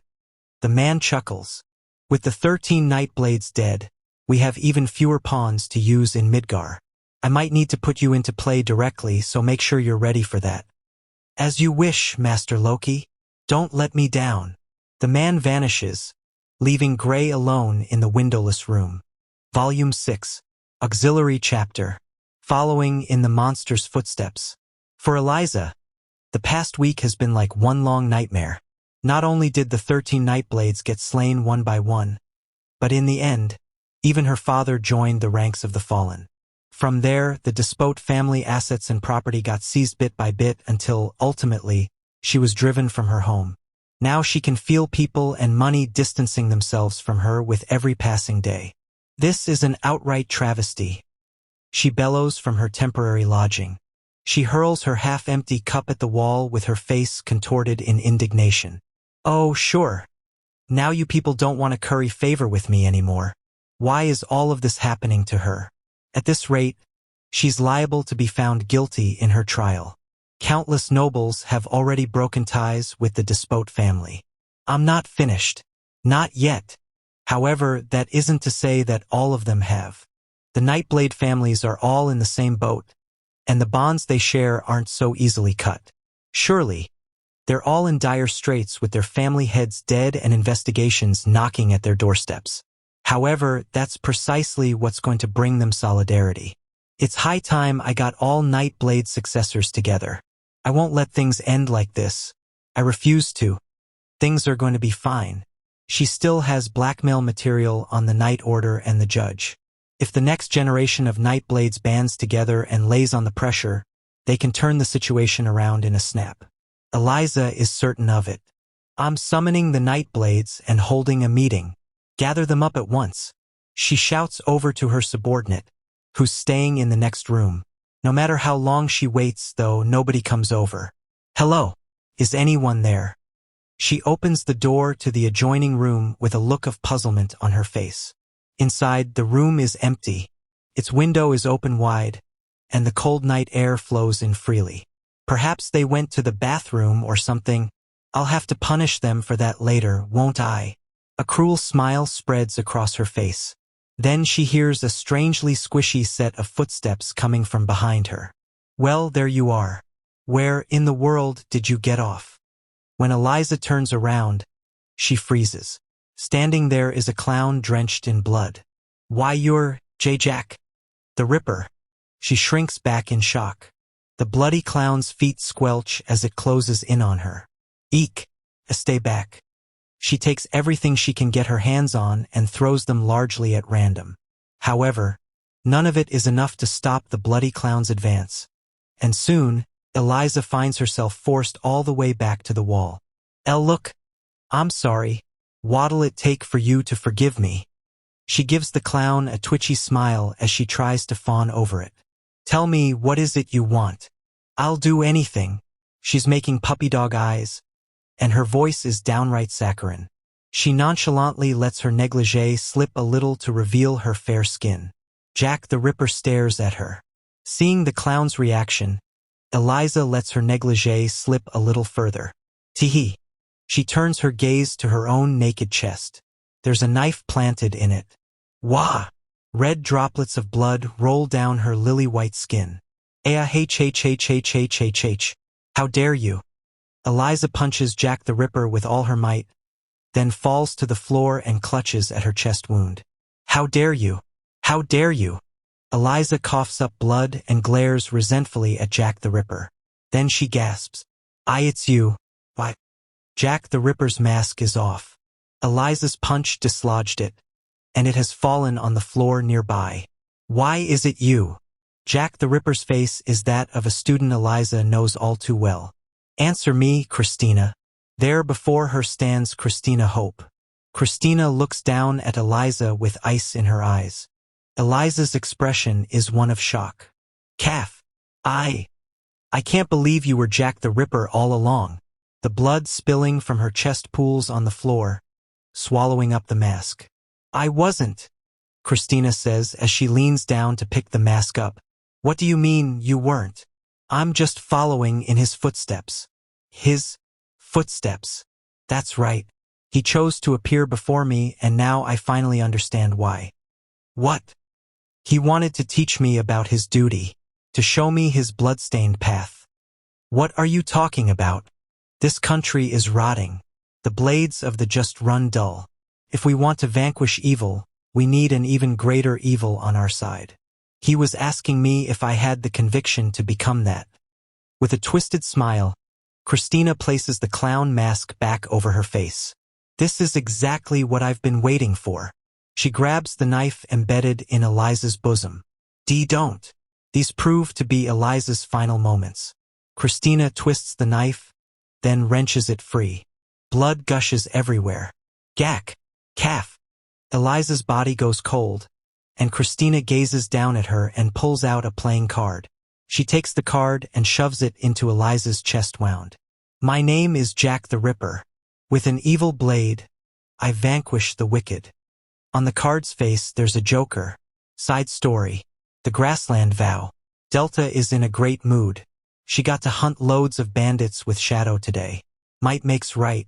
That's the law of the jungle. Hunting isn't just a way to get sustenance.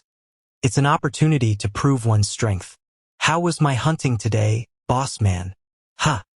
I guess it was pretty good. Shadow replies as he goes around in his black long coat, collecting the bandits' purses. Hooray! Boss man acknowledged me. For Delta, hunting with Shadow is the greatest stage there is. Being recognized by one's superiors is both a great source of pride for therianthropes and an important way of solidifying one's position within the pack. Such things are core to a therianthrope's values. Shadow points at a therianthrope corpse. By the way, what do you want to do with the body? Who's that? Your brother. Did you forget already? Delta cocks her head and thinks back. Sure enough, she vaguely remembers an unpleasant conversation with some weakling. Should we at least bury him or something? I dunno how therianthropes handle these things. Don't worry about it. If you say so, Shadow says, then goes back to rummaging through coin purses. HRMM. For some reason, looking at the therianthrope corpse dredges up an unhappy memory for Delta. It's a recollection from long ago, back when she still went by Sarah. What's up? Shadow asks her. It's nothing.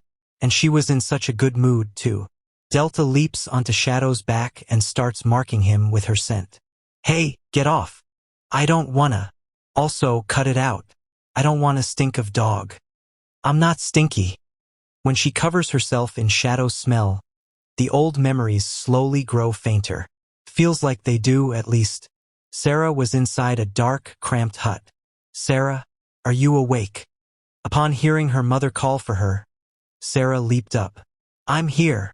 Her mother was over in the back of the hut, laid low by illness. Calf, would you go draw me some water? She asked between pained coughs. Got it. I'll go get some. Sarah rushed out of the hut and headed to fetch water for her mom. The grassland outside stretched all the way to the horizon, and the morning sun in the sky was dazzling. By the time Sarah got to the watering hole, her legs were damp from the morning dew. The water there was clear and sparkling. Sarah crouched down to scoop it up, then realized something. Shoot, I forgot the bucket. She rushed back to retrieve it. When she did, someone swept her legs out from under her. Ack! She tumbled across the ground. If it isn't Sarah the moron, why'd you go and fall like that? Ha ha ha! You forget your bucket again. Standing there were a pair of boys a little bit older than her. Sarah's ears slumped. Big brothers Ral and Ren. You're so useless. Can you seriously not even do chores right? If you can't do that and you can't even hunt, then I don't get what point your life even has. Someone has to take care of mom. That's why I can't go hunting. Don't you talk back to us. Ral's fist smashed into Sarah's cheek. Young as he was, it was still a punch from a therianthrope. Sarah got sent bouncing across the plain.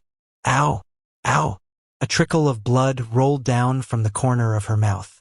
As she slowly rose to her feet, looks of surprise crossed her two brothers' faces. That's weird. I really put my weight behind that punch. Maybe it just didn't land right. The pair walked over to Sarah. All right, Sarah, you need to listen up. Taking care of that woman is a waste of time. She can't hunt anymore, and she only managed to have 3 kids. She's a letdown. She's a burden on the pack. That's why Dad abandoned her. How could you say something so horrible? Sarah cried, trembling as she gritted her teeth through the pain. She's the only mom we've got. You really are a moron, huh? All she got back was coldness. Weaklings are worthless. That's one of the pack's rules, remember? Just because they're weak. That's one of the rules. You actually forgot. For real. I can't believe she's really our sister. But she's our mom. She's not our mom anymore. Huh. What did we forget to mention? We got adopted into the 3rd strongest family in the pack out of respect for our skills. Yeah, that's right. Now we're the great Ral from the Pit family and the mighty Run from the Pit family. What? But she's our mom. Why should we care about that weak old woman? If you call us your brothers next time you run into us, we'll kill you dead. Make sure you get that through your skull. The 2 of them snickered as they left. Sarah stood there shocked for a good long while. That's right. The bucket. After wiping away her tears, she plodded back to the hut. Sarah opened the hut's door with a smile. Hey Mom, I forgot the bucket. Her mother was waiting for her with a warm smile of her own. Oh dear, what are we going to do with you? Tee-hee. Well, it's right over there, honey. Got it. Sarah went and grabbed the water bucket from the back of the hut. Sarah, what happened to your face? Huh. Sarah's face was still red and swollen from getting punched. I tripped. Oopsie. She grinned in an attempt to play it off, but her mother took a long, hard stare at her wound. Did Ral and Ren do that? Nope. They did, didn't they? Those 2. I swear. No, they didn't. You're such a kind girl, Sarah. Come on over here. Sarah's went over to her mother's bed with a slumped tail, and her mother patted her head. Ah, you're so smart, Mom. You always see through my lies. That's because you're not a very good liar. I'm so dumb. Everyone calls me Sarah the moron. How can I become smart like you, Mom? That's a tricky one. You take after your father more. I wish I took after you, Mom. You mustn't say that. Her mother cautioned sternly. Don't ever let anyone hear you say that. Okay. Good girl. Her mother gave her head another gentle pat. You know, it might help if you talked more courteously. What do you mean? If you talk more courteously, it'll make you seem smarter. Well, it might. I'll get smarter. You might end up seeming smarter. Got it. How do I do that? Like I said, you just have to be courteous. You know, like remembering your pleases and thank yous. You mean please like this thank you? You, not quite. You mean like this please? Sure. I suppose that'll have to do. And it'll make me seem smarter, please. Well, more than before at least. Honestly, I'm not even sure. From now on, I'm gonna talk politely like you, Mom. Thank you. Come on over here, Sarah. Sarah's mother wrapped her head in a big hug. You're a beautiful girl. You're my beautiful, beautiful baby girl. Mom. And I don't want you to have to suffer because of me. I'm not suffering, please. Her mother shook her head and stroked Sarah's red, inflamed cheek. Her mother's fingers were so terribly thin. Sarah, I want you to listen to me calmly. What do you say to getting adopted? Adopted. I've already talked things over with the Dober family. You're a girl, so the Pitt family won't take you in like they did Ral and Ren, but the Dober family is still pretty respectable. Ha! You mean you were the one who sent Ral and Ren off? I did it in secret. It would hurt their feelings if they found out I was the one who made it possible. But why? The Pitt and Dober families owed me a favor. Your mom used to be impressive back in the day, her mother said with a proud smile. That's not what I meant, thank you. We're supposed to be a family. We're supposed to stay together. Sarah, Ral and Run are horrible too, please. They said nasty things about you. They won't come home even though you're sick and hurting. Sarah shouted through her sobs. Sarah, you need to listen to me. We don't have a choice. We do, please. The pack has rules. I can't go out hunting anymore. and the three of you are still children. If you went on hunts, you'd just end up getting in the way. But what about Dad? He's the chief of the whole entire pack, and he has loads and loads of other families he needs to look after. If I could still bear children, I'm sure he would look after me. However, I'm past that point now. That means we don't have anyone left in this household who can hunt. We're getting by off charity from the other families for the time being, but there's no guarantee that will last forever. But I'm your daughter, please. No matter what happens, you'll always be my daughter. Just give it some thought. I don't wanna. Sarah. Sarah hugged her mother tight. I'm your daughter, Mom. Ral and Run are awful. Thank you for saying that, Sarah. But please don't badmouth the two of them. Why not? Because they're my beautiful baby boys too. More beautiful than me. Her mother giggled. No, you're the most beautiful of them all. Hooray! Thank you. Ral and Run are still young, and they're in an awkward position in the pack. For them, having a mother as weak as me is a mark of disgrace. And that's why they said those mean things about you. They're trying their absolute hardest. And besides, they're already stronger than I am. And being strong is all that matters, please. That's how it works in our pack. Oh, wow. So please, Sarah, don't badmouth Ral and Rin. There's nothing that makes me happier than seeing you all happy and getting along. Getting along. Got it, thank you. That's right. You're a good girl, Sarah.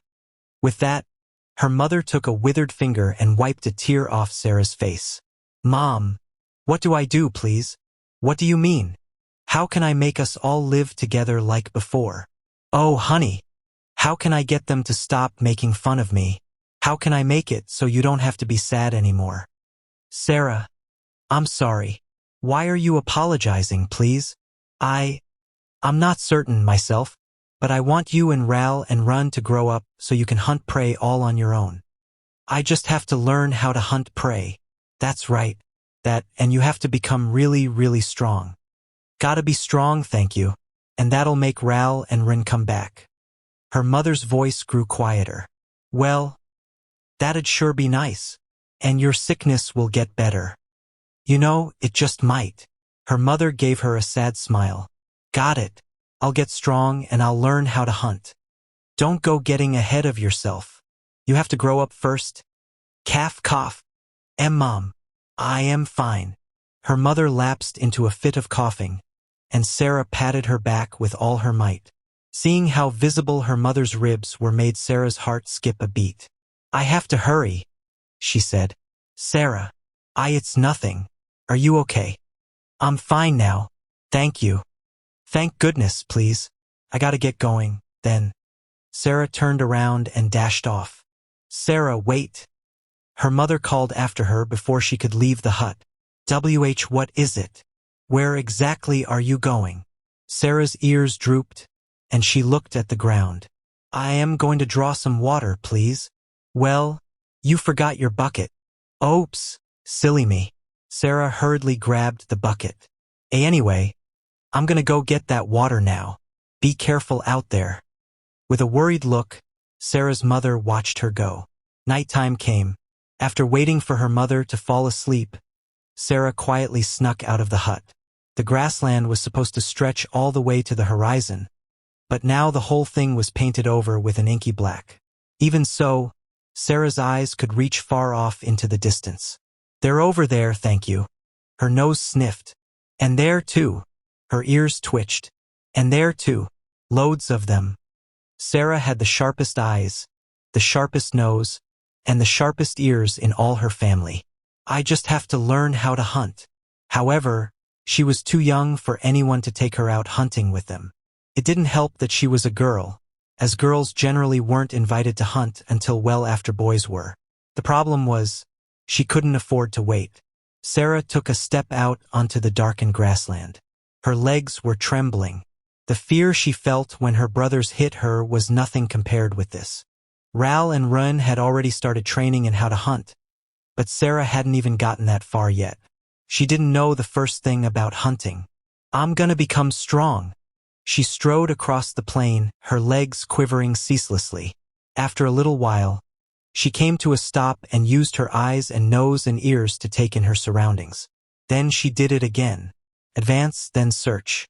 She repeated that process until she was a long ways away from the pack settlement.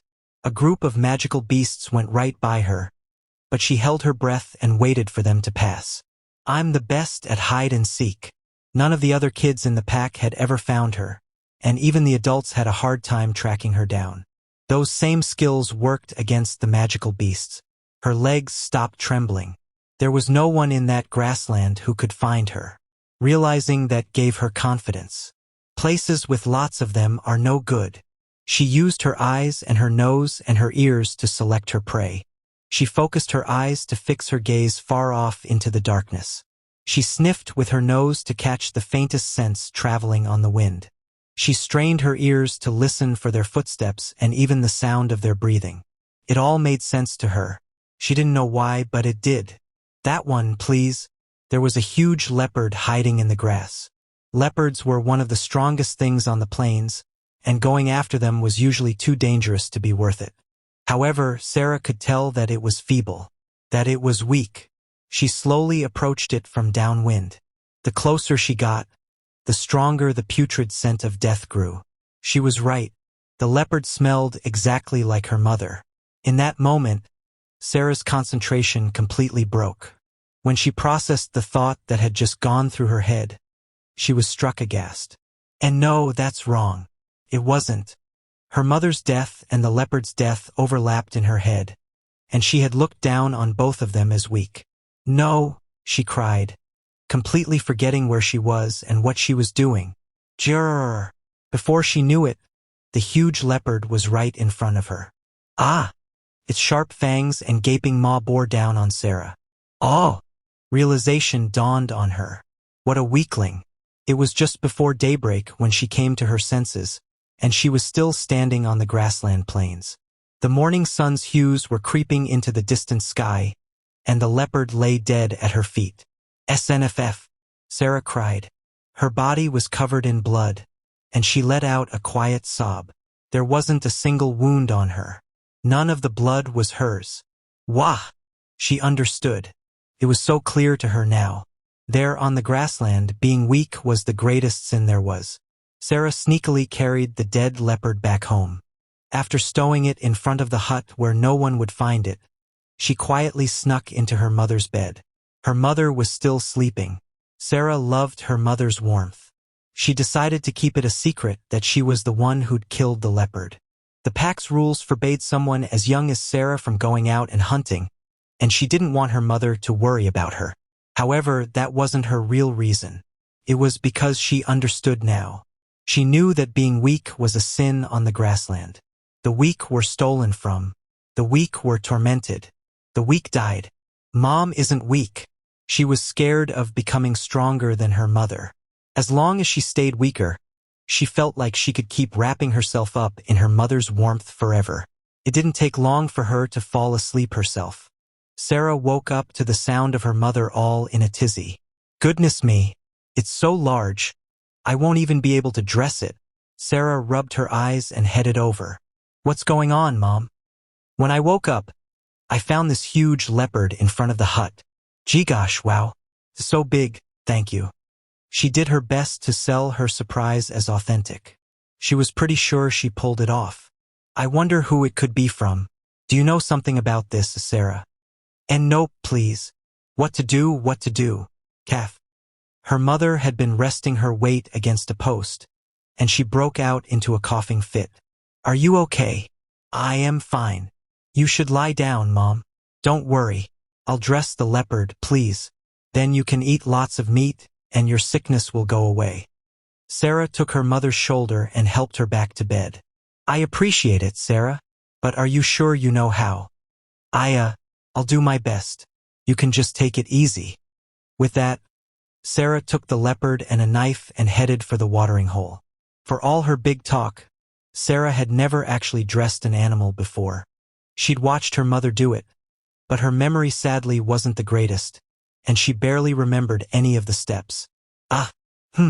She started out by cooling the carcass by the watering hole. She knew that the next step was to drain its blood and remove its organs, but her hand froze as she held her knife. I have to start from the top? Or was it the bottom, please?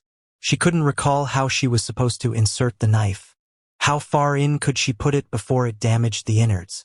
If she punctured the bowels or the bladder, it could spoil the meat.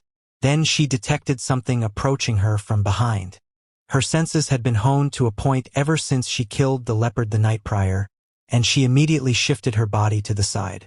Right after she did, a rock the size of a fist flew by right where she'd been standing. Tch, it missed. What's the big idea, Ral? Oh, shut up. My aim was just a little off. Hey, Sarah, what are you doing standing there like a dumbass? A pair of therianthropes approached her. Big brothers Ral and Ren. Sarah's ears drooped. Whoa. Check out the size of that leopard. Holy shit. I've never seen one that big. Who hunted it? Without so much as asking for permission, the two of them began poking and prodding at it. Hey, me and Mom hunted that, thank you, Sarah said. Sorry, what? Did you just say that you and that waste of space took it down? Don't be stupid. Even in the Pit family, only the family head's strong enough to kill leopards like those. Then, someone left it in front of our hut, Sarah replied. Sorry, what? They must have dropped it off by mistake. Why would someone give you guys a leopard? It's true, though, she insisted. Well, not like it really matters. The two of them ignored Sarah and hoisted the leopard up. You losers don't deserve prey this good. The two of us are confiscating it. Why waste it on a bunch of losers when the Pit family could split it among ourselves? Those are the pack's rules. But that's so mean, please, Sarah cried. What, you got a problem with that? We're part of the Pit family. Do you need us to teach you what happens if you try to defy a stronger family? When Sarah went to try to grab the leopard back, Ral and Rin glared at her. SNFF, so if you're strong, you can do whatever you want, please. Her ears sagged, and she tucked her tail between her legs as she yielded the path to the two leopard thieves. Hey, why are you talking like that? Yeah, why do you keep saying please? What are you, dumb? Sarah squeezed her fists tight. That's because Mom said it'd make me seem smarter, thank you. Ha ha ha. She said saying please would make you seem smarter.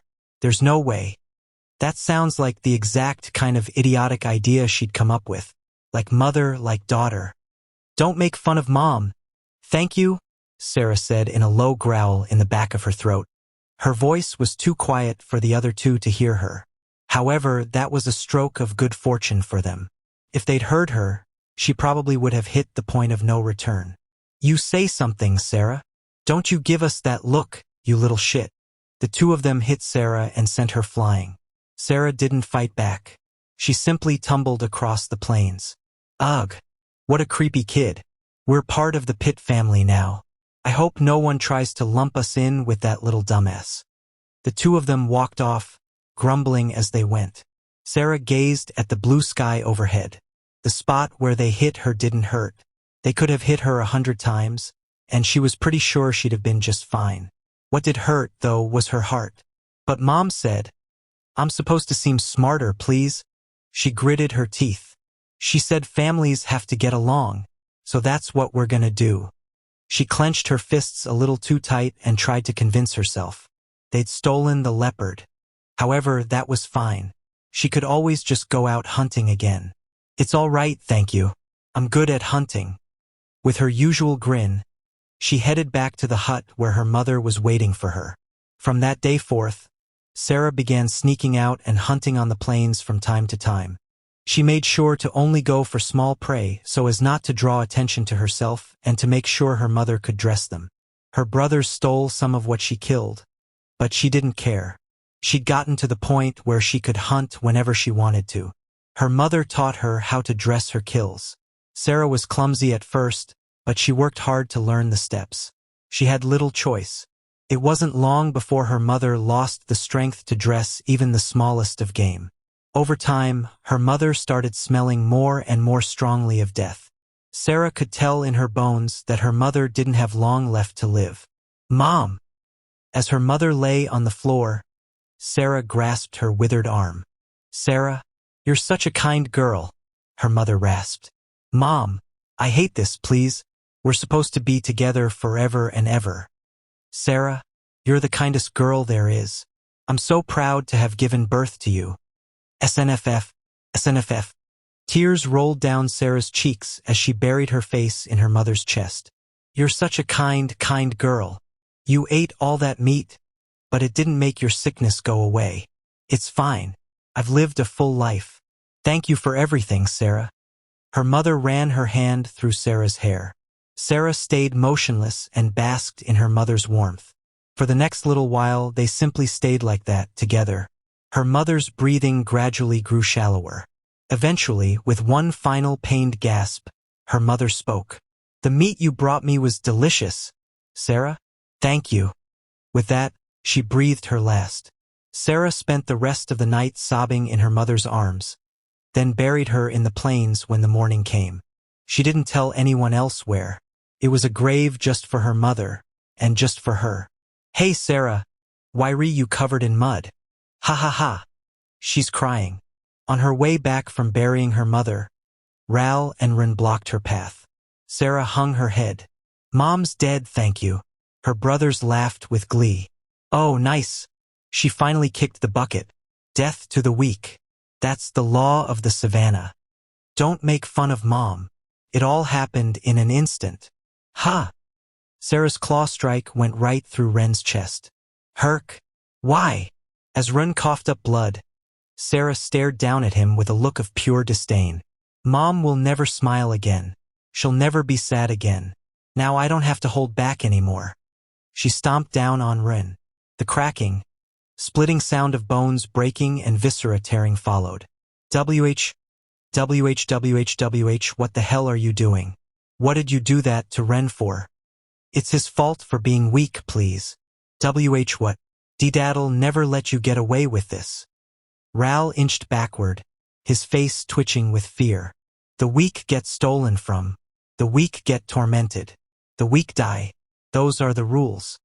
Sarah had hunted countless prey, and she knew the rules of the grassland by heart. But if you're strong, you can get away with anything. That's a rule too. With that, she effortlessly tore through Ral's throat. Why, you little glue. I'm gonna become stronger than anyone else in the savannah. Only then, only once I do. Blood sprayed back at her, and she smiled. As she did, small black bruises rose up on her neck. Volume 6, Chapter 5. Welcome to the Shadow Garden. Akane Nishino awakens in a completely white room and looks around. What is this place? The good news is that she isn't tied up. When she gets out of bed, the floor is cold against her bare feet.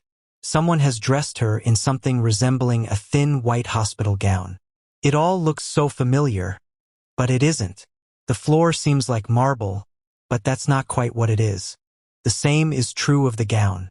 Although its design gives her a sense of déjà vu, it's made of not synthetic fiber but rather something closer to silk. Have I been taken overseas? I've never seen writing like that before. Akane looks at the pieces of text dotted here and there around the room, but they don't correspond to any language she's ever heard of. She needs to figure out what's going on, and quickly. I have to imagine this is a research facility of some sort. That means I probably got abducted by some group that wants to use my power for themselves. But then, why would they not tie me up? If they know how strong she is, they should be keeping her tied up, especially now that she's regained her memories and the power of the original knight alongside them. Whoever her kidnappers are, their plan seems shoddy at best. Looks like they underestimated me. Akane walks over to the door. She can sense two people standing outside it. Her captors at least have the sense to station guards outside her room. Akane's newfound power means she could annihilate them with her eyes closed. But there's no guarantee they're actually bad people. The odds are low, but there's a chance this group rescued her out of the goodness of their hearts. As she stands there pondering things, she senses the presences move away. Perfect. Akane makes a snap call. She punches the door with all her might, deciding that she can deal with the consequences later. A loud thonk echoes. Oh, ow, wow. Akane drops to her knees and clutches her hand. The door she just punched looks none the worse for wear. But how? I poured magic into that punch and everything. Some of her black hair has just turned gold. What is this door even made of? When Akane looks up, she notices something. All the writing on the walls and door is faintly glowing. That light, is that a magic? Now that she's paying attention, she can definitely sense magic coming from it. Did they seriously manage to keep magic usable after it has left the human body? But Akira always said that was impossible. Researchers across the globe have poured tons of hours into studying the practical applications of magic. The idea of removing magic from a human body and using it as a new energy source is an obvious one, but everyone who's ever tried has had their attempts met with failure. This can't be real. If these people have devised a way of pulling that off, then the fact that they didn't bother restraining her suddenly makes a whole lot more sense. With the technology this group has, they didn't need to. Let's not go jumping to any conclusions just yet, though. Maybe that failed punch was just a freak accident. Akane packs her fist full of magic again and makes sure to take a full swing this time. Then the door abruptly swings open. Oh no! She can't stop her fist in time. It goes hurtling straight toward the silver-haired girl on the other side of the frame. With a crisp smack, her hand comes to a stop. Ha! Akane blinks in shock. Without even breaking a sweat, the silver-haired girl caught Akane's full-force punch with just a single hand. Akane can't believe her eyes. The door was locked. Would have opened at any time if just asking. Akane recognizes that girl talking in broken Japanese. Wait, you're Natsum. What are you doing here? Natsum is Minoru's little sister. She's supposed to be back in Akira's lab. All is good, Natsum says. Akane isn't sure what exactly is supposed to be good, but the silver-haired girl declares it to be so. You sitting now. Akane does as instructed and takes a seat on the room's chair. Now that she's met someone she knows, she decides to at least hear her out. I didn't know you could talk, Natsum. Who exactly are you? What is this place? The silver-haired girl tilts her head and sinks into thought. Correct. Me not am Natsum. Beta. Me or Beta. Akane suspects she's not quite getting through to the other girl. So you're saying your name isn't really Natsum? It's actually Beta. Me am looking after you. No worrying. I see. Akane finds herself more worried than ever. Me am Beta of Shadow Garden. Did taking you back with me? Let me get this straight. You're Beta, you're with a group called the Shadow Garden, and you kidnapped me. Is correct. The criminal admits her crime with a big old smile on her face. I take it you're a spy who used the false name Natsum to infiltrate Messiah. Then, not am spy, am researcher. Was researching otherworld life forms. Otherworld life forms. Akane gives Beta a look of utter confusion. Otherworld life forms, Beta says, pointing at Akane. Wait, you're saying I'm an otherworld life form. Is correct. Akane has no idea what Beta is talking about. Me am showing you. With that, Beta takes Akane's hand and leads her away. What's up with this place? Akane gawks as Beta leads her through the facility. There's a strange imbalance between its magitech, which is leagues ahead of anything Japan has, and its scientific tech, which is downright archaic. Then there's the matter of the women there. All of them are talking in a language Akane's never heard before, and the vast majority of them have strikingly distinctive ears. According to Beta, those aren't after effects from awakening, but rather inherent traits of races called elves and therianthropes.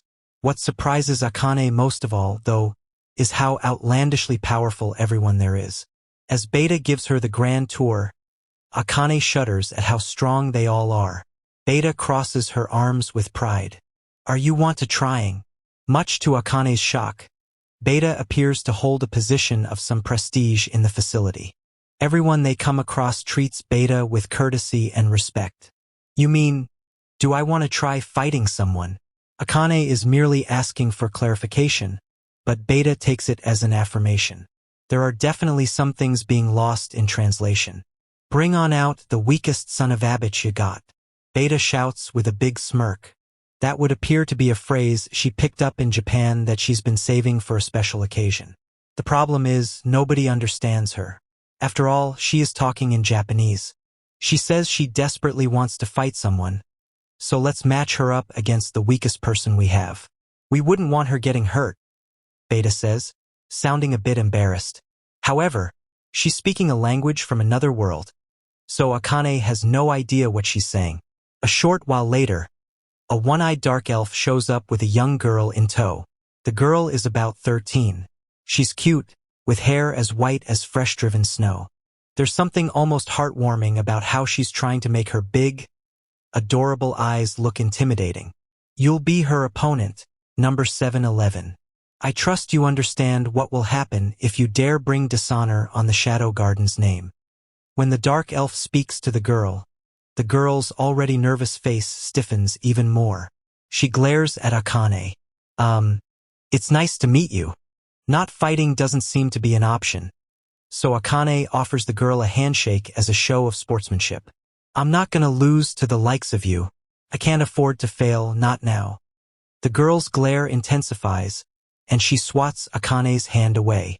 Oh, I'm sorry. Apparently, shaking hands is a faux pas in this world. Akane tucks that information away in her head. The two of them each take a practice sword and head to the center of the training area. Beta and Lambda station themselves by the side of the training area and wait for the match to start. Might I ask who you think will win? Asks the dark-skinned elf Lambda. She's in charge of training the Shadow Garden's new recruits. Beta narrows her blue eyes and offers Lambda an ambiguous laugh. I'm afraid I don't know enough about number 711 to say. She's been here for half a month. She's still our weakest member, but in terms of raw talent, she might well be the best we have. That's rare praise, coming from you. The girl is a prodigy. That said, she has a rebellious streak. She's still a child. Once you train her up, I'm sure that won't be a problem. Of course, ma'am. Who do you think is going to win, Lambda? My knowledge about the black-haired girl is similarly lacking, but there's something different about her magic. I take it she's the one you brought back with you. That's right. Her name is Akane Nishino, although I'm certain Master Shadow called her Akane Nishimura. Then surely she must be Akane Nishimura. If our Lord says it, it must be so. You're right. Her name must be Akane Nishimura. Well, Akane Nishimura's magic is fascinating, but I believe number 711 will be the victor. Beta immediately concurs. I agree. Over in the middle, Akane and number 711 are squaring off with their swords at the ready. The moment Lambda gives the signal, the battle will begin. Suddenly, the door to the training area swings open to reveal a petite elf girl wearing a tattered lab coat. She rubs her sleepy eyes as she comes Beta and Lambda's way. What do you want, Ada? Beta asks with a hint of wariness in her voice. The short elf is Ada, the seventh member of the Seven Shadows. Her main job is researching shadow wisdom. I came to check in on the test subject, Ada says sleepily. She has terrible bedhead. Her long dark hair is sticking out in every direction. You mean Akane Nishimura? Did you get permission from Alpha? Ada averts her gaze. Of course.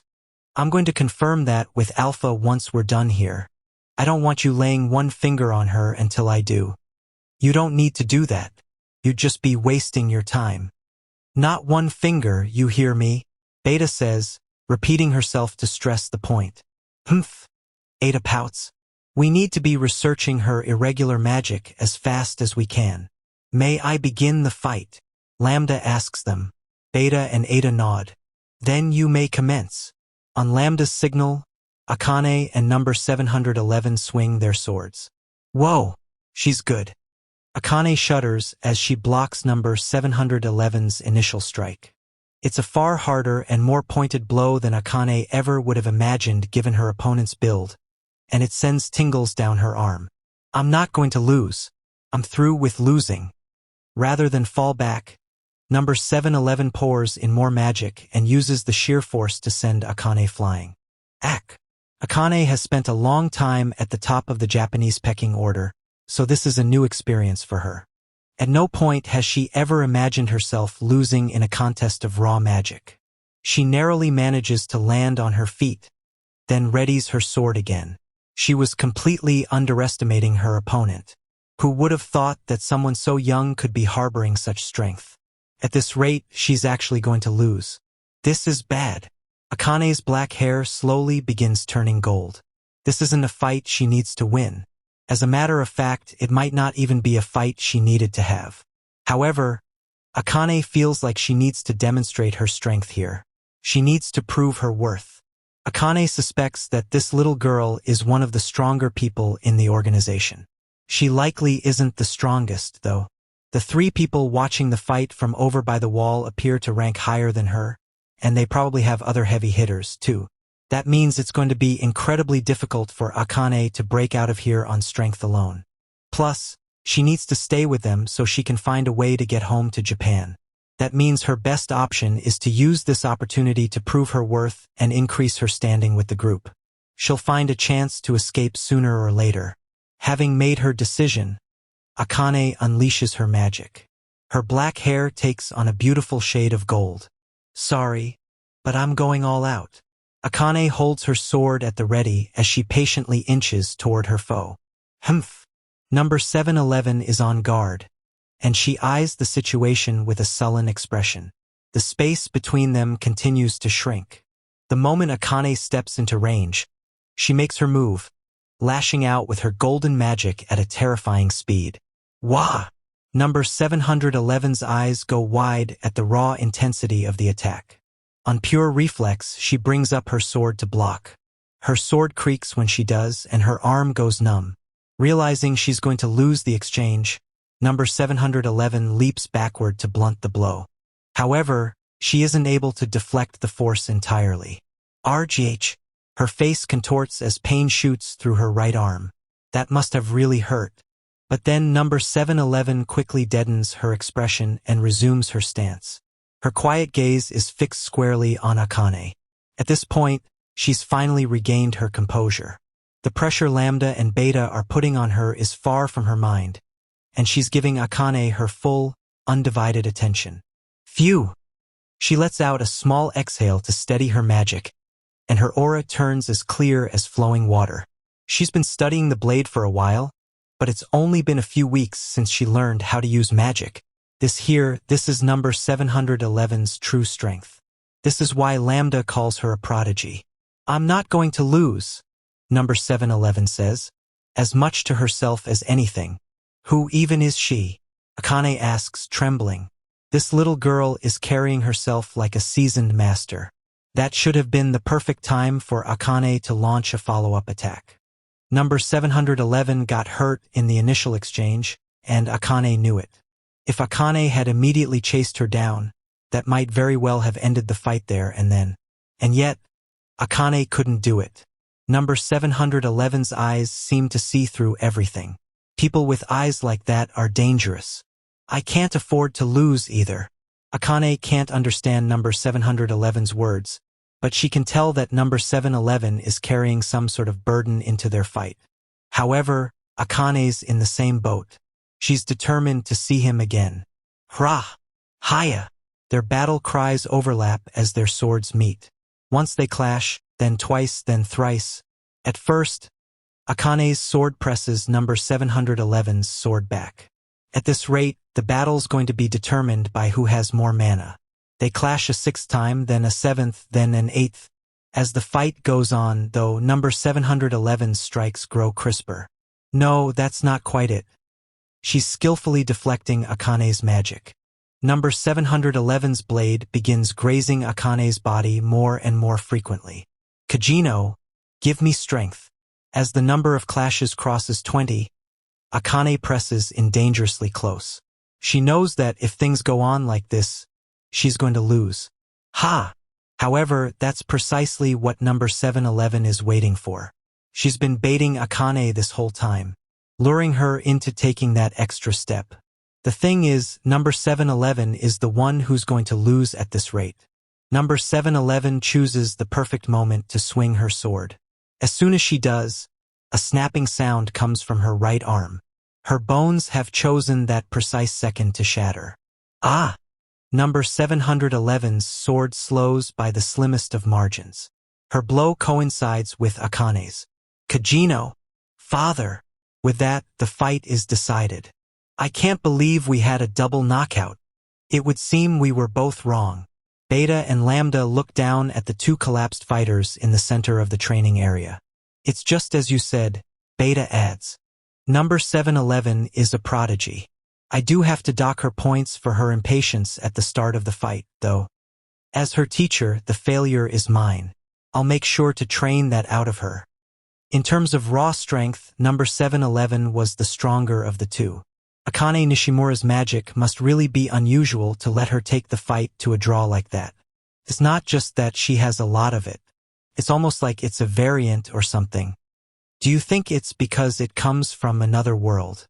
Or is there something special about her in particular? I don't know. Either way, I have a mountain of questions for her once she gets settled in, and we'll need to look into. Hey. Beta stops mid-sentence to grab Ada by the collar. Irregular magic. Highly intriguing. That's because Ada is trying to scuttle over to the Akane like a little cockroach. Damn it, Ada. You're not allowed to get near her until you get Alpha's permission. But if I have to wait that long, she might die. I promise you she won't. Time is money. I have an obligation to prevent opportunity costs caused by stupid decisions. I don't care what you say. I'm not giving you the go-ahead. Humph. I think I'll have you be my next test subject. Eck. If you do that, I'm definitely reporting you to Alpha. My budget would get cut. But if I give in to the threats, my research into shadow wisdom will stall. Ada mutters to herself as she sinks into thought. Beta turns to Lambda. While we have a moment, could you take the two of them to the infirmary? When they wake up, I'll explain my plans for them. And how would you have me proceed going forward? I'm leaving Akane Nishimura in your hands until she gets settled in. Once she does, I'm planning on having her make herself useful. As you wish, ma'am. Lambda gives an order to her subordinates, and Akane and number 711 get carted off to the infirmary. Where am I? When Akane awakens, she finds herself lying on a fluffy white bed. It looks like she's in some sort of sick bay. Did I lose? No. I felt my sword land. In the final moments of their fight, Akane's opponent read her surprise attack like a book. By all rights, Akane should have lost. However, something dulled the incoming strike, and the two attacks landed at almost exactly the same time. That's the last thing Akane remembers. She sits up and looks around the room. When she does, she spots the white-haired girl sleeping in the bed beside her own. I guess we both knocked each other out. On seeing that the girl isn't visibly wounded, Akane breathes a sigh of relief. She looks so adorable, sleeping like that, so innocent. However, that tiny girl's skills are well beyond Akane's. Now that she's fought her, Akane knows painfully well that if they spar again, Akane is certain to lose. The white-haired girl scrunches up her face. Dad. Mom. She mumbles. Are you okay? Are you having a nightmare? Akane goes over to her and pats her head. HN. There. It's okay. The girl is so young, yet she has no choice but to fight. Perhaps this other world is just as brutal an environment as Japan has become. As Akane gently strokes her head, the girl's expression gradually softens. Then she slowly opens her eyes and looks at Akane. Hey, you're up. Are you all right? Mom. Still half asleep, the white-haired girl gives Akane a warm smile. Hey, Mom. Where's Dad? With an angelic smile, she reaches for Akane before snapping to her senses. Why you? She leaps up with a start and distances herself from Akane. See, calm down. Stay back. I can't believe it. You shouldn't jump around like that. It's dangerous. I can't believe I lost. To the likes of you. I lost. The girl looks around as the situation dawns on her. I promise it's going to be okay. I lost. But I can't afford to lose. Tears begin welling up in her eyes. What's wrong? Did something sad happen to you? When Akane offers her a hand, the girl swats it away. Apparently, everything related to hands is a faux pas in this world. Akane tucks that information away in her head. Don't touch me, SNFF. I promised I wouldn't cry anymore. The white-haired girl wipes at the tears running down her cheeks and hops off the bed. SNFF, SNFF. She then runs off, choking back sobs all the while. Is she going to be okay? Akane wonders, looking on in concern. Without being able to speak the girl's language, though, there isn't much Akane can do for her. You am up now.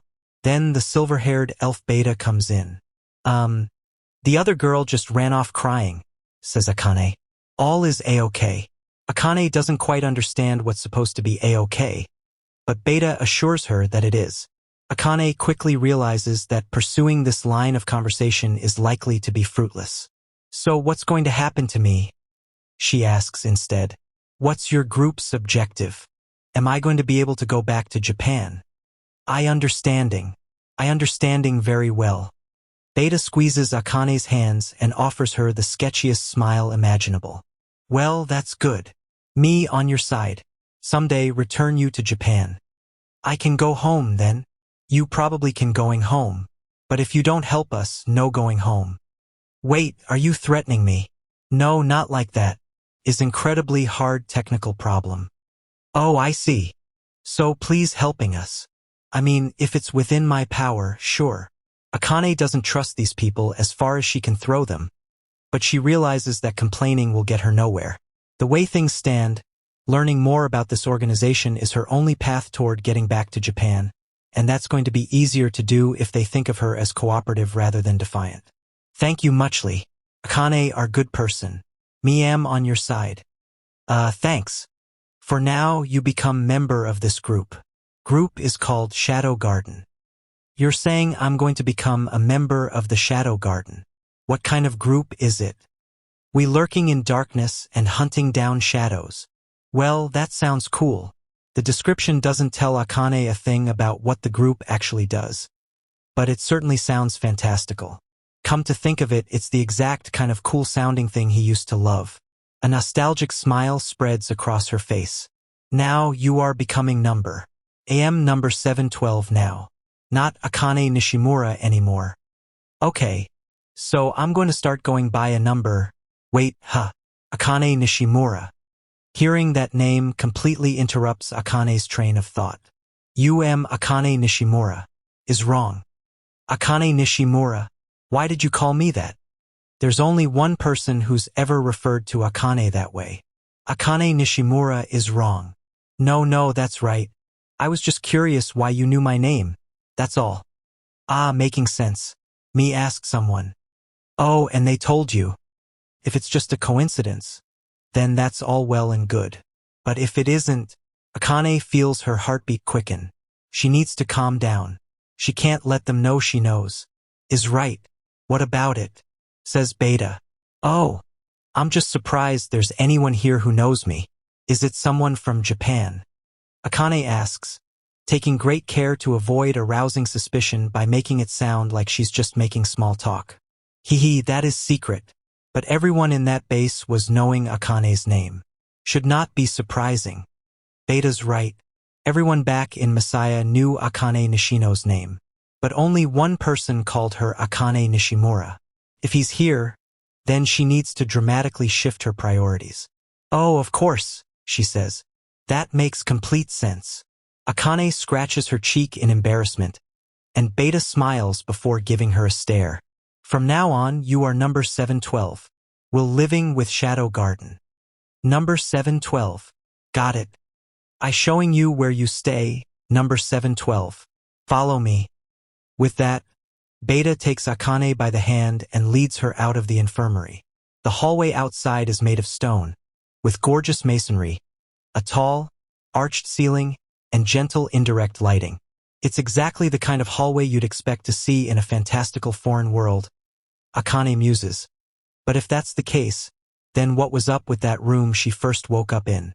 For whatever reason, it reminded her of modern-day Japan, as if Japanese technology had been recreated there in the fantasy world. Did something catching your eye? Number 712. Beta asks as she walks in front. No, I was thinking about how different everything is here. I guess it really is another world. Well, that's good. That last room was infirmary. If getting hurt will take you there. This here is the can. You mean the bathroom? Is the can? Okay, sure, the can. Beta seems oddly taken with the turn of phrase. When Akane peeks inside, she finds a private room with big tiles on the floor. It's got a big mirror, a sink, and surprisingly, a flush toilet. You have flush toilets here? Akane asks.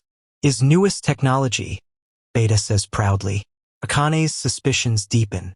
That toilet wouldn't look a smidge out of place in any bathroom in Japan. Who built it? Building it were Ada. Ada, the short white coat elf, was watching fight with me. Ah, her. Akane does remember seeing an elf wearing a lab coat come in right before the fight started. But original knowledge not coming from Ada, is from someone else. Who? Beta gives her a meaningful smile. Is secret. There's that someone again. That someone clearly brought Japanese technology into this world. However, Akane still can't be certain it's the person she's thinking of yet. This here is cafeteria. Next, Beta brings her to a wide, open atrium.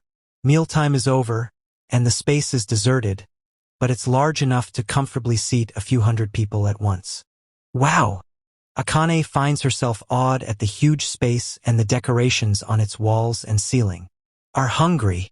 A little bit, yeah. I'll go grabbing something. Beta shows Akane to a seat, then goes off to get some food. The table Akane's sitting at and its chairs are all of incredibly high quality. The table is a single glossy slab over 30 feet long, and the chairs are intricately engraved and pleasant to sit in. Wait, isn't this design the same as that famous interior designers? The similarities are striking. The renowned chairs Akane is familiar with don't have that engraving, but the shape is a perfect match. Armed with this newfound knowledge, she turns a skeptical eye to the rest of the room's design. Could there be something in the lighting, in the plates? Everywhere she looks, she searches for his shadow. I have to stop. She's taking in only the information that suits her hypothesis. She forces herself to calm down.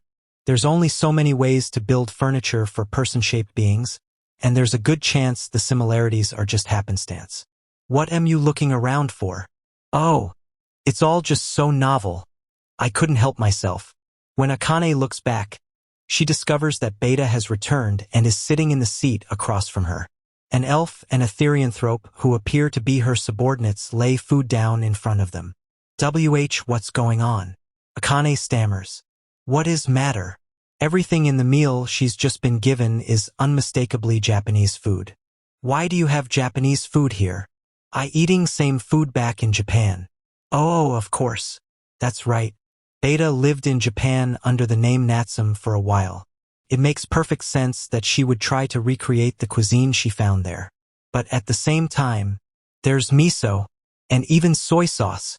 Is she implying she managed to reproduce Japan's seasonings so quickly? Akane supposes there's a chance that Beta simply brought them back from Japan with her. This is tasty. The miso soup tastes of fancy skipjack dashi.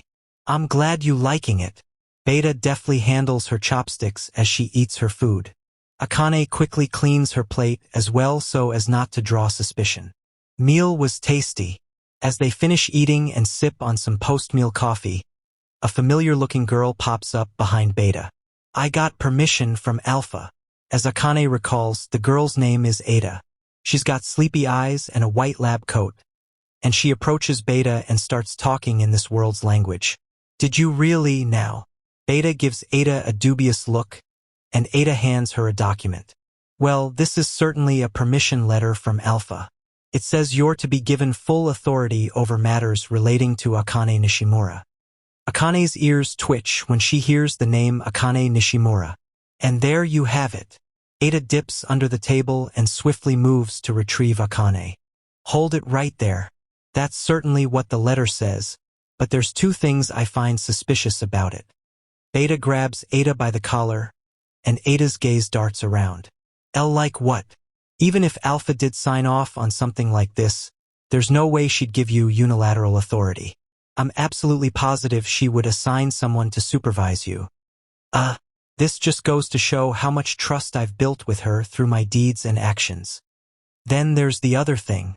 The handwriting doesn't have any flow to it. It's almost as though somebody wrote this by painstakingly copying something Alpha actually wrote. I have no idea what you're talking about. Ada breaks out into a cold sweat. Ada, we both know you forged this. Beta glares at Ada, and Ada gives her a twitchy smile. I hope you're ready to face the consequences. I'm going straight to Alpha and, oh, forget this. Ada says, coldly cutting Beta off. It's time I used force. The next thing Akane knows, her field of vision is doing a 180. Wah! Ah! There's black slime binding her and hanging her upside down in the air. She struggles with all her might, but the slime is tough and doesn't so much as budge. Akane tries to summon her magic, but it feels as though it's being sucked away. What do you think you're doing, Ada? Beta and her subordinates are bound in the exact same manner. Resorting to force. Trying to reason with lay people is a waste of time. Ada says bluntly as she begins making off with Akane's inverted body. Get back here this instant. Beta tears off the slime, then manifests a jet-black sword and surges toward Ada. Humph.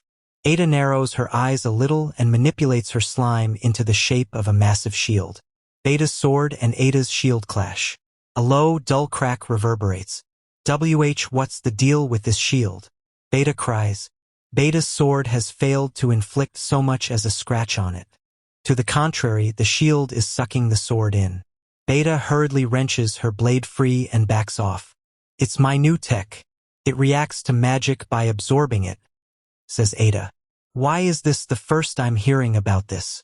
You're supposed to report all useful inventions immediately. When a sword and a shield are both strengthened with magic, the sword wins out. It's a basic matter of area. For a sword, all you have to strengthen is the edge, whereas with a shield you have to strengthen its entire surface. Empowering a shield takes over twice as much mana as empowering a sword to the same degree. That's why there are so few Dark Knights who even carry shields. I haven't put it through safety testing yet, so I figured I'd write my report afterward. You were never planning on doing that testing, were you? All through their conversation, Beta continues throwing shockingly elegant strikes at Ada. Akane is bowled over.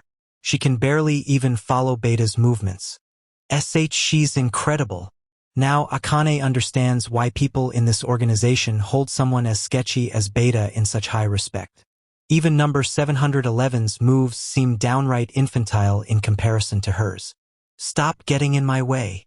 Her opponent, Ada, possesses unimaginable talent as well.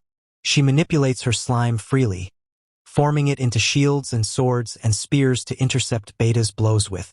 Her moves aren't exactly those of a martial artist, but they're the moves of someone who's honed their technique in a whole different way.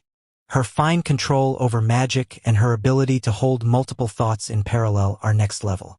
The two combatants seem just about evenly matched, but it's hard to tell, considering that neither of them is using their full strength yet. They're straddling the razor's edge of making sure not to hurt each other. Also, Akane's gut is telling her they both have trump cards they're keeping hidden. Enough already. HRJH. Beta's attack sends Ada flying. As Ada maneuvers her shield into position to protect herself, she deftly manipulates her slime in midair to catch herself. However, she nonetheless breaks into a grimace. Beta's subordinates have just moved in with weapons in hand to surround her. Really now? Ada says. It's time for you to face the music, Beta announces triumphantly. Forgive us for our impertinence, Ada, ma'am, but we're going to be detaining you now. Nu, Lambda, Chi, Omega, and several of the numbers are all gathered there. That's enough to darken even Ada's expression. Humph. Beta inches toward her and lays on the pressure. If you throw down your weapons, surrender, and offer us a sincere apology, I'm prepared to lighten your punishment. I heard a big commotion. What's going on in here? Then a beautiful girl with hair the color of a still lake shows up. It's Epsilon the Faithful, fifth member of the Seven Shadows. 2 of the 7 Shadows and a bunch of extra backup, Ada mutters. This could be bad. Several people frown at having been referred to as just extra backup, and it's hard to blame them. Everyone there, without exception, is an absolute powerhouse. They've all assumed combat stances with their weapons at the ready and their mana primed, so it's easy to tell just how strong they are. To Akane's great shock, every last one of them is far stronger than she is. These are people with pride in their skills and confidence in their training. It's no wonder they take umbrage at being reduced to a mere afterthought. Despite their displeasure, though, not a single one of them speaks up in protest. They all know that at the end of the day, it's true. Perfect timing, Epsilon. Come help us put this idiot in her place. Fine, but you owe me one, Beta. The two of them are quick to reach an understanding. Epsilon is well aware that whatever's going on, it's almost certainly Ada's fault. Beta and Epsilon pincer Ada from the sides, and the extra backup covers their flanks. All right, I get it. Ada raises her hands in defeat. You're surrendering? Beta asks. Nobody there is stupid enough to let their guard down. Ada still hasn't relinquished her weapons, and they know her too well to believe she'd really give up that easily. Ada's next words are all but unthinkable, coming from someone who's completely surrounded and has her hands in the air. To all the fine people trying to persecute me, you get one warning. Stand down now or you'll regret it. Do you seriously think I'm going to surrender? Epsilon asks Ada, approaching her with extreme caution. Yeah. Is no one backing down? Ada looks around to check. Everyone's on high alert, but none of them are giving up. I see. Looks like negotiations have failed, says Ada. Negotiations have failed, all right. Beta agrees. All forces, secure Ada by any means necessary. Everyone bursts into action at once. A moment later, everything melts. What? The girls' magic goes haywire, and their clothes and weapons begin to dissolve. What the hell's going on? Beta narrowly manages to keep her equipment intact, but the extra backup is left half-naked and hardly in any state to continue fighting. This is the field that disrupts magic except mine, that I made using shadow wisdom jamming waves. Ada explains. This is the exact kind of thing you're supposed to report once you invent it. Beta hollers. The setup conditions are strict, so it can only be used in limited circumstances. Oh, forget it. It's up to the two of us to deal with her, Epsilon. Beta calls over to her trusty teammate. However, Epsilon is nowhere to be seen. All that remains of her is a hastily jotted note sitting on the table. I just remembered I have an important mission to get to, so I have to head out. Epsilon. Epsilon. Beta howls. You're wide open. Beta's outburst leaves her vulnerable, and when Ada takes that opportunity to strike, Beta passes out and abruptly keels over. With that, Ada carts Akane away. HNNG. Where am I? When Akane opens her eyes, she finds herself in a gloomy basement. There's a mass of black slime pinning her to a bed, and she's surrounded by tools for conducting experiments and other unidentifiable junk. Akane lets out a small sigh. Feels like she's been getting kidnapped a lot lately. She wriggles to try to get free, but her restraints hold strong. It's amazing how resilient this black slime stuff is. Is anyone there? She asks. She can't see much between the dim lighting and the mountains of miscellanea, but she can sense the presence of someone moving around.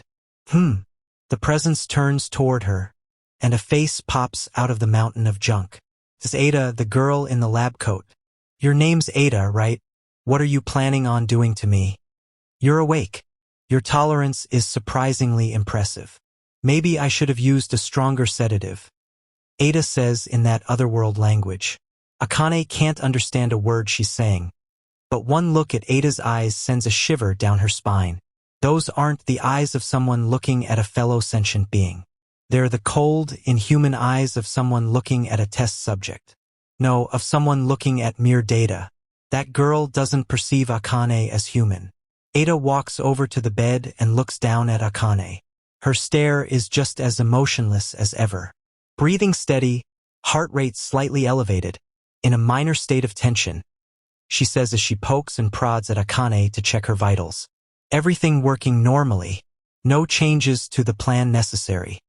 Her tone is detached, like everything she's doing is routine. What are you saying?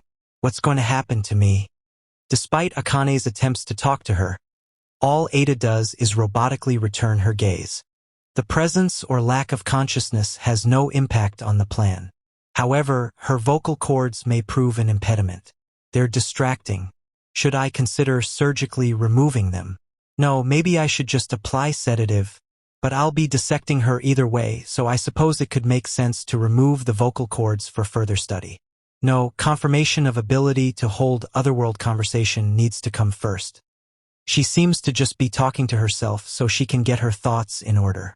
It looks like she's talking to Akane, but Ada isn't paying her a bit of heed.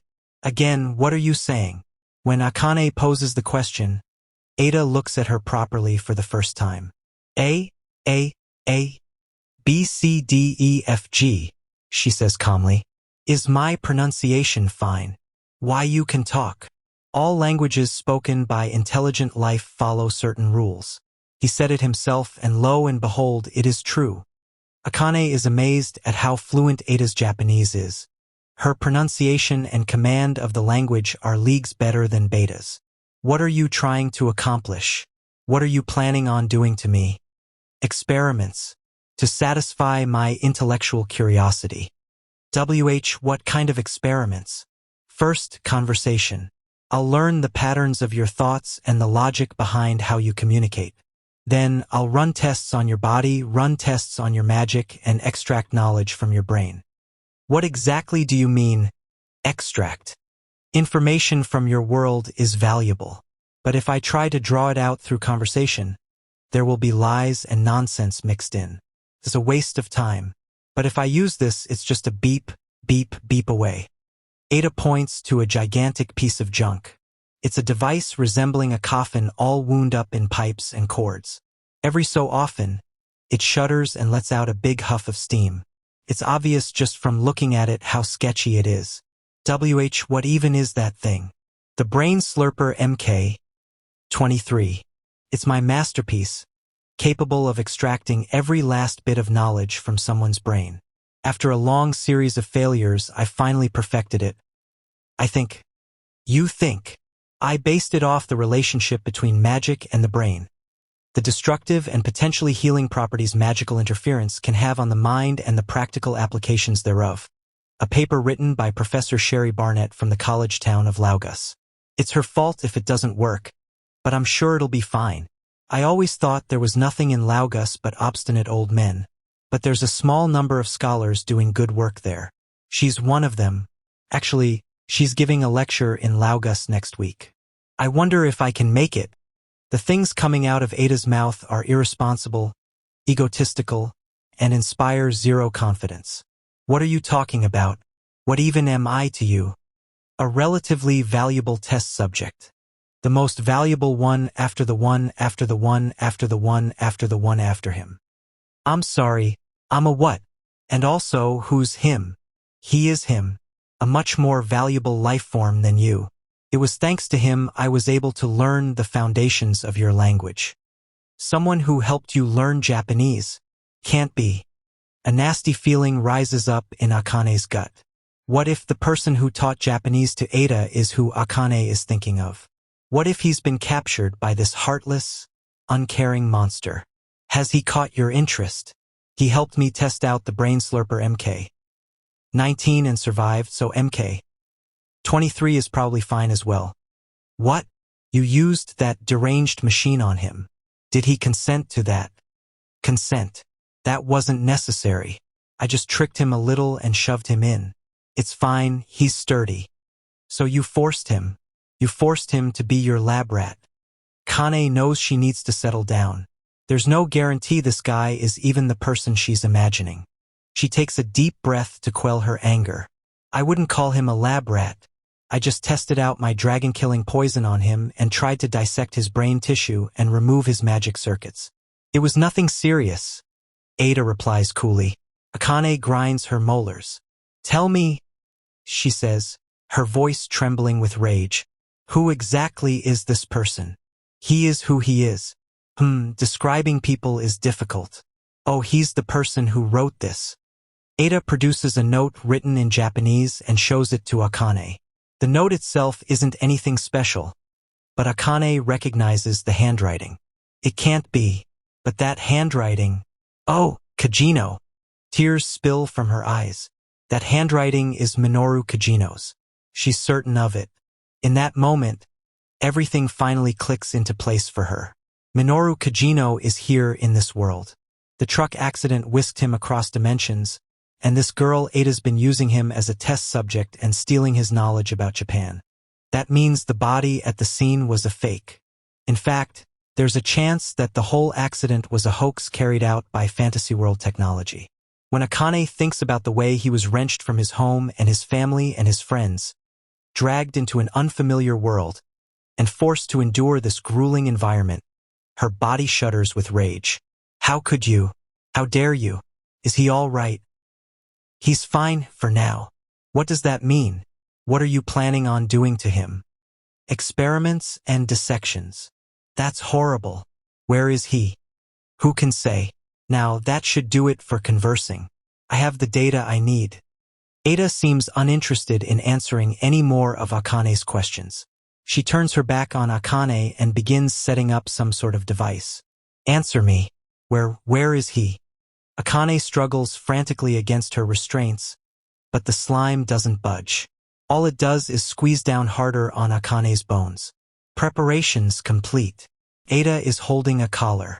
For whatever reason, it stinks to high heaven and is dripping with viscous liquid. What is that? The vocal cord extractor MK1. It was collecting dust in a storeroom because of how limited its use cases are, but I'm sure it's still fine. Get it away from me. Ada attaches the weird collar to Akane's neck. Don't worry. This won't hurt. Now 3, 2, 1. She goes to flip the collar's switch. Oh no you don't. A dull gong echoes, and Ada's head rattles. My cranium, she moans, crouching down and clutching at her skull. No more of this nonsense. Today's the day I put a stop to it. There's a beautiful blonde elf standing before her. In the elf's hand, she's holding a hammer made of slime. That hammer is what just struck Ada. Ada gives the newcomer a death glare. How could you? When brain cells get damaged, they never heal. My precious intellect. Don't you give me that look. Anyone who pulls a stunt like that is toast. Even you, Alpha. Oh. Taste the power of my field that disrupts magic. Except mine. Nothing happens. What? But how? I'm told that your field that disrupts magic uses jamming waves. It can't be. I hate to break it to you, but I've cut them off. Alpha strips off her clothes to reveal the shiny silver slime suit beneath them. Tin foil. As I'm sure you're aware, there's a shadow wisdom legend that says tinfoil has the power to block radio waves.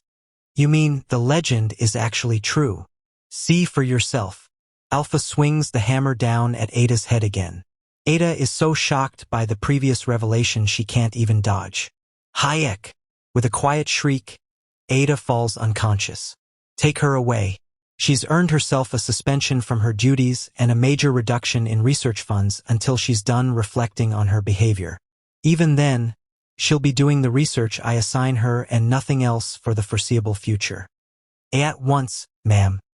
A group of girls come out from behind Alpha and retrieve Ada's unconscious body. Alpha turns to Akane and undoes her restraints. I'm sorry about all that. Akane is too awestruck by the elf to do anything but stammer. Who are you? I don't speak your language. Beta can handle the rest. With that, she leaves. She's preposterously strong. That and beautiful. Akane can tell in her bones that she just encountered the organization's heaviest hitter. Are you okaying? Soon after, the silver-haired girl shows up and rescues Akane. This will be in your room. Number 712. Beta leads her to an unadorned door. This one here. That's right. Had to explain many lots of things. Did you understanding it all? Most of it, I think. Then here is language textbook. Make sure is learning quickly. The book Beta hands her is titled This World's Language for Otherworld Lifeform Dummies. Do I get a teacher or anything? Immersion is only way. I am busier person than am looking. Now bye-bye. Beta turns away and briskly walks off. Well, I guess this is fine. Things are most definitely not fine. But Akane's had a long day, and she's exhausted. She lets out a sigh and opens the door. It's nicer than I expected. There are 3 beds in the room, one of which already has a girl sleeping in it. The girl senses Akane's presence and sits up. It's the small white-haired girl Akane fought earlier. It's you. It's you. Akane and the girl cry out all but in unison. Why, you mean you're the new recruit they told me about? Looks like we're going to be roommates, huh? Akane is quick to pull herself together, and she offers the girl a smile. RJ, as if I'd ever stay in the same room as you. I'm sleeping outside. The girl jumps off her bed, shoots Akane a glare, and runs away. Oh! Akane doesn't know what the girl just said, but it obviously wasn't anything friendly. She heaves another sigh as she watches the girl go. She's got more problems than she can count. She's stuck in a foreign world. She doesn't know the local language. Everyone in this organization is freakishly strong. Her roommate hates her, and she doesn't have a single real ally. However, she has one ray of hope. This time, I'm going to save you, Kajino. Determination wells up in her heart, and she clenches her fists tight. Epilogue. That nostalgic smell. It smells of trees. As the leaf-filtered sunlight streams in through the window, Alpha looks up from the documents she's organizing. She stands up and heads over to the windowsill. There are trees next to the road outside, with the buildings of the capital spread out beyond them. Fall is coming to an end, and the wind carries with it the scent of the trees all decked out in their resplendent autumn hues. Back then, that mellow, woody aroma was their constant companion. Alpha closes her eyes and reminisces about the past.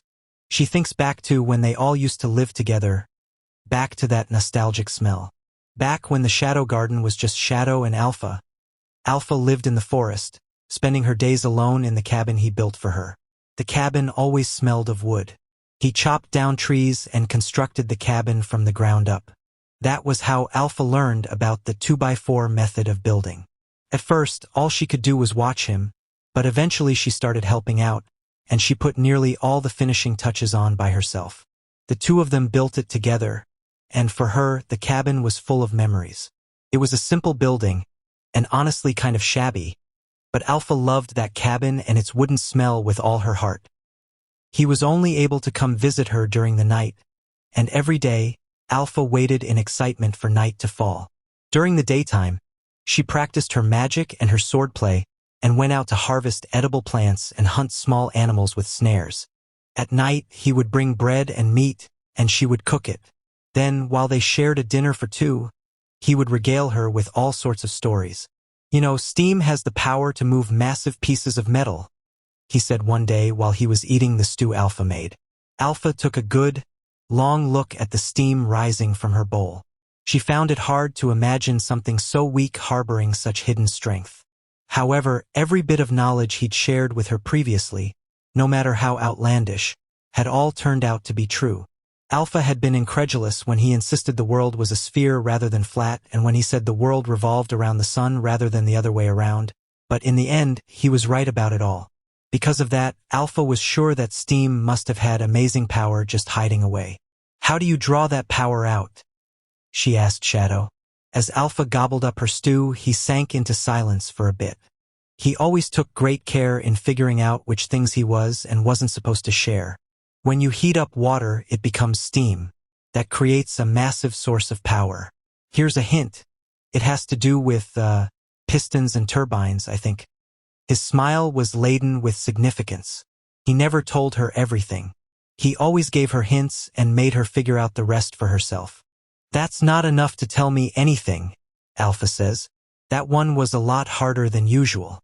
She was planning on getting started researching steam tomorrow, but it would take her too long to find the answer if that was all she had to work off. If you take that steam power and apply it, you can move vast metal cars and ships made of iron. What he gave her next wasn't a hint, though, but rather some examples of use cases. If steam could really do that, then that would be huge. And if he said it could, then it had to be true. In other words, you're saying that mastering steam power is worth the time investment it will take. All he did was give her another cryptic smile.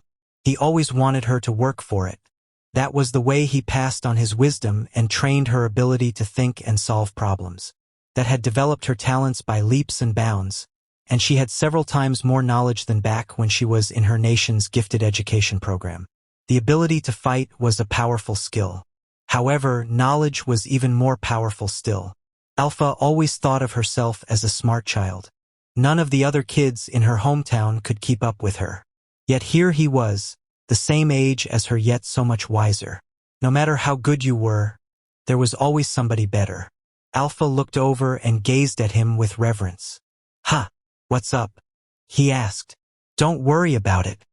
After they ate their stew, Alpha had him give her some coaching on her swordsmanship and magic, then saw him off right before the sun rose. Every day, she kept on waving until he was fully out of sight. For her, those days were bliss. The seasons passing marked the end of their time alone together. That was when Beta, a silver-haired girl with a mole under her eye, joined their ranks. Beta was shy, and she was so scared of Shadow that she always hid herself behind Alpha. Alpha had known Beta and vice versa since their time in the homeland. They hadn't been friends or anything, and their interactions had been limited to exchanging pleasantries at social events. But having the same circumstances thrust upon them did wonders to break the ice. It wasn't long after that Gamma and Delta joined, and the lonesome, empty cabin became rather bustling. Using the skills he taught them, the girls expanded the cabin into a proper house. It was a happy house, one that always smelled of the woods.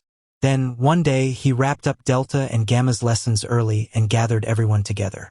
Delta looked down on Gamma with pride, and Gamma glared back at her with tears welling in her eyes. It was a commonplace sight there. "I'm stronger," Delta crowed.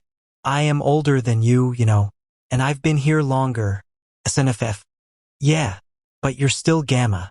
"Hey, stop it." Delta pushed Gamma down and leaped on her back. That, too, was a commonplace sight.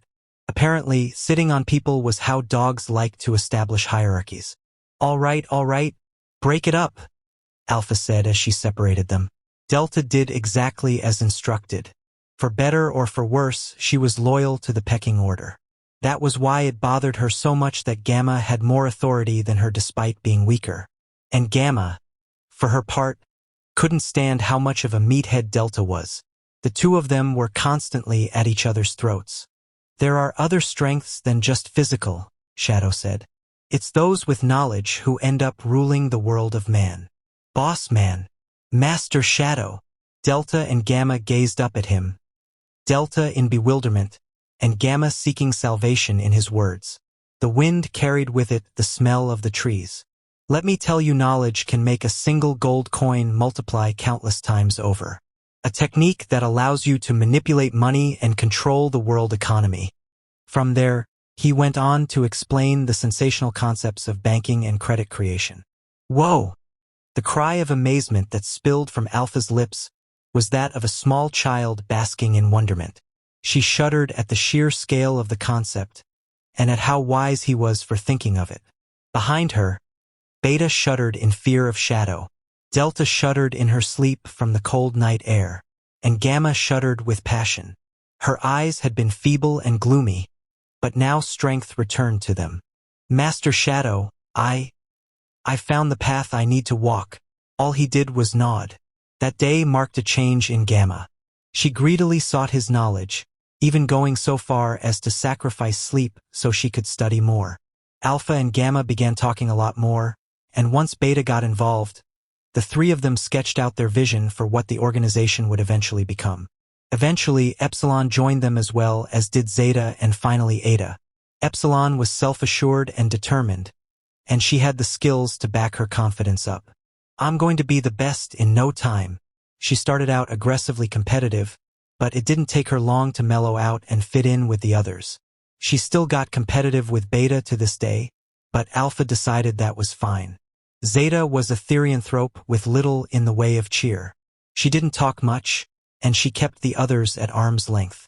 However, Alpha knew Zeta's history, so she made sure to give Zeta little pushes and help her build relationships with the group. It was slow work, but Zeta slowly started opening up. She was still on bad terms with Delta, but apparently that was just how therianthropes were. There were times when all it took them was a single look at someone to know they were never going to get along. Meanwhile, Ada was an oddball from day one. She was constantly doing the weirdest things and causing problems, but the quality of her inventions more than made up for it. She had little ability to function on a basic level, but Epsilon took care of her. Beta and Gamma ended up somehow serving as her test subjects, and Delta and Zeta would play tag with her.